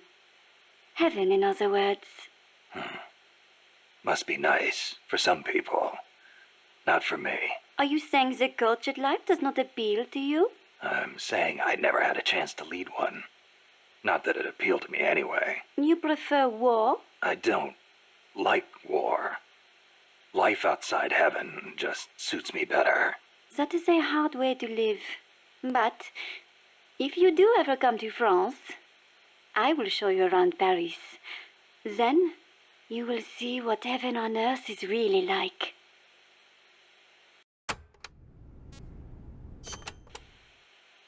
Heaven on earth, huh? The only image I have of France is the Foreign Legion. Ah, that is how you view France? What do the French think of them? It is a difficult question. We normally don't think about it so much.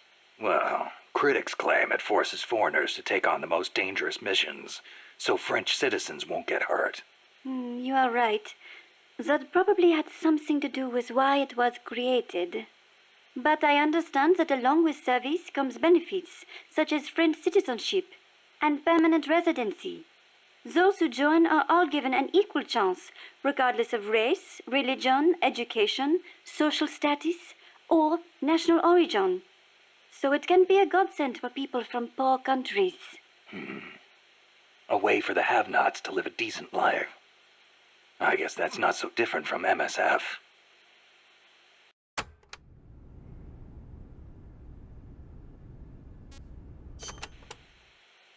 There's one other image I have of France. The national anthem. Ah, La Marseillaise. Not everyone is a fan, of course. The whole, to arms, citizens. May an impure blood water our furrows thing, eh? The song was composed right after the French Revolution. Fearing what the tide of the revolution represented, the ruling classes in neighboring countries applied all kinds of pressure on the young government. La Marseillaise became the anthem of the volunteer armies that sought to protect constitutional rule against that pressure. And they couldn't do that without armed force. Oui, I agree, some parts are a little belligerent. But we must not forget that if it were not for them, France would not be the democracy it is today.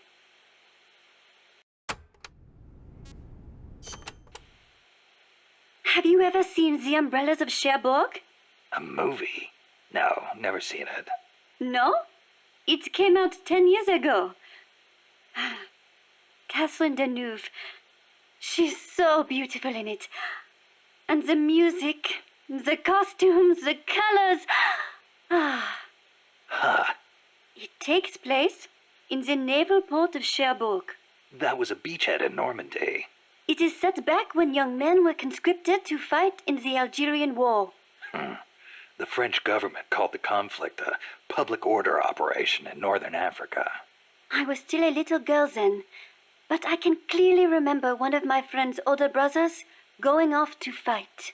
Yeah, national service is required in France. The war splits up two young lovers. Director Jacques Demy's lyrics and Michel Legrand's music tore at my heart. I will never forget its wonderful melodies. Are you okay? It changes lives, changes fates. War is not a good thing. For some reason, it strikes a chord to hear that coming from someone like you.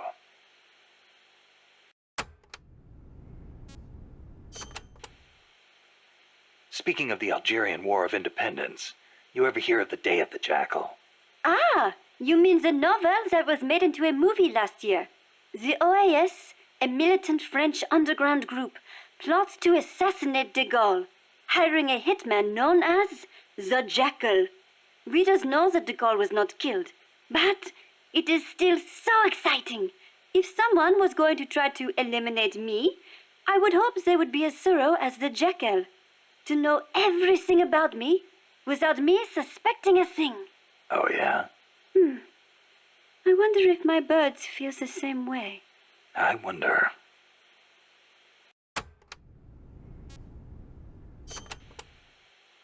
France conducted its first successful nuclear test in the Algerian Sahara in 1960.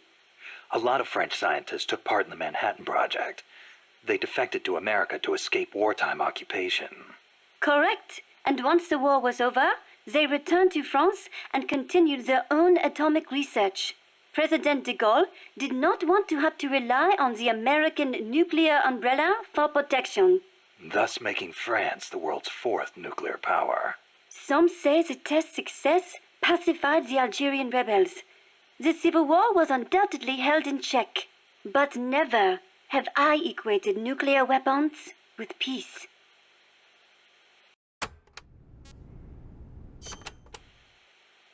France has produced many philosophers over the years. Descartes, Bataille, Sartre, Baudrillard. Yeah, I'm familiar with Sartre myself.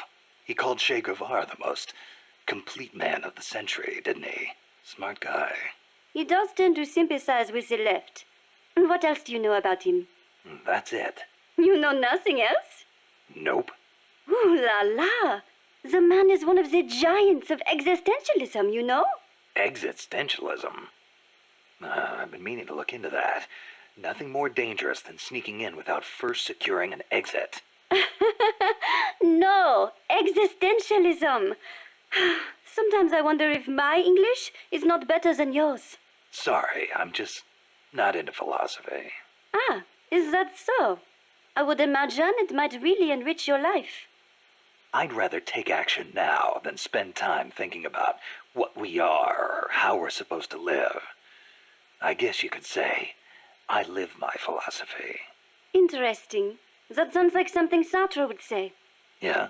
He says we are born with no defined nature, and that we are free to make ourselves what we wish. Free.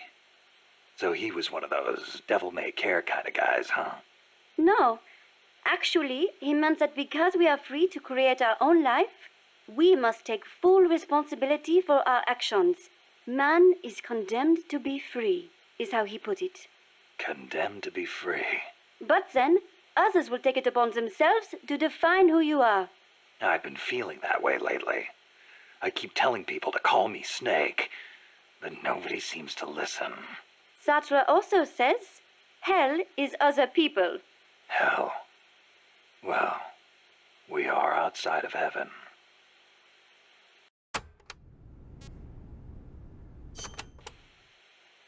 Do you have an interest in the visual arts, Snake? Not really. Please, no deep conversation. But you have heard of Picasso, yes? Yeah, I've heard the name.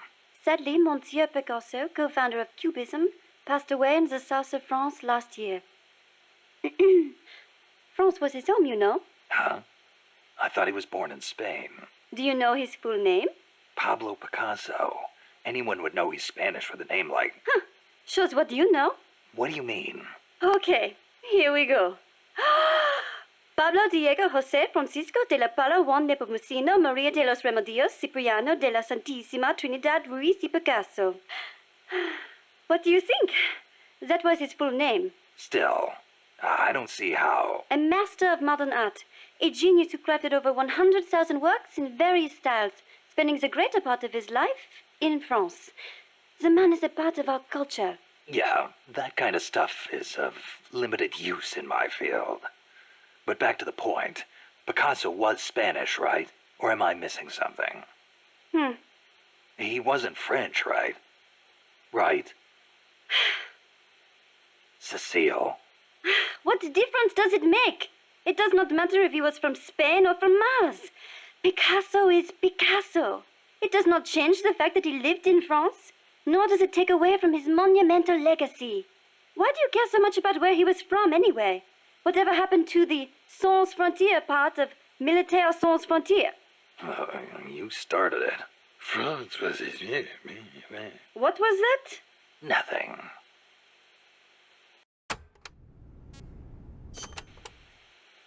Tell me, Snake, do you ever put sweets in your rations? Never thought about it before. Why? Ah, I simply love them. French sweets are très délicieux. Everyone knows crepes, but there are also profiteroles, eclairs, madeleines, financiers. Then there's tarte-tatin, and you can't forget Savarin. Oh, and millefeuille, crepes, blancmange. Yeah, you already mentioned crepes. Ah, soufflés, croquembouche, cannelle, Florentine, Queen Amagne, peach melbas. Finished? And macaroons. I love those the most. Macaroon Parisian are the best. They are so cute and colorful, and they contain meringue, so they melt right in your mouth. Wow. I'd no idea macaroons were that popular in France, too. What do you mean in France, too? Macaroons are those coconut-flavored cookies, right? Oh, excuse you? Macaroons contain almond powder, not coconuts. Don't they have peanuts in them? I've had them in Japan a few times. I thought they were called macarons. Macarons? Some cheap imitation, I am sure. French macaroons have a long and distinguished history.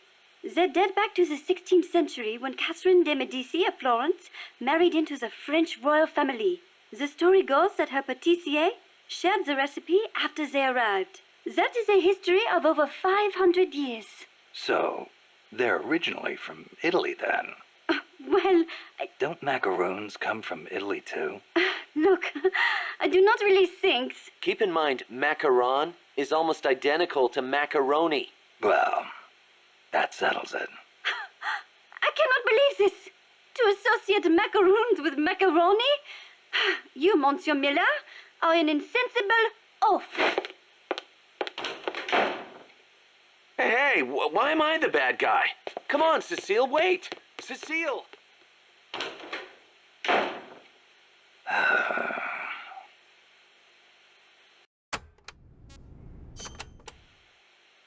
Hello? Snake? Mon chéri? You been drinking, Cecile? Can't you please do something about this pest? Who? Monsieur Miller! What's he done now? Wine. Wine? He said he thought the soldiers might tire of having beer all the time, so he's brought in some wine instead. And then he gave me a bunch. Well, that was nice of him. But the past 2 years have been bad for French wine. Perhaps it is the bad weather we have had. But whatever the case, I told him the last thing you want to be drinking right now is French wine. Well, California and Chile have good wine, too. But then he goes and stocks the pantry with nothing but French wine from 72. The stuff is a disaster. Then he says, "Come on, Cecile, have a taste of the old country." I had a terrible feeling about it, so I decided just to taste it at first. And then again. And then a few more times. Took one for the team, huh? But when you do a tasting, don't you usually spit the wine out? But bottle after bottle, nothing but garbage. Absolute garbage. Not one half-decent bottle in the whole lot. Taste of the old country, he says. Sorry to hear that. I cannot believe this. What will we do with all this wine? The guys aren't too picky when it comes to taste. Ugh. You sound just like Monsieur Miller. Huh? When I complained, he simply said, "As long as it gets the job done." You people are such culinary savages. Allez to vous, Februar. Somebody take me back to Paris, please. I think you've had a little too much, Cecile.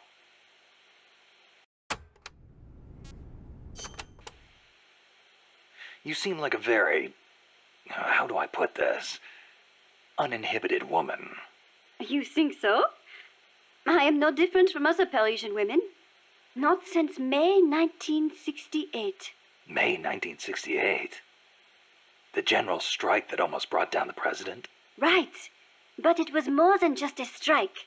It started with the student movement at Strasbourg University in '66. They did not want anything from the country, but instead sought reform at the school. That helped ignite a fire in the hearts of scores of dissatisfied young people, and the movement spread all over France. It was more than just opposition to Vietnam and the de Gaulle administration. People also called for free love and the breaking away from other old values. Looking back, I am not sure what the main goal really was. But whatever the case, it was more of a young people's movement than a strike or a protest. So, it was like the hippies or something? In some ways, perhaps. But we weren't blinded by mysticism, nor did we seek a return to nature. I see. So, while they wanted to retreat to their closed communes... We tried to change the world.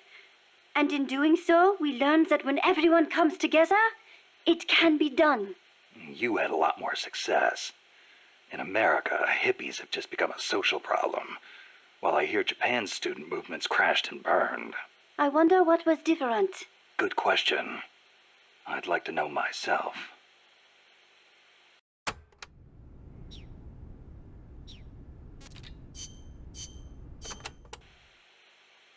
AI stands for artificial intelligence. It refers to a man-made machine possessing an intellect on par with that of a human being. Is that even possible? Possible. You've seen it with your own eyes. What the AI weapons are capable of. How Peace Walker carried out the boss's will in the end. No mere machine could ever choose to sacrifice itself like that. I just can't see how a bunch of circuits and switches could have a will of its own. It's called the ghost in the machine, Snake. And it exists.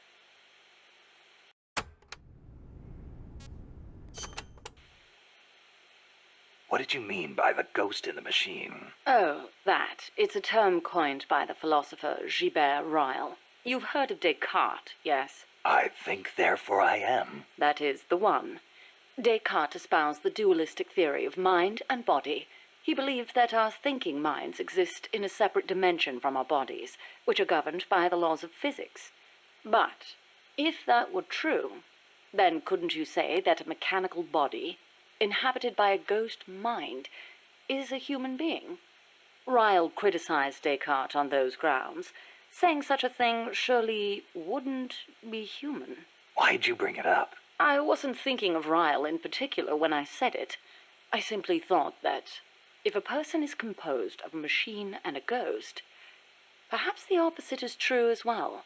Perhaps, by placing a ghost inside a machine, we could, in effect, give birth to a new person. And that was your idea for the boss AI? The moment you ripped the memory board out, the mammal pod ceased to function. It should have been dead. And yet, Peace Walker righted itself, singing a song of peace. I couldn't help but feel that her soul had come to inhabit Peace Walker.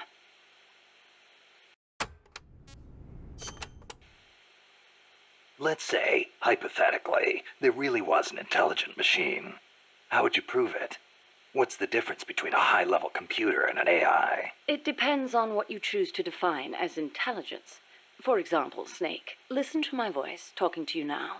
Suppose it were an AI. Say what? What if the living, breathing me sitting here drinking tea and talking to you were actually an AI, programmed to simulate my thoughts and my voice? You're nuts. No, I'm not. You couldn't prove I was a real human being, could you? It'd be... No.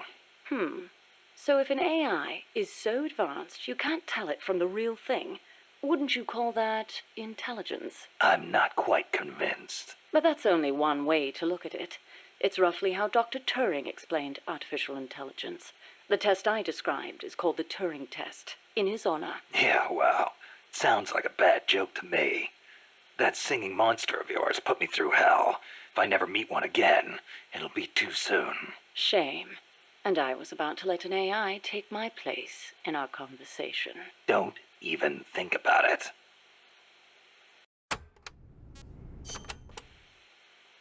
Dr. Alan Turing is known as the father of computer science. It was he who formulated the basic theory of AI. During the war, he worked for GC and CS. The government's cryptology school. The one that broke Enigma. The very same. Without him, they might never have been able to decipher the Germans' code. But then, they arrested him. Why? Weren't his some of the greatest contributions to winning the war? Homosexuality was a crime in Britain back then, and he was gay. I know exactly how crushed he was. I feel it's my duty to further his AI research. Like the imitation game, huh? You know it then. The clue that inspired the Turing test came from a trifling little party game. You exchange written notes with another person behind a screen and try to guess their gender, whether they're a woman or a man, pretending to be a woman. It's surprisingly difficult to tell the difference. Man or woman, human or machine. What do the differences even mean? Dr. Turing was fascinated by the differences between men and women. Perhaps that's what led him to formulate his test.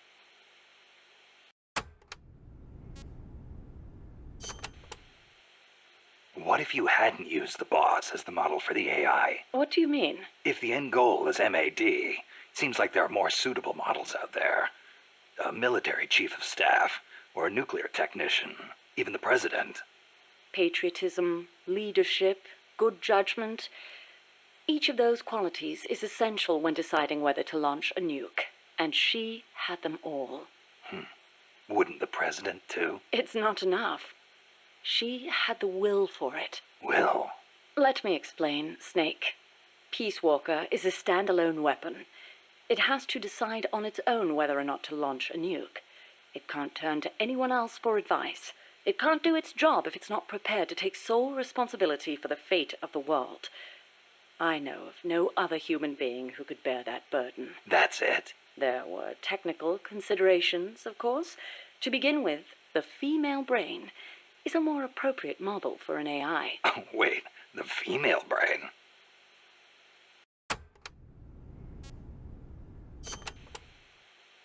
What do you mean by that, modeling your AI after the female brain? Snake, what is the human mind capable of that a computer is not?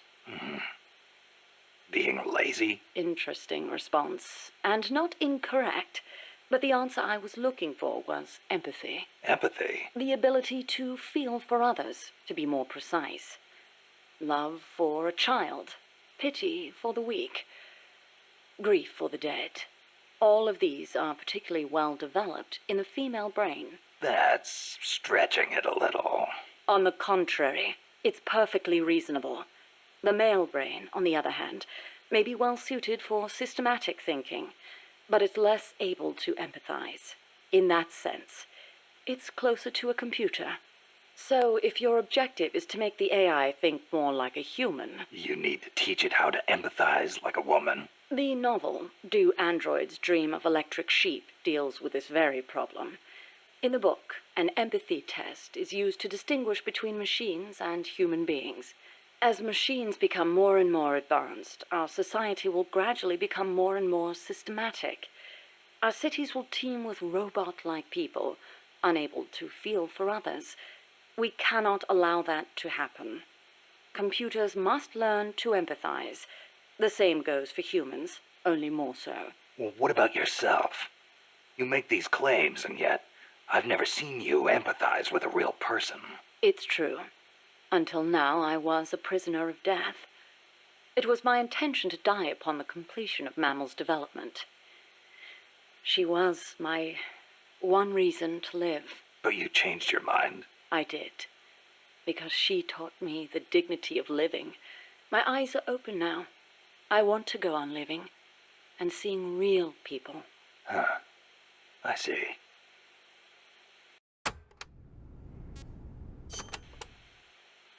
Is it really necessary to make machines think like humans?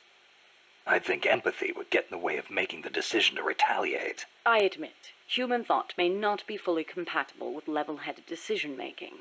Then again, is there such a thing as non-human thought? The moment computers became so advanced that they could calculate faster than human beings, a new dream was born. Dream? If we can create a machine that can do advanced mathematics, why can't we create one that can think like a human? The 19th century author, Auguste Villiers-L'Isle-Adam, wrote a book called Tomorrow's Eve, in which the protagonist fashions an artificial woman to serve as his ideal lover. I believe the idea of creating an intelligent being with our own hands is one of mankind's oldest dreams. So AI is a product of people's dreams, then? Not only AI, civilization itself is the process by which mankind gives form to its dreams. But not all dreams are pleasant. Some have expressed fears about non-human intelligence.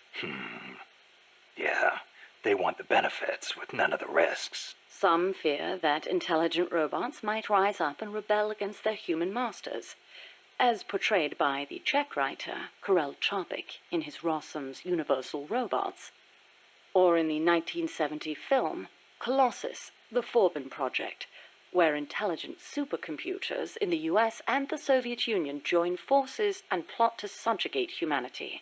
Isaac Asimov offered a specific solution to these fears with his 3 laws of robotics, which demonstrated that while robot intelligence is different from that of humans, the two can coexist.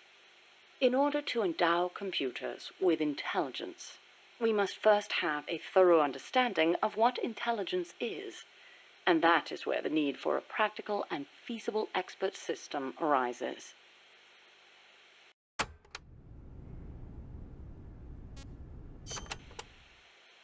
So what's an expert system? The AI housed within Peace Walker began development as such a system. An expert system is a type of proxy program by which a computer makes decisions as an expert would. The program, Mycin, for example, is a system that decides which kind of antibiotics to prescribe. The system asks the patient a series of questions to narrow down the range of appropriate drugs. So you programmed Peace Walker to prescribe live nuclear warheads instead of penicillin. What I realized, however, was that a simple expert system wasn't up to the task. You need more than expertise to launch a nuke. Indeed, expertise is a necessary prerequisite, but insufficient on its own. Deciding to launch a retaliatory strike requires consideration of a wider range of factors. In such a scenario, the entire global situation becomes the criterion for making a decision. Makes sense. You screw up the prescription and the whole world goes into anaphylactic shock. A weak AI that only has a limited range of knowledge upon which to base its decisions won't cut it.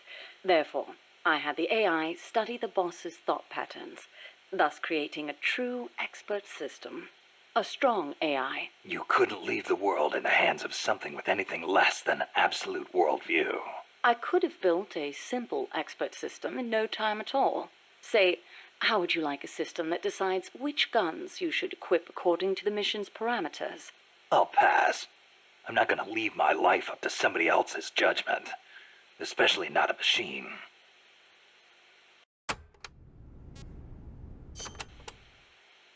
With current technology, AI are inevitably enormous in size. But as circuit integration continues to advance, they will become even smaller. As small as human brains, and perhaps smaller than that. And in the meantime, robotics will continue to advance as well, to the point where we can create androids, robots that resemble humans. And then... And then what? Well, I don't need to spell it out for you, do I? Don't tell me you're thinking of making an android imitation of the boss. Surely the thought has crossed your mind as well, of one day being reunited with her? Enough! I don't want any part of it. I see. I didn't mean to offend you. In reality, AI is more likely to evolve in the opposite direction anyway.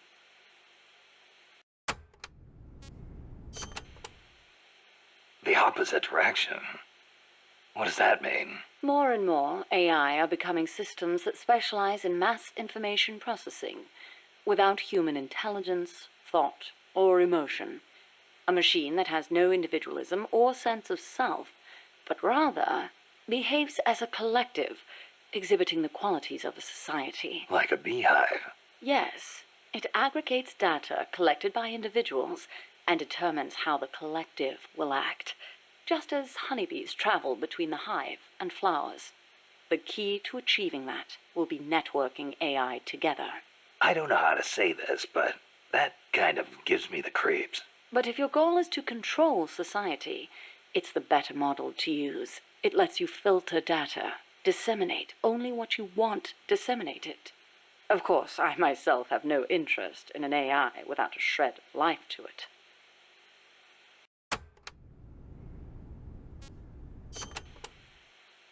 Earlier, you called the mammal pod a butterfly. Not a pupa or a cocoon, but an imago. Yes, the AI that came before the mammal pod were works in progress. Works in progress? They were enough to keep the frame running, but not enough to make decisions about nuclear retaliation. They weren't quite complete. They were pupae. Only when I added the boss's data did the AI take on its true form, becoming a butterfly and taking flight. And that's why the nose art on Peace Walker was a butterfly. I gave the mammal AI the code name BS Imago. BS is short for boss.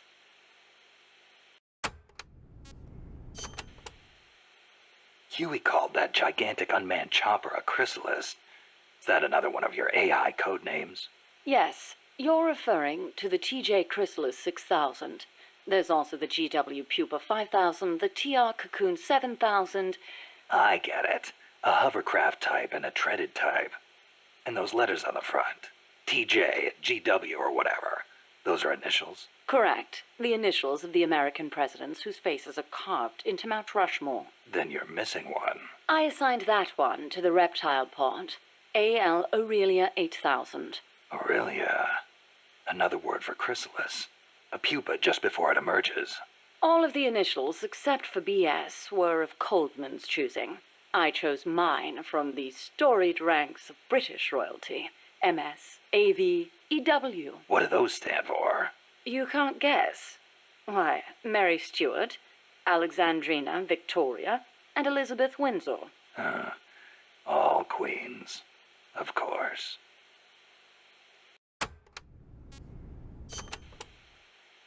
Are you familiar with the film 2001: A Space Odyssey? I've heard of it, but... Of course not. I didn't expect you to be cultured enough to appreciate such things. Yeah, thanks. Anyway... 2001 features an AI called HAL, a highly advanced system that controls an exploration spacecraft. It can converse with people, and even play chess. Huh. Now where have I heard that before? The way HAL was portrayed was truly superb. How so? HAL is given secret orders that not even the ship's captain knows about. Naturally, he's not allowed to divulge them to the crew. The stress of it causes HAL to crack. Crack? Go crazy. Though there are those who interpret it differently. One by one, HAL kills off the crew until the captain finally shuts it down. The film offers amazing insights into AI, their growth, their utility, their faults, and their fear of death. Well, you must have found it useful in your research then. Must you always be so utilitarian? It doesn't matter whether or not it's useful. What matters is that it inspired me. Then it was useful. Never mind. The portrayal of Hal wasn't the only wonderful thing about the film. It was full of hints about the future of human evolution. Truly, a film for the ages.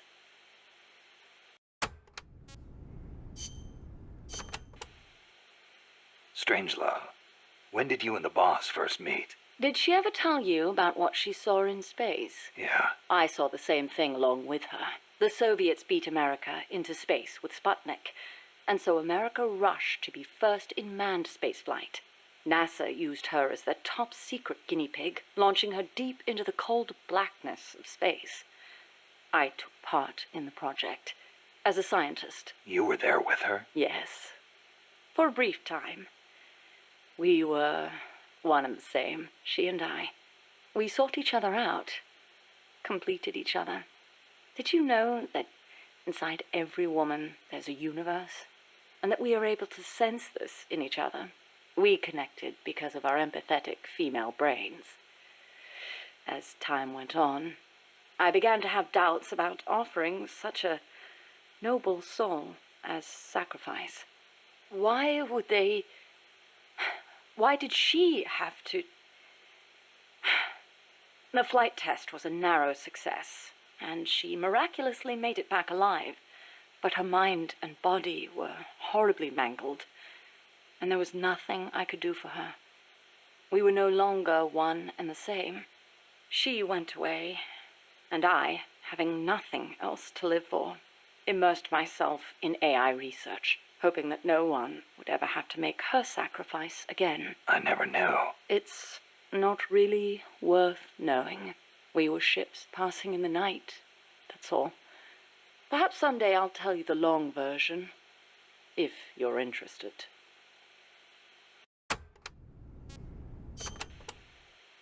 That was quite a warm welcome you gave me at the base in Costa Rica. Sorry about that.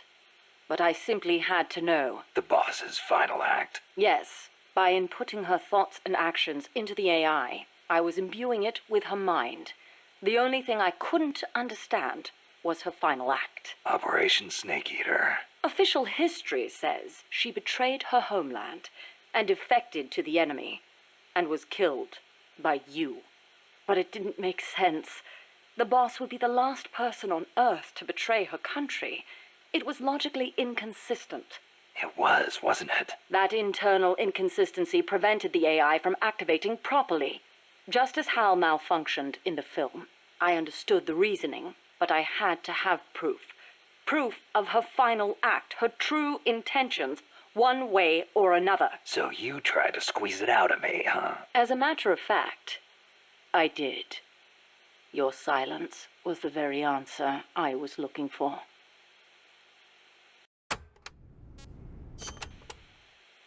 That white horse the boss rode. The Andalusian. Yes. How'd it get to Costa Rica? I went looking for it. It was her final witness. Even if it couldn't speak, I found it and brought it here. Where? I thought for sure it'd be blown to ashes by those MiGs. I searched the ends of the earth for that horse, and found it at last in a horse market in Britain. Britain? Are you saying it came all the way over the Ural Mountains, through Europe, and across the English Channel? Who knows, really? Perhaps someone took it there. Wait, the thought never occurred to you that it might be a different Andalusian that only looks the same? I can't prove it. Or rather, I couldn't. What do you mean? You should know best of all. That horse wouldn't let anyone ride it. And believe me, I nearly killed myself trying. The only one it allowed on its back was you. That was the proof. Though I hate to admit it. And to think, I ran it to its death. But in that last run, it regained the glory of its youth, using the last of its strength to pursue its former master. Any horse would wish for such a fine end.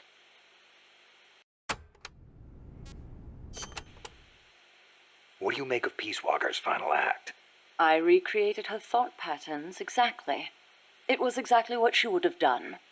The world's most empathetic mind weighed the past, the future, and the entire world, and decided not to retaliate. Merely knowing that is enough for me. So, what you're saying is, we don't need deterrence to have peace? I didn't say that. What's important is that we wish for peace. MSF needs a way to protect itself from the might of nations. Survival requires pragmatic thought and action. But you must still retain your ideals. If the gap between reality and those ideals ever leads you to lose them, I doubt MSF will survive.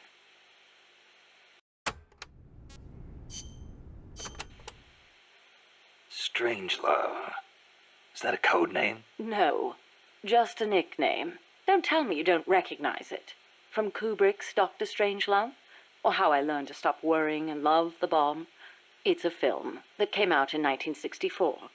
A dark comedy about the absurdity of nuclear deterrence. You were in a movie? No, stupid. I got my nickname because of that movie. Why? Because you look like the doctor in the movie? No, that Dr. Strangelove was a man. So? Back when I was at ARPA, I kept a photo of the boss on my desk. I was totally engrossed in my research and showed no interest in the opposite sex. Plus, I had a photo of a woman on my desk. The fools around me turned it into a cruel taunt, calling me Strangelove.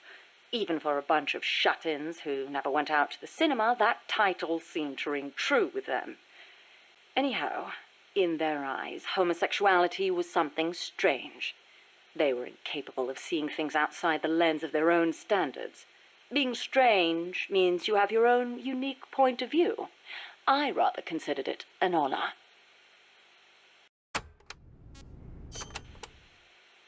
So, you were with ARPA before you came here, huh? Yes, back then it was really the only place I could make a living from my AI research. And before that? I started out at NASA. That's where I met her. When Boss went into space? Yes. It was that incident that turned me away from aerospace engineering. Space is entirely too hazardous a place for human beings. That was why I felt an immediate need to develop AI. As it turned out, rockets later became much safer, and mankind reached the surface of the moon. In any event, it was a hollow Cold War victory. When you get down to it, a nuclear missile is just a rocket with a nuclear warhead strapped to it. Thus, taking the initiative in the space race was tantamount to a military show of force. But the budgetary strain was too big for Washington or Moscow to handle. Yes, and then there was the Cuban Missile Crisis and the Vietnam War, and then came détente. Having leapt ahead of the Soviet Union with its moon landing, America shut down the Apollo program in '72. It was around then that ARPA was downsized and renamed DARPA, the D standing for Defense. With few prospects for continuing my AI research, Coldman's invitation was a godsend. It was also a chance to have them collect data on her. The end result being this mess. But we did learn something valuable from her. The nobility of peace.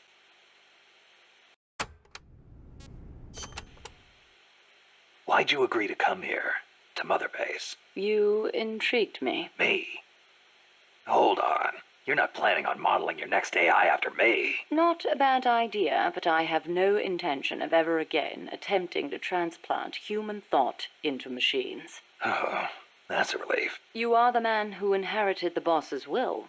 You're gathering people around you, even now, shaping them, building a new organization.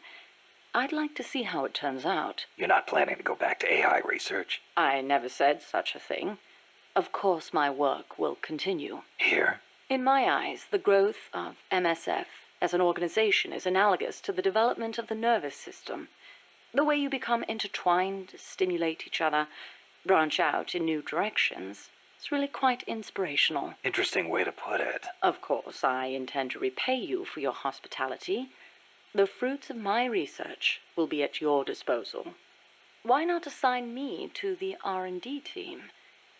I promise you won't be disappointed.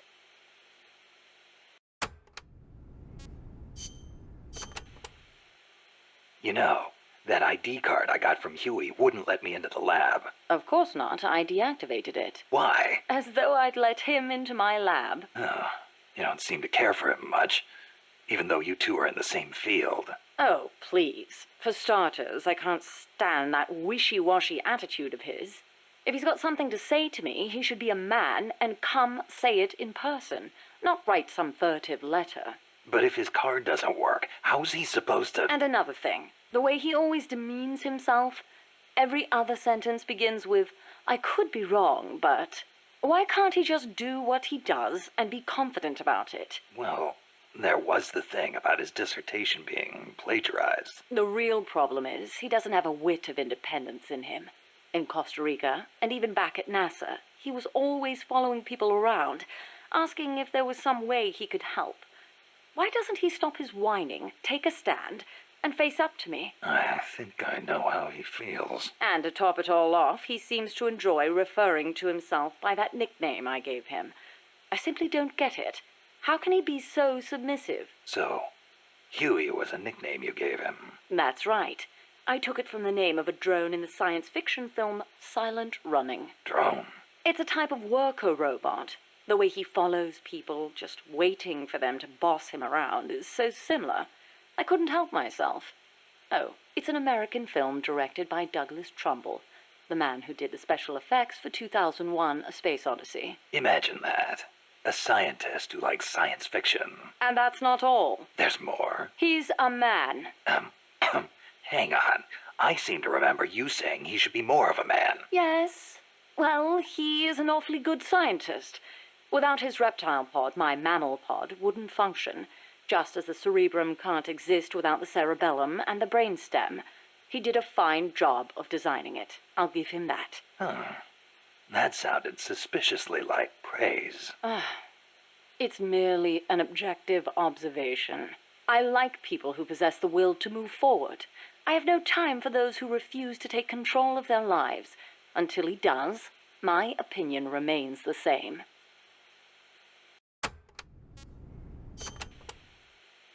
So, you and Cecile seem to be enjoying yourselves back at that lab. What are you insinuating? I only kept her because I didn't want our secret to be known. And the personal baths? You could have left her in there alone and locked the door from the outside. Yes, well, she seemed anxious, so I... Now, why would she be anxious? She was beautiful. I was only admiring her beauty. She was terrified. I never meant her any harm. She knew that. I know she did. But she felt like she was in enough danger to run away. No matter what I did, if Coltman found her, she would have been... You're right. The truth is, I wanted to save her. But not if it meant forestalling the completion of Mammal. So you made it easy for her to escape? Do you really think I am that soft? I'll admit security wasn't exactly tight. It wouldn't have been difficult for her to escape from the building. Seemed like she had a rougher time after she got out. At any rate, I never did anything to her to deserve any blame. Is that clear? Okay. I believe you.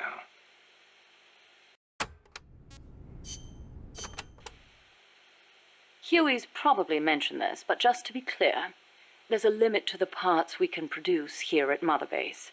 Therefore, I've built Zeke's AI using memory boards you pulled from other AI weapons. Will that work? In the human brain, individual functions are spread across multiple regions.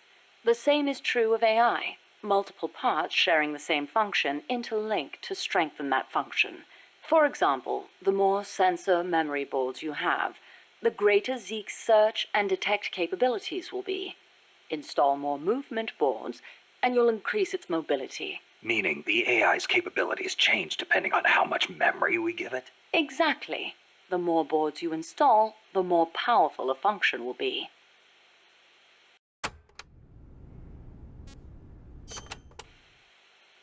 How's the Zeke AI different from Peace Walker's? Zeke's AI isn't a replica of the human thought process. It isn't programmed to make decisions about nuclear retaliation. On the other hand, it is capable of highly independent action in combat when given orders from a pilot. It can protect infantry, destroy the enemy, and, if ordered, Launch a nuke. let us hope it never comes to that. My sentiments exactly.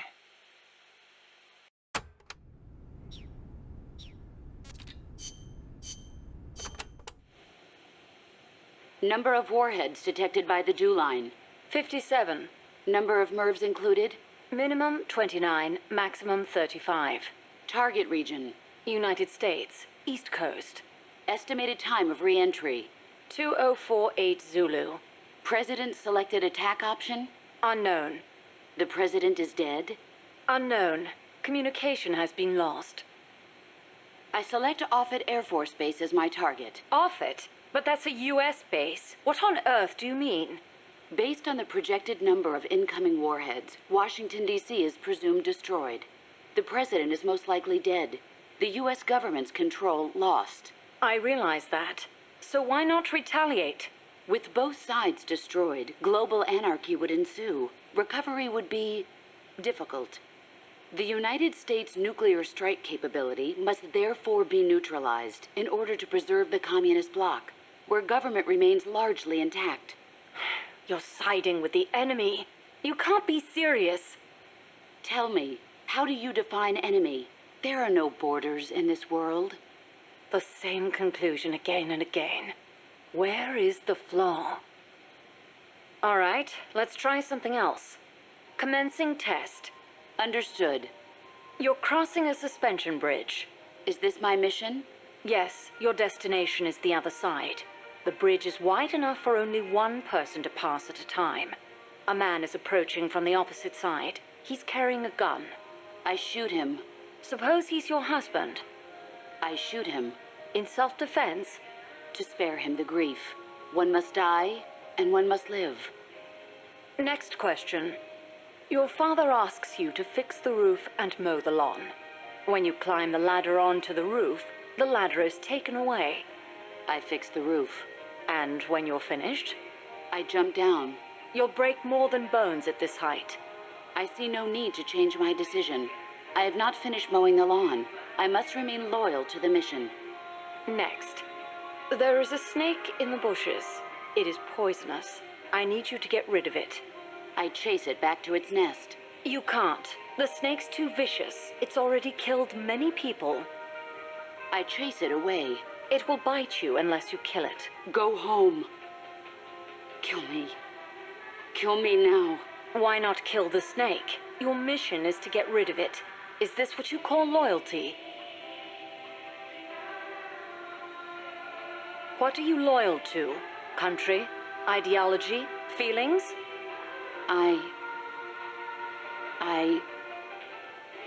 I am loyal to myself. Who's there? Who's that? Intruder!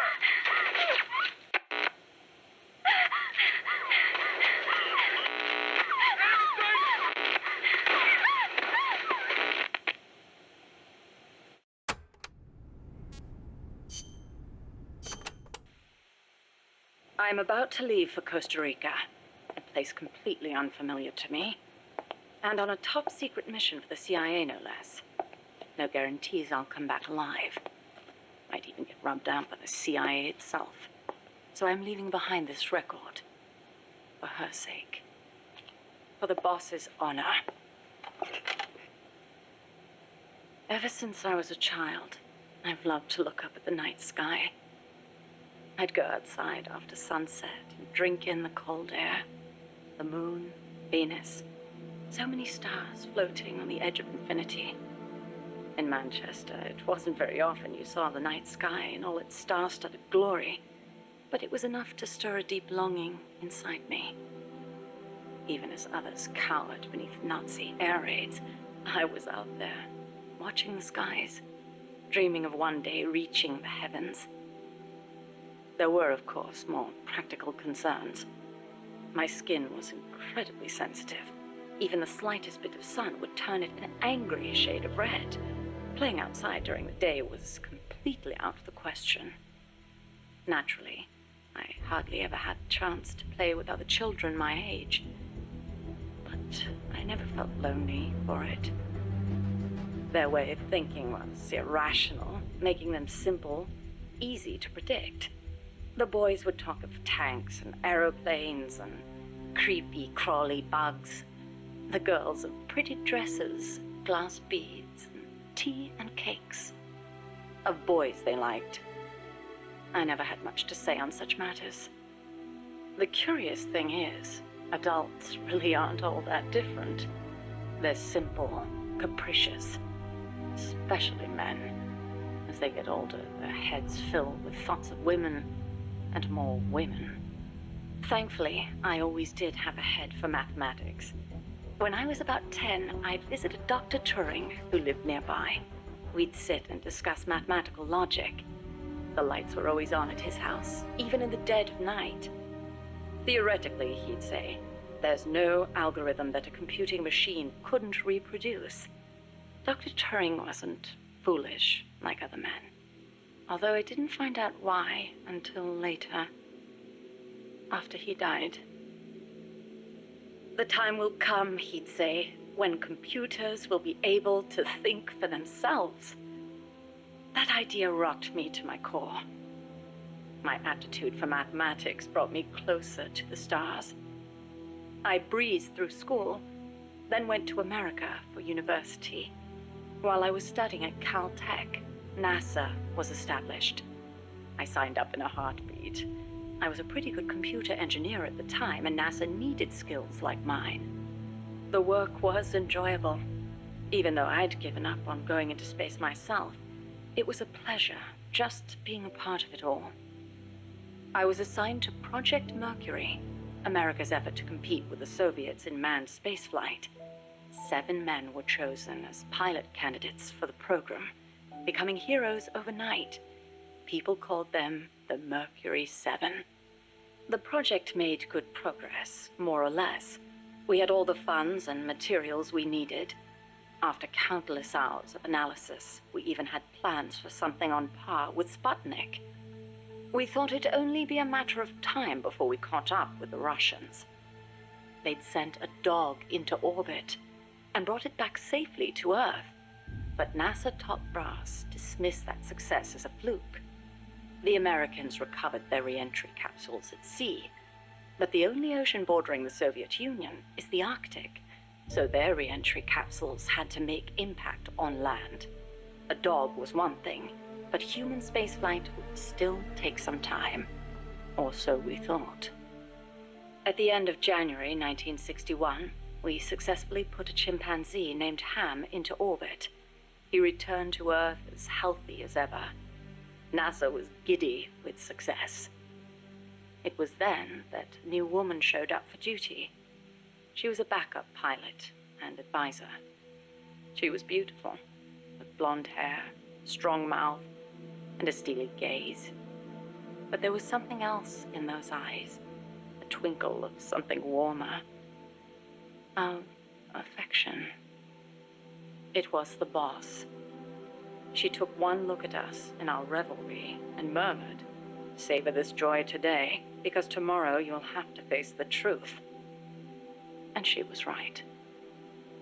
The next day, our project schedule was accelerated. We'd received new information that the Soviets were mere months away from putting a man into space. The brass had misjudged the Russians. We couldn't afford to allow the shock of another Sputnik. Somehow, we had to get a man into space before the Russians did. It was an utterly impossible task. We'd only just put our first chimp up. With a human on board, failure was not an option. Especially if it were one of the Mercury 7 Golden Boys. And on top of that, the brass wanted to put a window in the spacecraft. The pilot wouldn't be a test animal this time, they said. And when this hero came back alive and well, they wanted him to describe what he'd seen. It was madness. Adding a window to our existing spacecraft would leave it unable to handle the stress. Not to mention the problem of shielding the occupant from cosmic rays. But the boss rose to the task, and splendidly. She claimed to be a layman when it came to space, but caught on keenly to new ideas and concepts. She was demanding, of herself and of others. She seemed rather cold-hearted at times. But I was smitten. She was beautiful, yes, but more than that, she was wise. Her mind was thoroughly rational, and yet no matter how I tried, I could never predict her actions. It was easy for me to assume that her judgments were drawn from an enormous base of knowledge. Quite simply, her life experiences were more diverse, more intense than anyone else's. To me, they seemed boundless in their breadth. In her, I saw a reflection of the night sky. Perhaps because I too was a woman, she and I became close. I couldn't go out in the sun, but she lit up my life. Her light was soft, like that of the moon. I was so happy. With her unerring guidance, the project steadily regained its footing. But one issue remained, the pilot's safety. When the day came to choose a pilot, the Mercury 7 just quietly walked out. Who could blame them? It was far too great a risk to take. Even if they'd volunteered, NASA would never have let them go. They were national heroes, basking in the media spotlight. There was no way they'd be sent on such a mission. The conference room was silent. Then, slowly, she raised her hand, almost as if acting out a scene from a movie.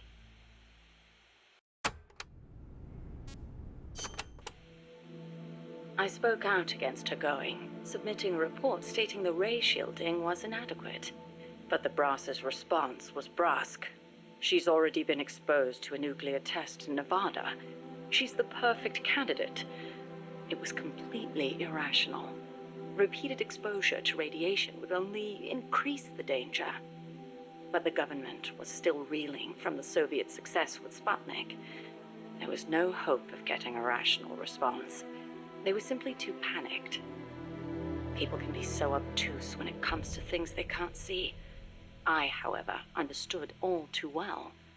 Just as invisible ultraviolet radiation scorched my skin, heavy particle radiation from space would cause irreparable harm to human tissue. In a word, she was expendable. It was during the boss's pre-flight checkup that I noticed something strange on the X-ray of her skull. Part of the right hemisphere of her brain was damaged. It seemed inexplicable, given her keen intelligence and amazing physical prowess, but there it was, and I decided to report it. I hoped that perhaps my discovery of a physical defect would result in the flight being cancelled. But as I went to make my report, she stopped me. Why? I demanded. How can you let yourself be their guinea pig? Ignoring my protests, she took me up to the roof of the lab. The night sky was ablaze with stars. It was there that I learned how she had wounded her head. 1943, Los Alamos. She was serving with the Special Forces when she received new orders. A German spy had infiltrated the Manhattan Project, which aimed to build the world's first atomic bomb. She was to eliminate him. His name was John von Neumann, a mathematician with superhuman computational abilities and the designer of the explosive lens. The Manhattan Project was a top national priority, security accordingly tight. The guards couldn't be allowed to know what was going on. She'd have to slip past them and make the death look like an accident. It should have been an easy enough mission. But just before the operation, she received unexpected news. A new life was growing inside her. She was overcome with joy, and for one brief moment, it clouded her judgment. She accidentally got into a shootout with the guards, and without thinking, protected her belly. She was shot in the head. The bullet only grazed the surface of her brain, but the tissue around the wound was destroyed, leaving her in a coma. She wasn't given much chance of recovery, but 3 months later, she woke up. Within 6, she was able to move around as if nothing had happened. It was functional compensation. The other parts of her brain took over for the part that was lost. It made logical sense, but such a full recovery was nothing short of a miracle.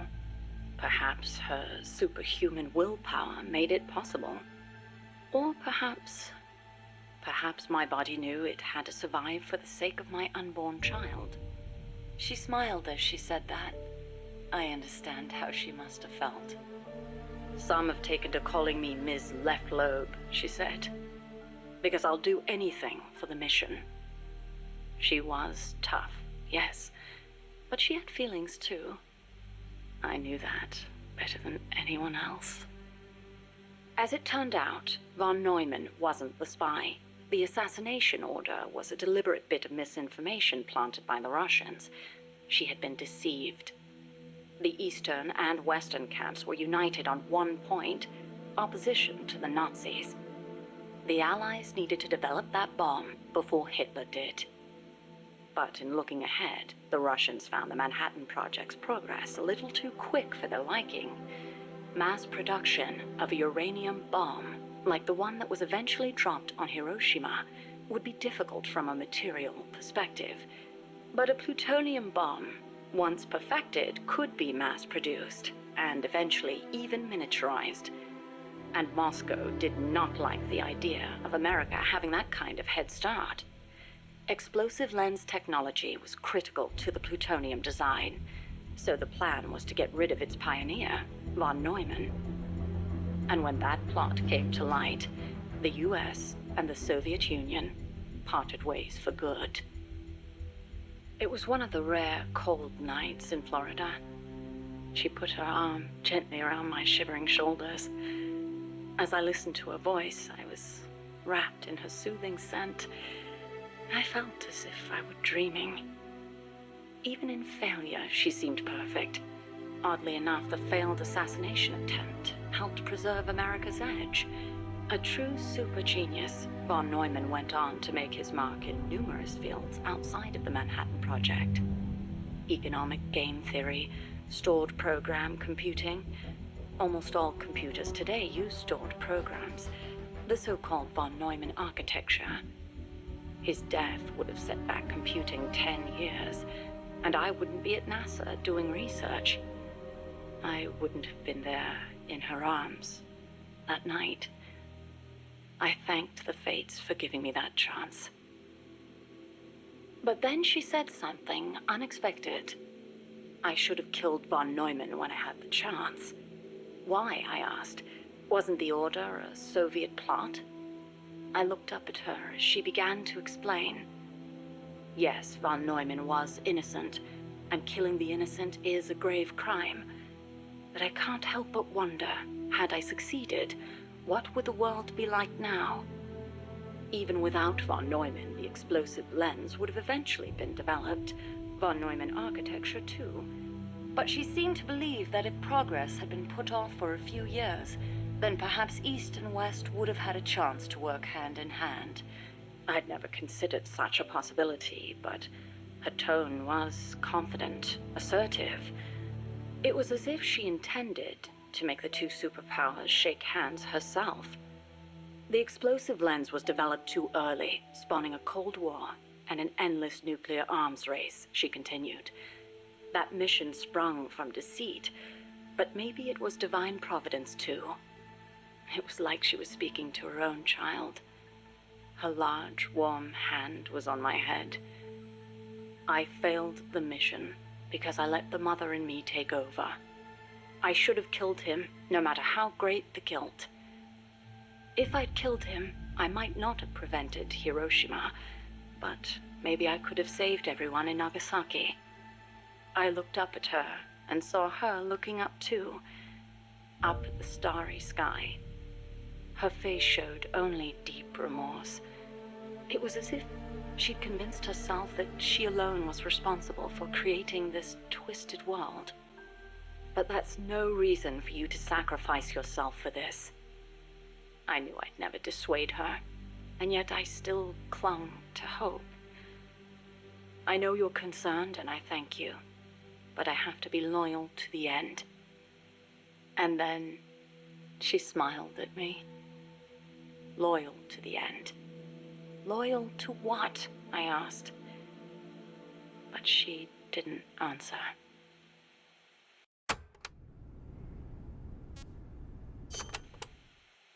The days that followed were spent training tirelessly for our first space flight.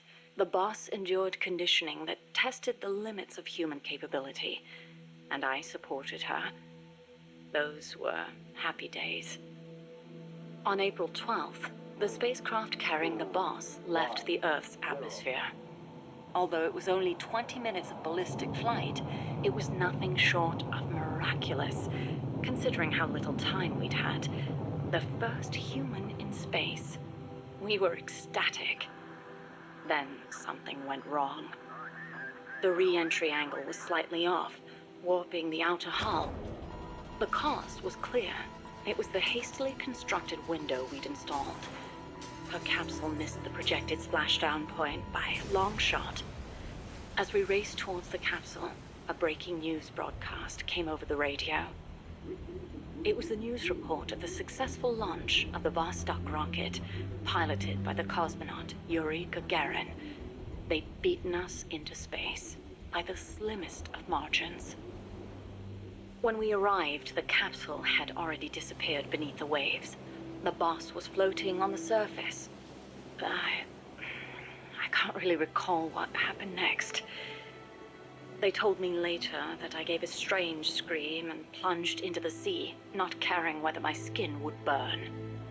She didn't wake up. Her entire body was bruised, burnt, scorched by cosmic rays. It was a miracle she was still alive. Every day, propaganda boasting of the shining accomplishment flowed out of the Soviet Union. The hardest part was having to read the report the next morning from Izvestia, the Soviet governmental paper. Written there after the report were those legendary words of Major Gagarin: "The Earth is blue." The person who should have said those words, though, was incapacitated, confined to a bed. NASA opted to pretend the flight had never happened. The Soviets had orbited a man around the Earth and returned him safely. We'd barely managed to escape the atmosphere and achieve ballistic flight. Even worse, the pilot was horribly mangled and the spacecraft lost altogether. As they saw it, covering it up was the only alternative to seeing the nation's pride dealt yet another blow. I've been told military records show the boss was taking part in the Bay of Pigs incident at the time. They were that desperate to erase the whole affair. In the end, Alan Shepard's ballistic flight 1 month later became known as America's first spaceflight.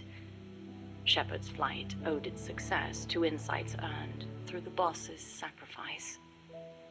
But to me, none of that mattered. I prayed day and night for her recovery, never leaving her side, not even for a moment. Then, as summer ended and the chill of winter approached, she spoke. "Give me water." I threw myself on her breast, and she embraced me. It was all I needed. I thought she would tell me about space, the true sky, where the stars don't twinkle. But the only thing she'd speak of was Earth, our home as she'd seen it from space. So fleeting, so irreplaceable. I was ashamed. I'd been enamored for so long with the sky that I never thought to look beneath my feet, at the ground upon which I stood. As soon as her rehab was over, she was gone. It happened without warning. No one informed me, and the higher-ups wouldn't say a word.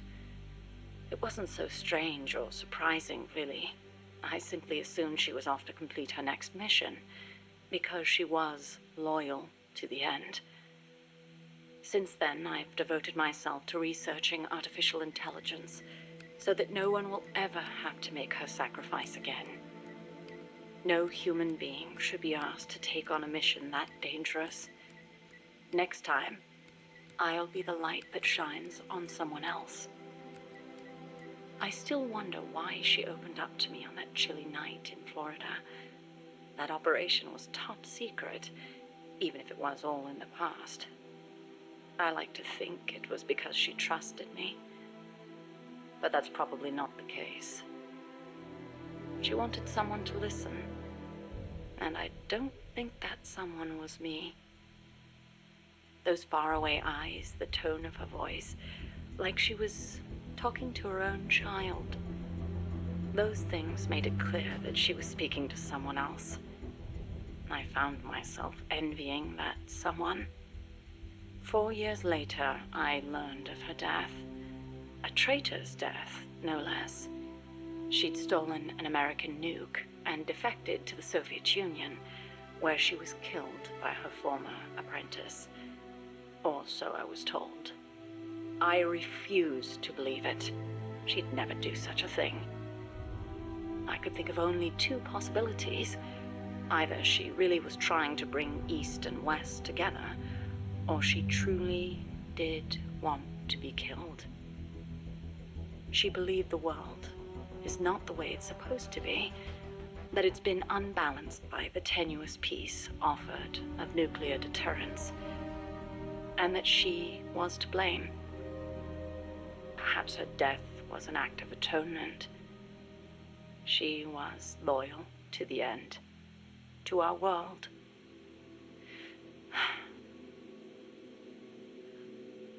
And I lost the light of my life.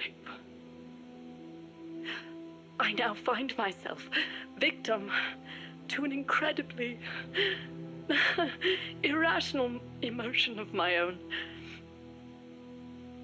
That someone, the one she wanted to confess her sin to, could it be the one who took her life?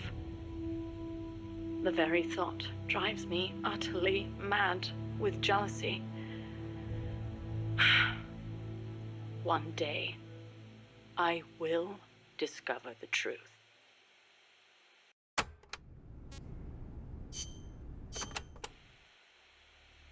Enter simulation date. August 24th, Location. Selinoyarsk, USSR. Mission. Support a covert agent whose objective is the rescue of a nuclear weapons scientist. Who is the agent? Your student. Your most beloved. Acknowledged. Define current mission progress. With your help, the agent has successfully made contact with the target. All that's left is to wait for recovery. Now, deduce the best course of action.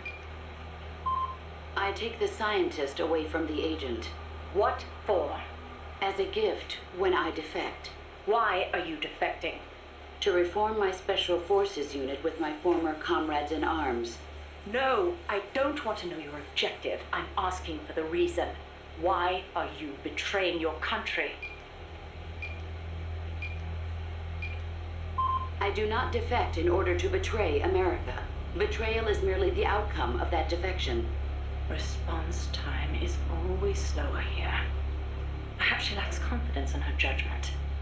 You're a hero in the West. Why should the Soviets trust you? In addition to the scientist, I provide them with a portable nuclear warhead in order to win the favor of a Russian GRU officer. And then you launched it. Launched? The nuke? Me? That's right. At a target inside Soviet territory. Nuclear weapons make my blood run cold. They blot out the future. How? Could I? Karma. Is it my karma? The karma my mistake has brought upon us? My... Attention. Discontinue forward reasoning. Cross-check with knowledge base. Affirmative. Cross-check complete. Revising conclusion as follows. I steal the new weapons developed by the scientist, and then launch the nuke at the Weapons Design Bureau. Forward and backward reasoning are in conflict. Attention. Return to forward reasoning. Affirmative. Your apprentice returns for the scientist. I send him away. He doesn't give up. I send my comrades to defeat him. All of them fail. Even the GRU officer who oversaw your defection is defeated by your apprentice, along with a new weapon. Now, what is your course of action? I fight him. Why? With your GRU patron dead, there's no reason for you to fight. Why not just run away? I must fight him. I do not see the reason. With a soldier of your caliber on his side, how could the GRU officer be defeated to begin with? Did you betray him too? I've been waiting for a long time. You could switch allegiance from GRU to KGB and take the remaining nuke as a gift. There's no chance they wouldn't welcome a hero of your stature. Drift away. My place is with them now. I didn't ask you that. Give me the basis for your reasoning. Tell me the truth. Politics determine who you face on the battlefield. Why won't you answer me? It's like you were just waiting for him to kill you. I was disloyal. Betrayed my country. I deserve to die. How can you say that? You can't be a traitor. You're not that kind of person. Kill me. Kill me now. Stop it! Stop it! Attention! Discontinue reasoning. One must die, and one must live. Stop it, damn you! Discontinue! Life's end. Isn't it beautiful? Shut down! Always in the same place. Her reasoning goes haywire. Someone holds the key. Perhaps it's him. I'll get it out of him. One way or another.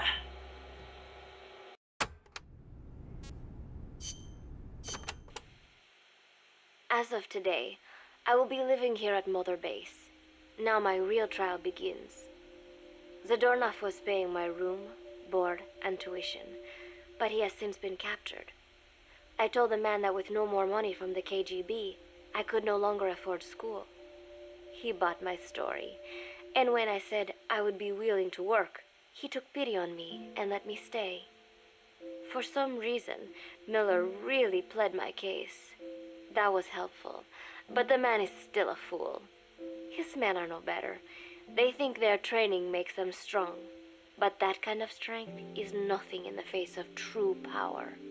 And better yet, they wait on me hand and foot, believing I am just a schoolgirl. Looks like I won't be working too hard after all.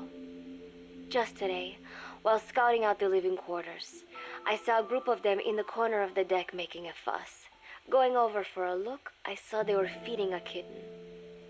A bunch of grown hard men, and they're the ones acting like schoolgirls. Look, isn't he cute? What is wrong with them? Disgusted, I just nodded and smiled. I must stay in character after all. I indulged their chit-chat for a few moments. Then one of them asked me to give the thing a name. They had just taken it from its mother. I named it Nuke. I improvised some nonsense about how our compassion for living things can help prevent wars. The men gave me a little fish. I held it out in my palm, and the kitten happily ate it up. What a pathetic, feeble creature. It sickens me.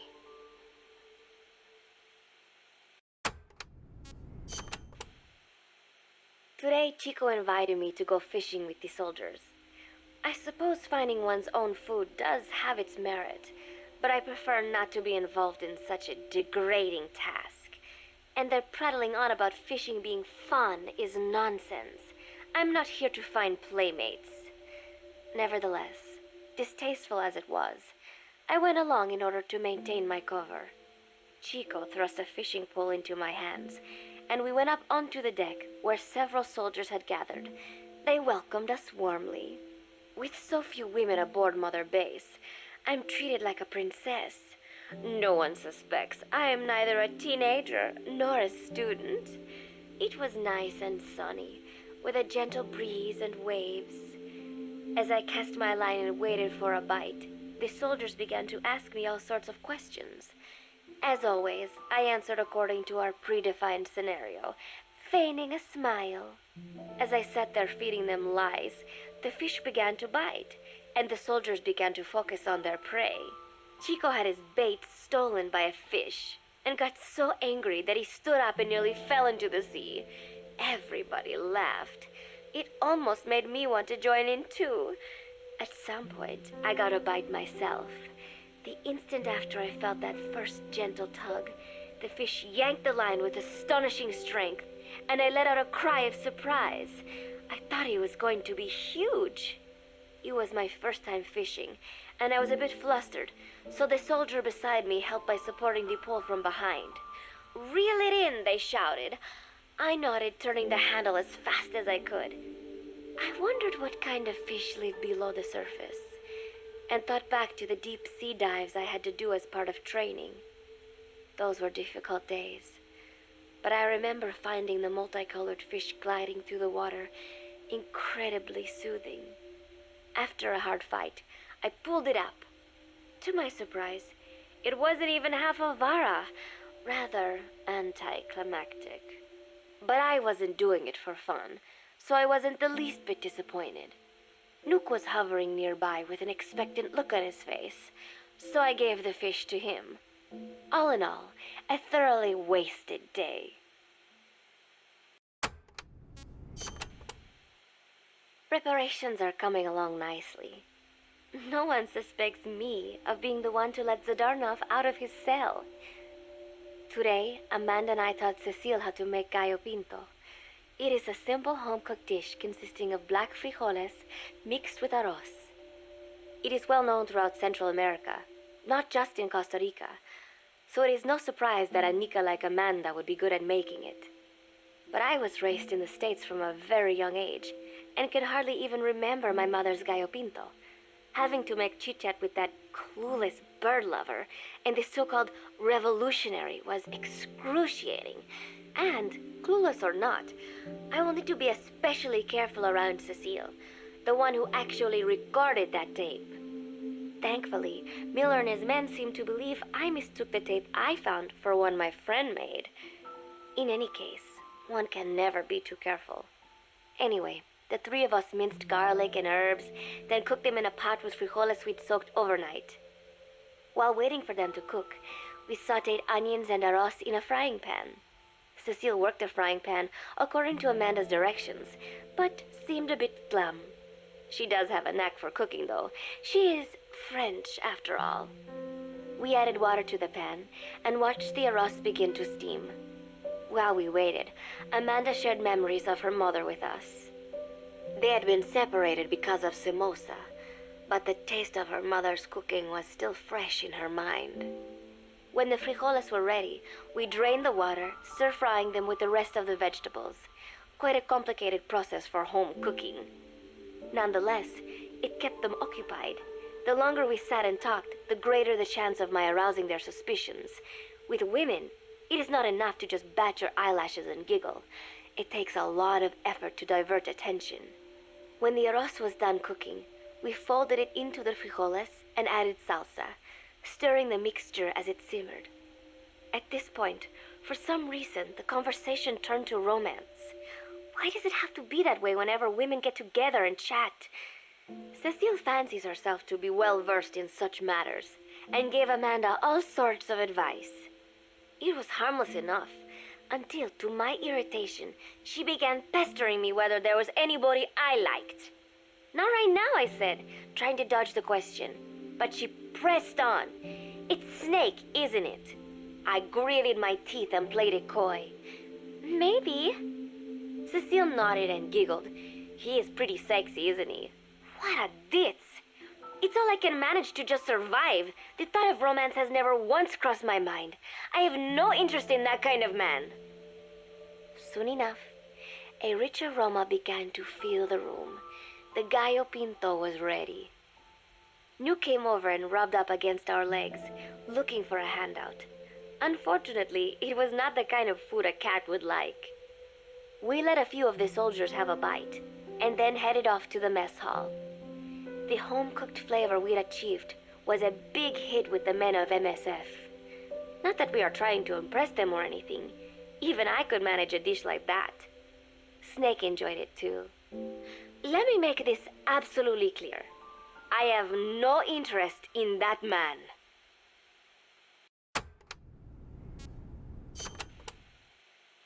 Football, or soccer as it is known in the States, is extremely popular here. It has not caught on yet in the US, but it has legions of rabid fans all across Latin America. These fans can get so rowdy that it is commonly believed El Salvador and Honduras went to war in 1969 over scuffles in a soccer match. In reality, tensions between the two countries were already high. The match was merely one of the sparks that set them off. But these people are so passionate about this sport that the story seems plausible. Predictably, many of the soldiers here are fans. They have apparently divided themselves into Costa Rican and Nicaraguan teams and started playing each other. To play, you need a ball and 2 goals. The R&D team built and set up simple goals on the deck. I had absolutely no interest, but Chico insisted that I come and watch. It was not a proper match by any means. The pitch was not even regulation size, but the players and spectators alike got pretty excited. They banged empty cans and shouted cheers through the handmade megaphones. It almost felt like carnival. Huey, the referee, blew a whistle to start the match. The soldiers' training has left them in excellent physical shape, but they lacked the honed skills of professionals and their play was quite rough. Midway through, one of the men collided with another. They started shouting at one another, but Huey stepped in. "I thought we had forsaken our countries, become one with the earth," he said, quoting Snake.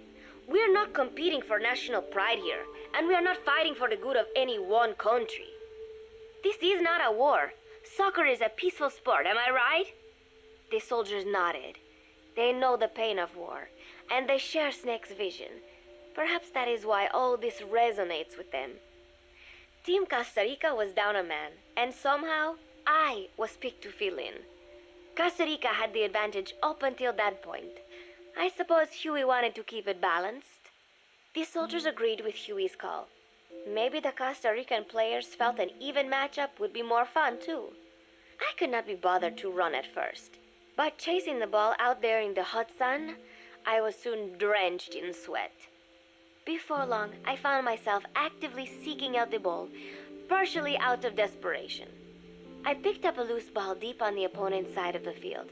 Even though he's Nicaraguan, Chico cheered me on, yelling, "Go for it, shoot!" I launched the ball as hard as I could, only to have it blocked by the keeper. Disappointment only increased my determination. In the end, I didn't score a single goal, and Costa Rica gave up its lead. It was really close, though. We congratulated each other on a good match and sprawled out in the shade on the deck, exhausted. The ocean breeze felt so nice on my sun-soaked body. Nuke came over. It is one of his favorite spots, and stretched out next to me. And together, we watched fluffy white clouds drift lazily across the clear blue sky.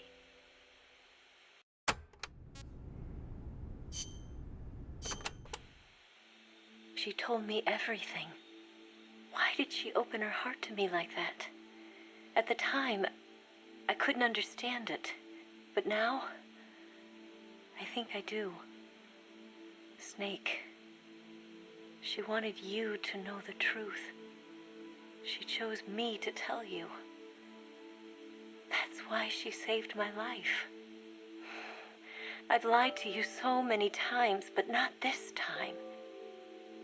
My orders from the government were to obtain the legacy and to eliminate everyone who knew the truth about what happened. In other words, I'm supposed to kill you. can't do it. Not because we loved each other, and not because you saved my life, but because I made a promise to the boss, and I intend to keep it. I just wanted you to know. And you have to live. Snake, listen to me. She didn't betray the United States. No, far from it. She was a hero who died for her country. She carried out her mission knowing full well what was going to happen. Self-sacrifice, because that was her duty. The boss's defection was a ruse set up by the U.S. government. It was all a big drama staged by Washington so they could get their hands on the philosopher's legacy. And the boss was the star of the show. They planned it so that they could get the legacy that Colonel Volgan inherited and destroy the Shagohod at the same time. Only a legendary hero like the boss could have earned Volgan's trust. Finding out where the philosopher's legacy was hidden was to be her greatest mission.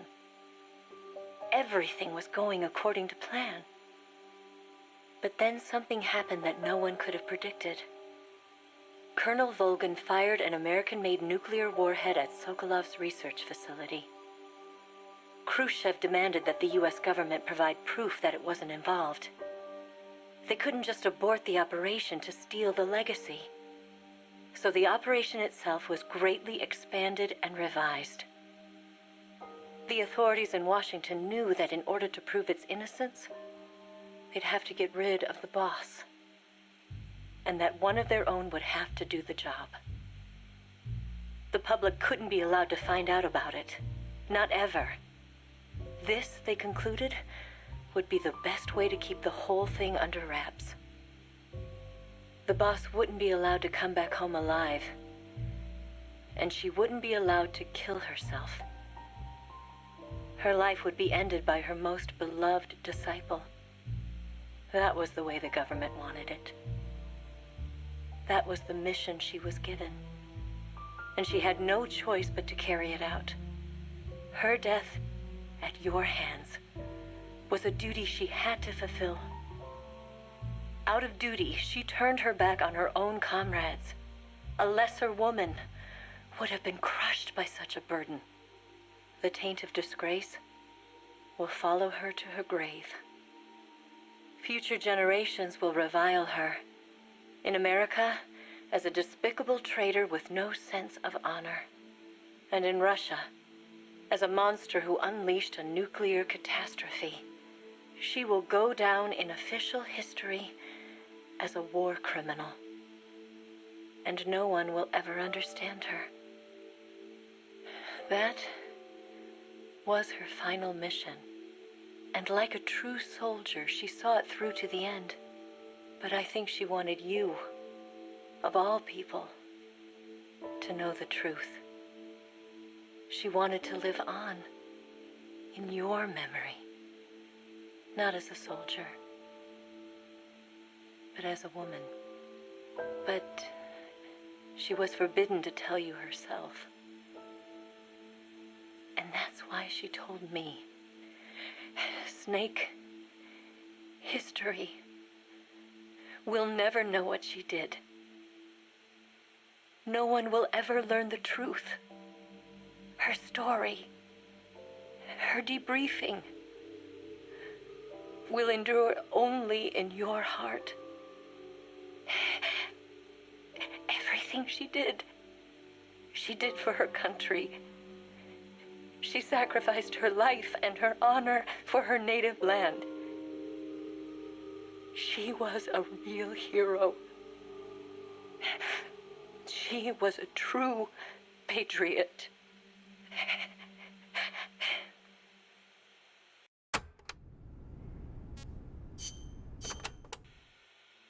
Hello, Snake. It's been a while, hasn't it? I hear you've been causing quite the ruckus in Nicaragua. Nothing much to report from my end. The legacy's being put to good use. Or so they tell me. But enough with the small talk. There's something I need to tell you. You saw the photo that came with this tape, right? The boss gave that to me 10 years ago. I'm sorry, I should have told you sooner. I probably should have told you right away. But sending it to you hasn't been an easy decision to make. It's taken me 10 years. Once you've heard what I have to say, you'll understand why. That photo belonged to her. I know what you're thinking. What does she have to do with this? You've probably seen it 100 times in the press already. Obviously, it's of the Mercury 7, the first group of American astronauts, the heroes of Project Mercury. But there were actually 8 people in that photo. One of them was edited out, erased, without a trace. That 8th astronaut, the one airbrushed out of existence, that was her, Snake. Now, why did they need to keep her existence a secret? What were they trying to hide? The answer goes back even further. 17 years ago. It was the height of the Cold War. The Eastern and Western blocs were racing to develop space technology to match their nuclear arsenals. In 1957, the Soviet Union launched Sputnik 1, the first artificial satellite. The Americans were stunned. They'd been led to believe their country led the world in science and technology. That shock quickly turned into fear. If the Russians had the know-how to launch a satellite into space, they could use it to launch a nuclear missile, too. Frantic, the U.S. threw everything it had into the space race. The following year, the Army succeeded in launching the first American satellite, Explorer 1. The National Aeronautics and Space Administration was established that fall, and Project Mercury with it.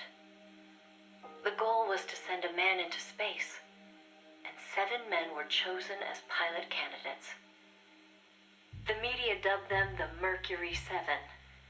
They were immediately hailed as national heroes, icons of Western space exploration. But after Explorer, America suffered a series of failed rocket launches.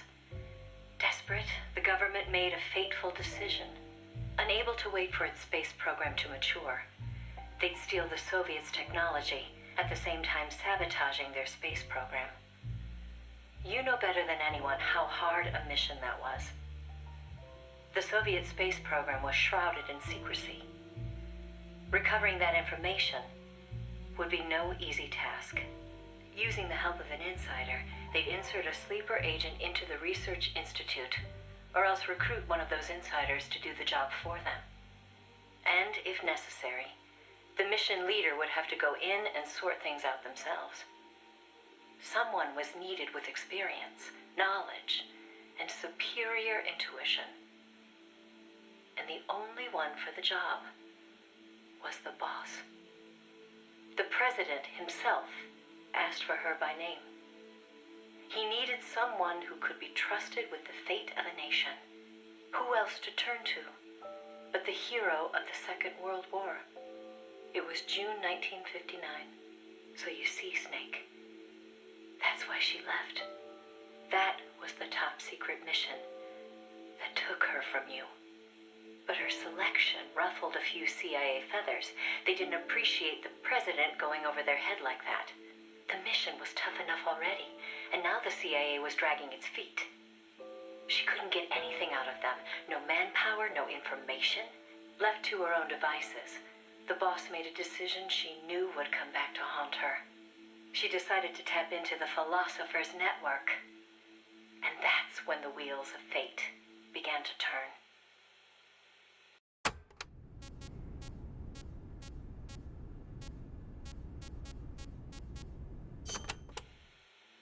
The Philosophers were a secret society of power brokers formed in a pact between the US, Russia, and China in the early 20th century. Of course, by that time, the American and Soviet branches had already parted ways. But there were those among the remaining Russian philosophers not entirely happy with the one-party communist state. The boss reached out to them. She arranged clandestine meetings in Berlin, hoping to find a way into OKB-1, the Soviets' premier design bureau. She worked tirelessly to win their sympathy, in some instances using huge sums of cash, in others, by helping them over the Berlin Wall. It was a dangerous game to be playing. The philosophers had everything on her, and not just information either. She'd given birth to a child on the battlefield, only to have them immediately snatch it away. I know she told you that story. If that child was in the hands of the Soviet philosophers, she'd be putting more than just herself in danger. But she did what she had to do. At the time, the Soviet Union was believed to have an arsenal of missiles far greater than that of the United States. If that proved to be the case, Moscow would be free from the yoke of nuclear deterrence, raising the possibility that the Soviets might actually launch nukes if they felt it necessary. As you know, the so-called missile gap turned out to be a Soviet bluff. Moscow had gone to incredible lengths to perpetuate the lie. In fact, the whole space race was really just a part of an elaborate ruse. Only we didn't know that at the time. She used to joke that even she swallowed the whole missile gap story, hook, line, and sinker. She put her life on the line, for the sake of her country, to prevent nuclear war. And it was because of her sacrificial efforts that America succeeded in placing a sleeper agent inside OKB-1. NASA began to receive huge volumes of technical data from the Soviet program. By the end of 1959, they'd succeeded in sending a chimpanzee named Sam on a ballistic rocket flight. The rocket never left the atmosphere. But all the same, it was a huge success for NASA, restoring confidence in its technology. Then, just when the operation was starting to produce results, the CIA came calling. "You're a war hero," they said. "No need for you to dirty your hands with this sort of black ops. We'll take it from here." In effect, they wanted to reap the rewards for themselves. But the boss didn't object. "My part is over," she said. "I don't care what you do with the data now." It seemed as if NASA was making great strides toward manned spaceflight, while the Russians lagged behind. They even got a report from their mole at OKB-1. "The safe return of Sam has sent our scientists into a panic," he said. Soon afterward, the Soviet Union sent an animal of its own into space on Sputnik 2, the dog Kudryavka, better known to the world as Laika. But Laika was fated never to return to Earth. The U.S. can recover its spacecraft from the ocean upon re-entry. But the Soviet Union only borders the frozen Arctic. They had to bring their spacecraft down on land. How could they soften the impact enough to bring a living creature back safely? The agent reported that the Soviets hadn't yet found a solution to that problem. The plot to sabotage the Soviet space program seemed to be working, too. First, they tampered with Sputnik 4's re-entry. Then, 2 months later, one of their rockets exploded on the launch pad. They did manage to send 2 dogs into orbit aboard Sputnik 5 and return them safely to Earth. But the agent dismissed it as a fluke. Dogs, sure, but humans? They didn't have the technology. Everybody believed it. Everybody was complacent. Everybody. Except the boss. There was something about the Sputnik 5 schematics they were getting that didn't seem right. Some kind of ejection device on the capsule that didn't quite belong. She couldn't figure out the reason why it was there. What was it supposed to eject? NASA shrugged off her concerns. They figured it was probably meant to eject the flight recorder in case of an accident. The boss pleaded with them to investigate, but the CIA wasn't having it. They probably thought she was trying to reclaim some of the glory for herself. The boss wouldn't give up. She decided to head to the Soviet Union herself, alone, without any backing from the CIA. By the beginning of the next year, 1961. She'd succeeded in infiltrating OKB-1. That's when she saw the truth. For the first time.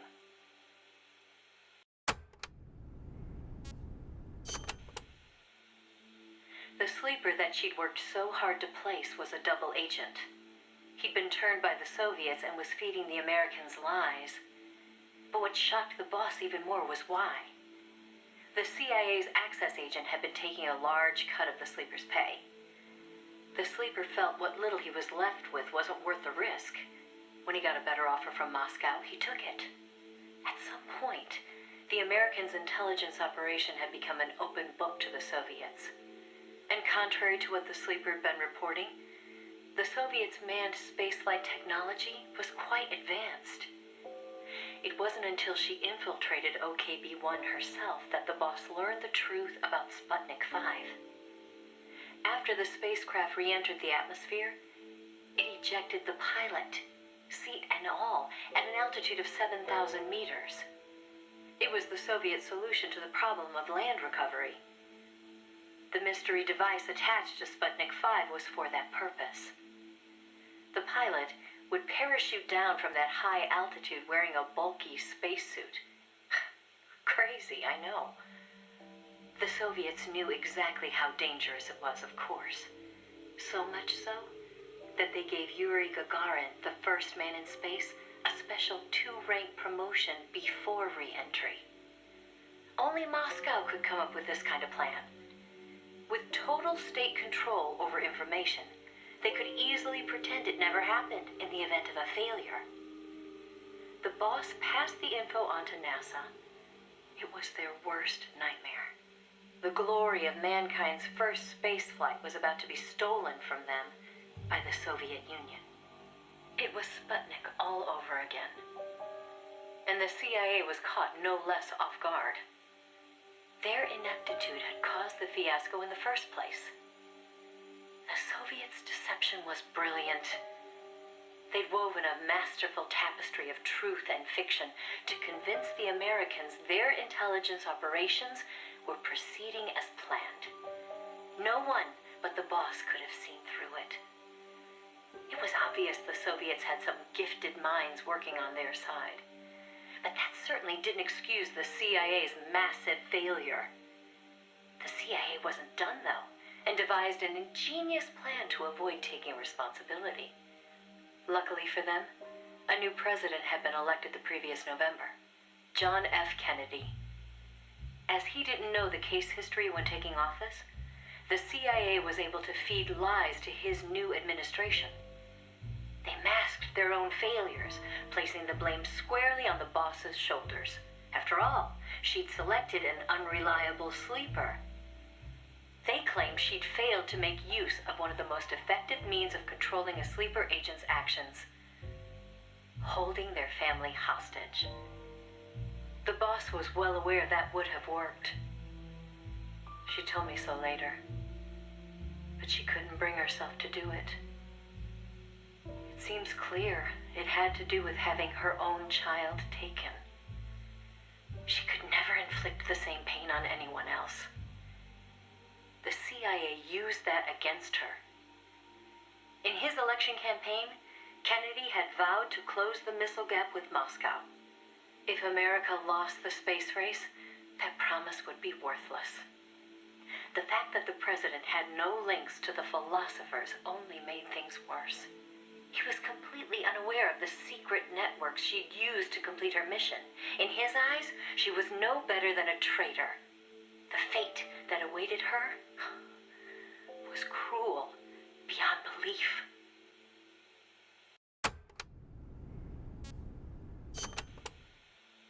The order came down from above. The boss would take the official blame for the sleeper's betrayal. More so, she'd serve as the guinea pig for NASA's manned spaceflight program. By then, NASA had gotten as far as sending a chimp named Ham into space. Now came a whole battery of ground tests to pave the way for a human to take its place. High-G tests, zero-G tests, spacesuit tests, simulations in pressurized oxygen environments. Some of the tests were highly dangerous. To too dangerous for the Mercury 7, who were by then already media darlings. So the boss was made to stand in for them. She could have refused the order, argued her side of the story against the CIA, but she didn't. The way she saw it, her military experience made her a potentially valuable asset to those tests. She felt it was her duty to accept. She soon proved herself right. The boss was more than just a guinea pig. She drew on her experience to give the staff focused advice exactly where it was needed. NASA's space program took off again. At the rate they were going, putting a man in space seemed within reach. The higher-ups at NASA were impressed with her talents. They took to calling her the 8th astronaut, the Mercury Lady. The photo I sent you was taken around that time. I suppose maybe they were planning to use it as propaganda, the world's first female astronaut. But then, just as things were looking up, they hit a new snag. The government told them to add a window. There were no windows in NASA's spacecraft back then. Ham never saw the stars around him. But Washington insisted. Their sources told them Soviet spaceships had windows. Space exploration as a form of propaganda in itself. After all, what was the point of sending a man into space if he couldn't tell the world what he'd seen? Most of all, though, they simply couldn't have the Russians doing something they couldn't. It was sheer madness, and everybody knew it. NASA was already facing impossible deadlines. Now they were adding yet another element of uncertainty to the mix. Installing a window would both weaken the spacecraft and make it harder to shield the occupant from cosmic rays. They weren't about to put their Mercury 7 golden boys in that kind of danger. So the boss was chosen as the pilot instead. Even if she made it up into space, she was given less than a 20% chance of returning to Earth alive. But she took it in stride, even helping them make the necessary design changes to the Mercury capsule. It was like going to work every day at NASA to make her own coffin. Then, without warning, the U.S. received intelligence that the Soviets had moved their Vostok spacecraft to the launch site. The launch was set for the following day, April 12th, 1961.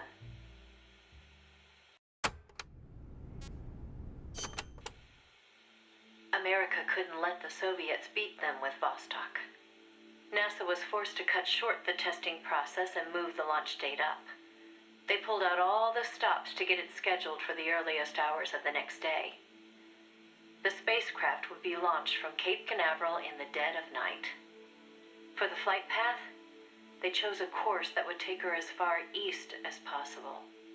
She'd be able to see the Earth in daylight from the window, at least for a little while. The boss climbed into the Mercury capsule, having completed less than 80% of the regular flight procedures. Both the timing and the flight path were risky, and testing was far from complete. But NASA had no other choice. The boss, for her part, never expected to come home alive. She was going on a one-way trip, the American version of Laika the dog. And yet she went all the same. Someone has to be first, she said. If fate has chosen me, then I accept, for my country, for the balance of the world. That's how she saw things. My chances may be slim, but I'll take them. I've accepted my fate. If anyone can get through this, I can. Then, on April 12th at 1:30 in the morning, the boss entered space. It was nothing short of a miracle. First, that she'd made it in an incomplete spacecraft. And second, that her flight coincided almost exactly with Gagarin's. As the sun rose over the horizon, and cosmic rays began to bombard her through the window, she saw the Earth. I think you've heard the story before. It was a world without borders, a perfect jewel. All nations, all ideologies. They seemed so far away. It almost made her laugh, knowing that they'd risked so much to beat the Soviets by a few short minutes. If she'd seen Vostok from her window, she probably would have waved. But the two spacecraft were destined for very different fates. Gagarin circled the Earth and returned to the Soviet Union, safe and sound. The Mercury capsule, on the other hand, deviated from its planned re-entry angle. The addition of a window had thrown the capsule's aerodynamics off balance. The boss's coffin veered wildly off course and began to plunge earthward.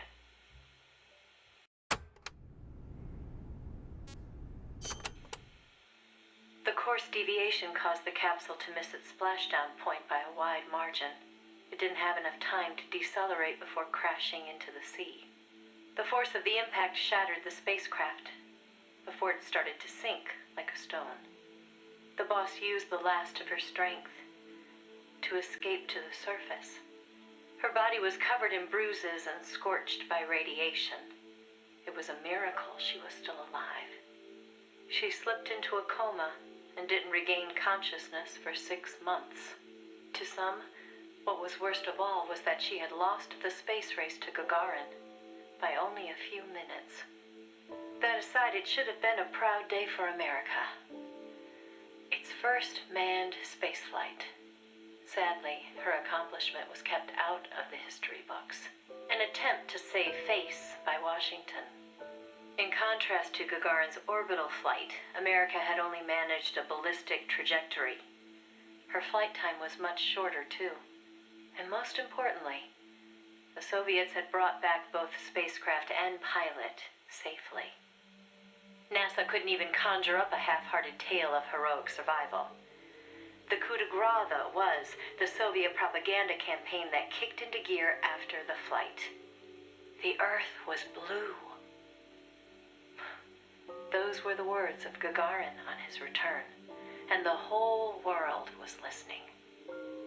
In the blink of an eye, Gagarin was an international celebrity, earning accolades from every corner. It was a PR coup for the Soviet Union. Meanwhile, Washington could only grit its teeth in silence. They decided there was no value in making the boss's flight public, that it would only make matters worse. So they buried it instead, labeling it a dark mission. NASA and the CIA did everything in their power to erase all traces of the boss from Project Mercury. The result was the photo you see before you. Not a bad job, huh?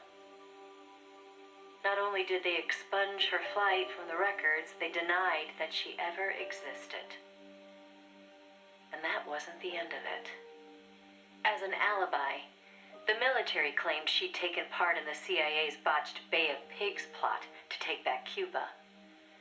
And when the boss was finally well enough to return to service, they wouldn't take her back.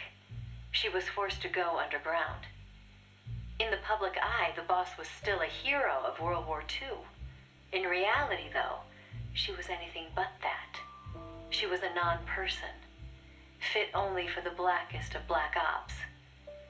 In effect, she may as well have been dead. Gagarin went on a worldwide tour in front of millions of adoring fans. The boss, meanwhile, was a walking secret, unable to breathe a word about her experience. The authorities in Washington had this to say: "Why are you still here? If only you'd had the decency to give us a nice quote like Gagarin and then die an honorable death, you'd have gone down as a hero." 3 weeks later, on May 5th, Alan Shepard, one of the Mercury 7, made his own ballistic flight. They sure didn't try to cover up his achievement. Of course, he owed his success to the lessons learned from the boss's tragedy. Before sending Gagarin up into space, the Soviets had used a mannequin called Ivan Ivanovich to test the landing procedure, which would make the boss America's version of a crash test dummy. But she didn't care. "I'm happy to be the dummy," she said. If it'll help the project succeed. Nothing would give me greater satisfaction. And that still wasn't the end of it.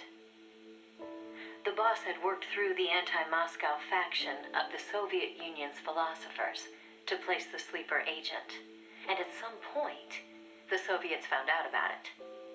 Yet the Americans remained oblivious to the end.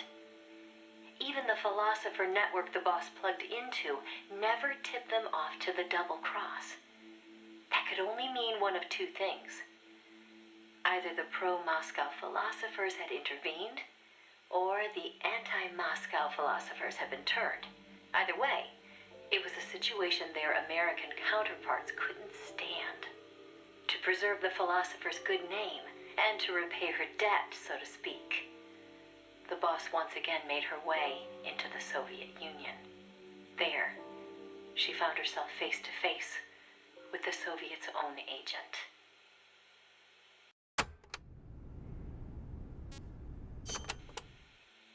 And who should she find awaiting her return to Russia? The one who'd turned her sleeper against her, who'd fed them lies all this time. It was her former comrade in arms, the father of her child, the man known as the Sorrow. He didn't know it was the boss who'd sent the sleeper. Or to be more precise, the Soviet philosophers never told him. Former lovers, forced to fight to the death. One would live and one would die, she told me. That was the revenge the Soviet philosophers had in store for me. If both of them survived, their child would suffer in their place. They were left with no other option. The boss shot him. He offered no resistance. When she returned from the Soviet Union, there was no place left for her to go. She'd sacrificed everything. Everything. For her country.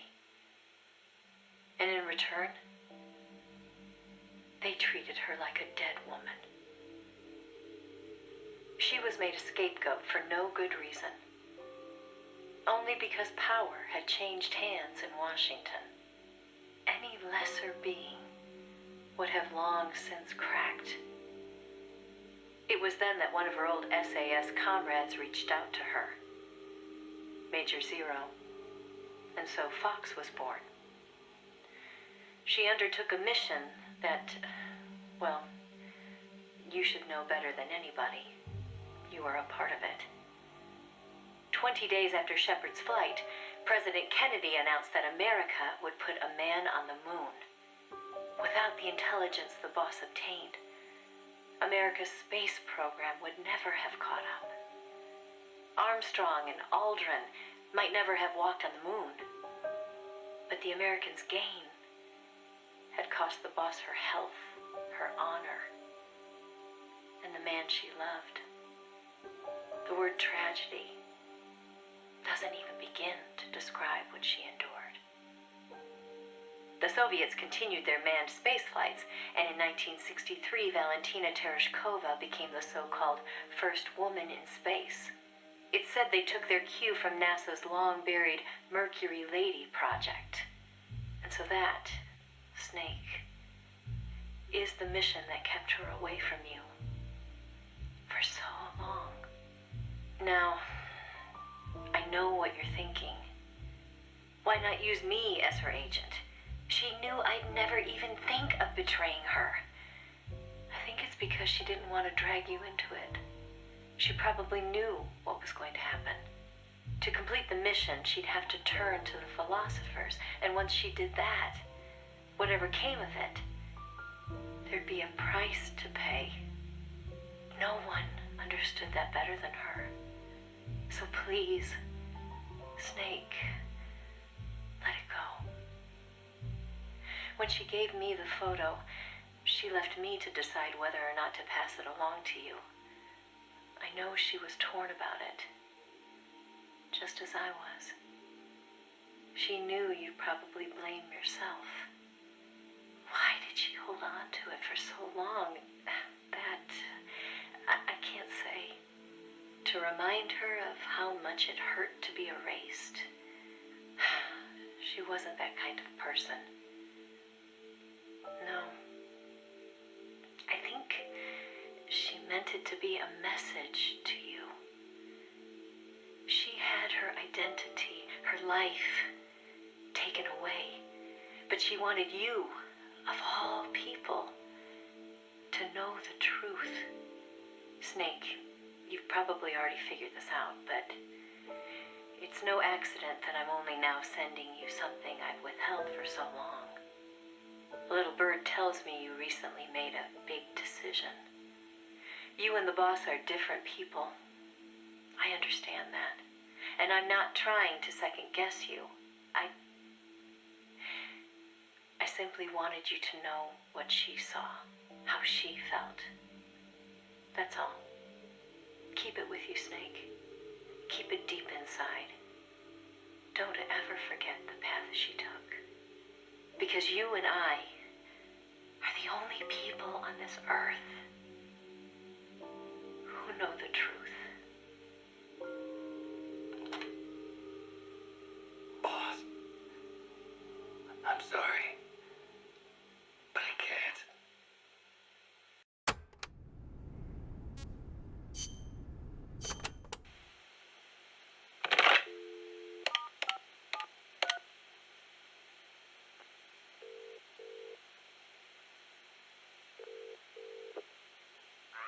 It's me. Smoothly? Naturally? No. Big Boss doesn't know the truth. No, Langley hasn't decided what to do yet. Their hands are full with their own mess. True. Lubyanka is in the same boat. Yes. Other eyes continue to watch, but no sign of contact so far. Exactly. It's a non-state army to use however they want. They've probably decided there's no sense in wiping them out just yet. Better to make use of them. Indeed they have. There's a site near Angola. And we fully validated the AI as well. Agreed.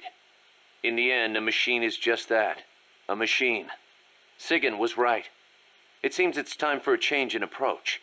Machines are best suited to specialize in high-level data processing. Yes, of course. Speaking of which, any news on the Suns? 2.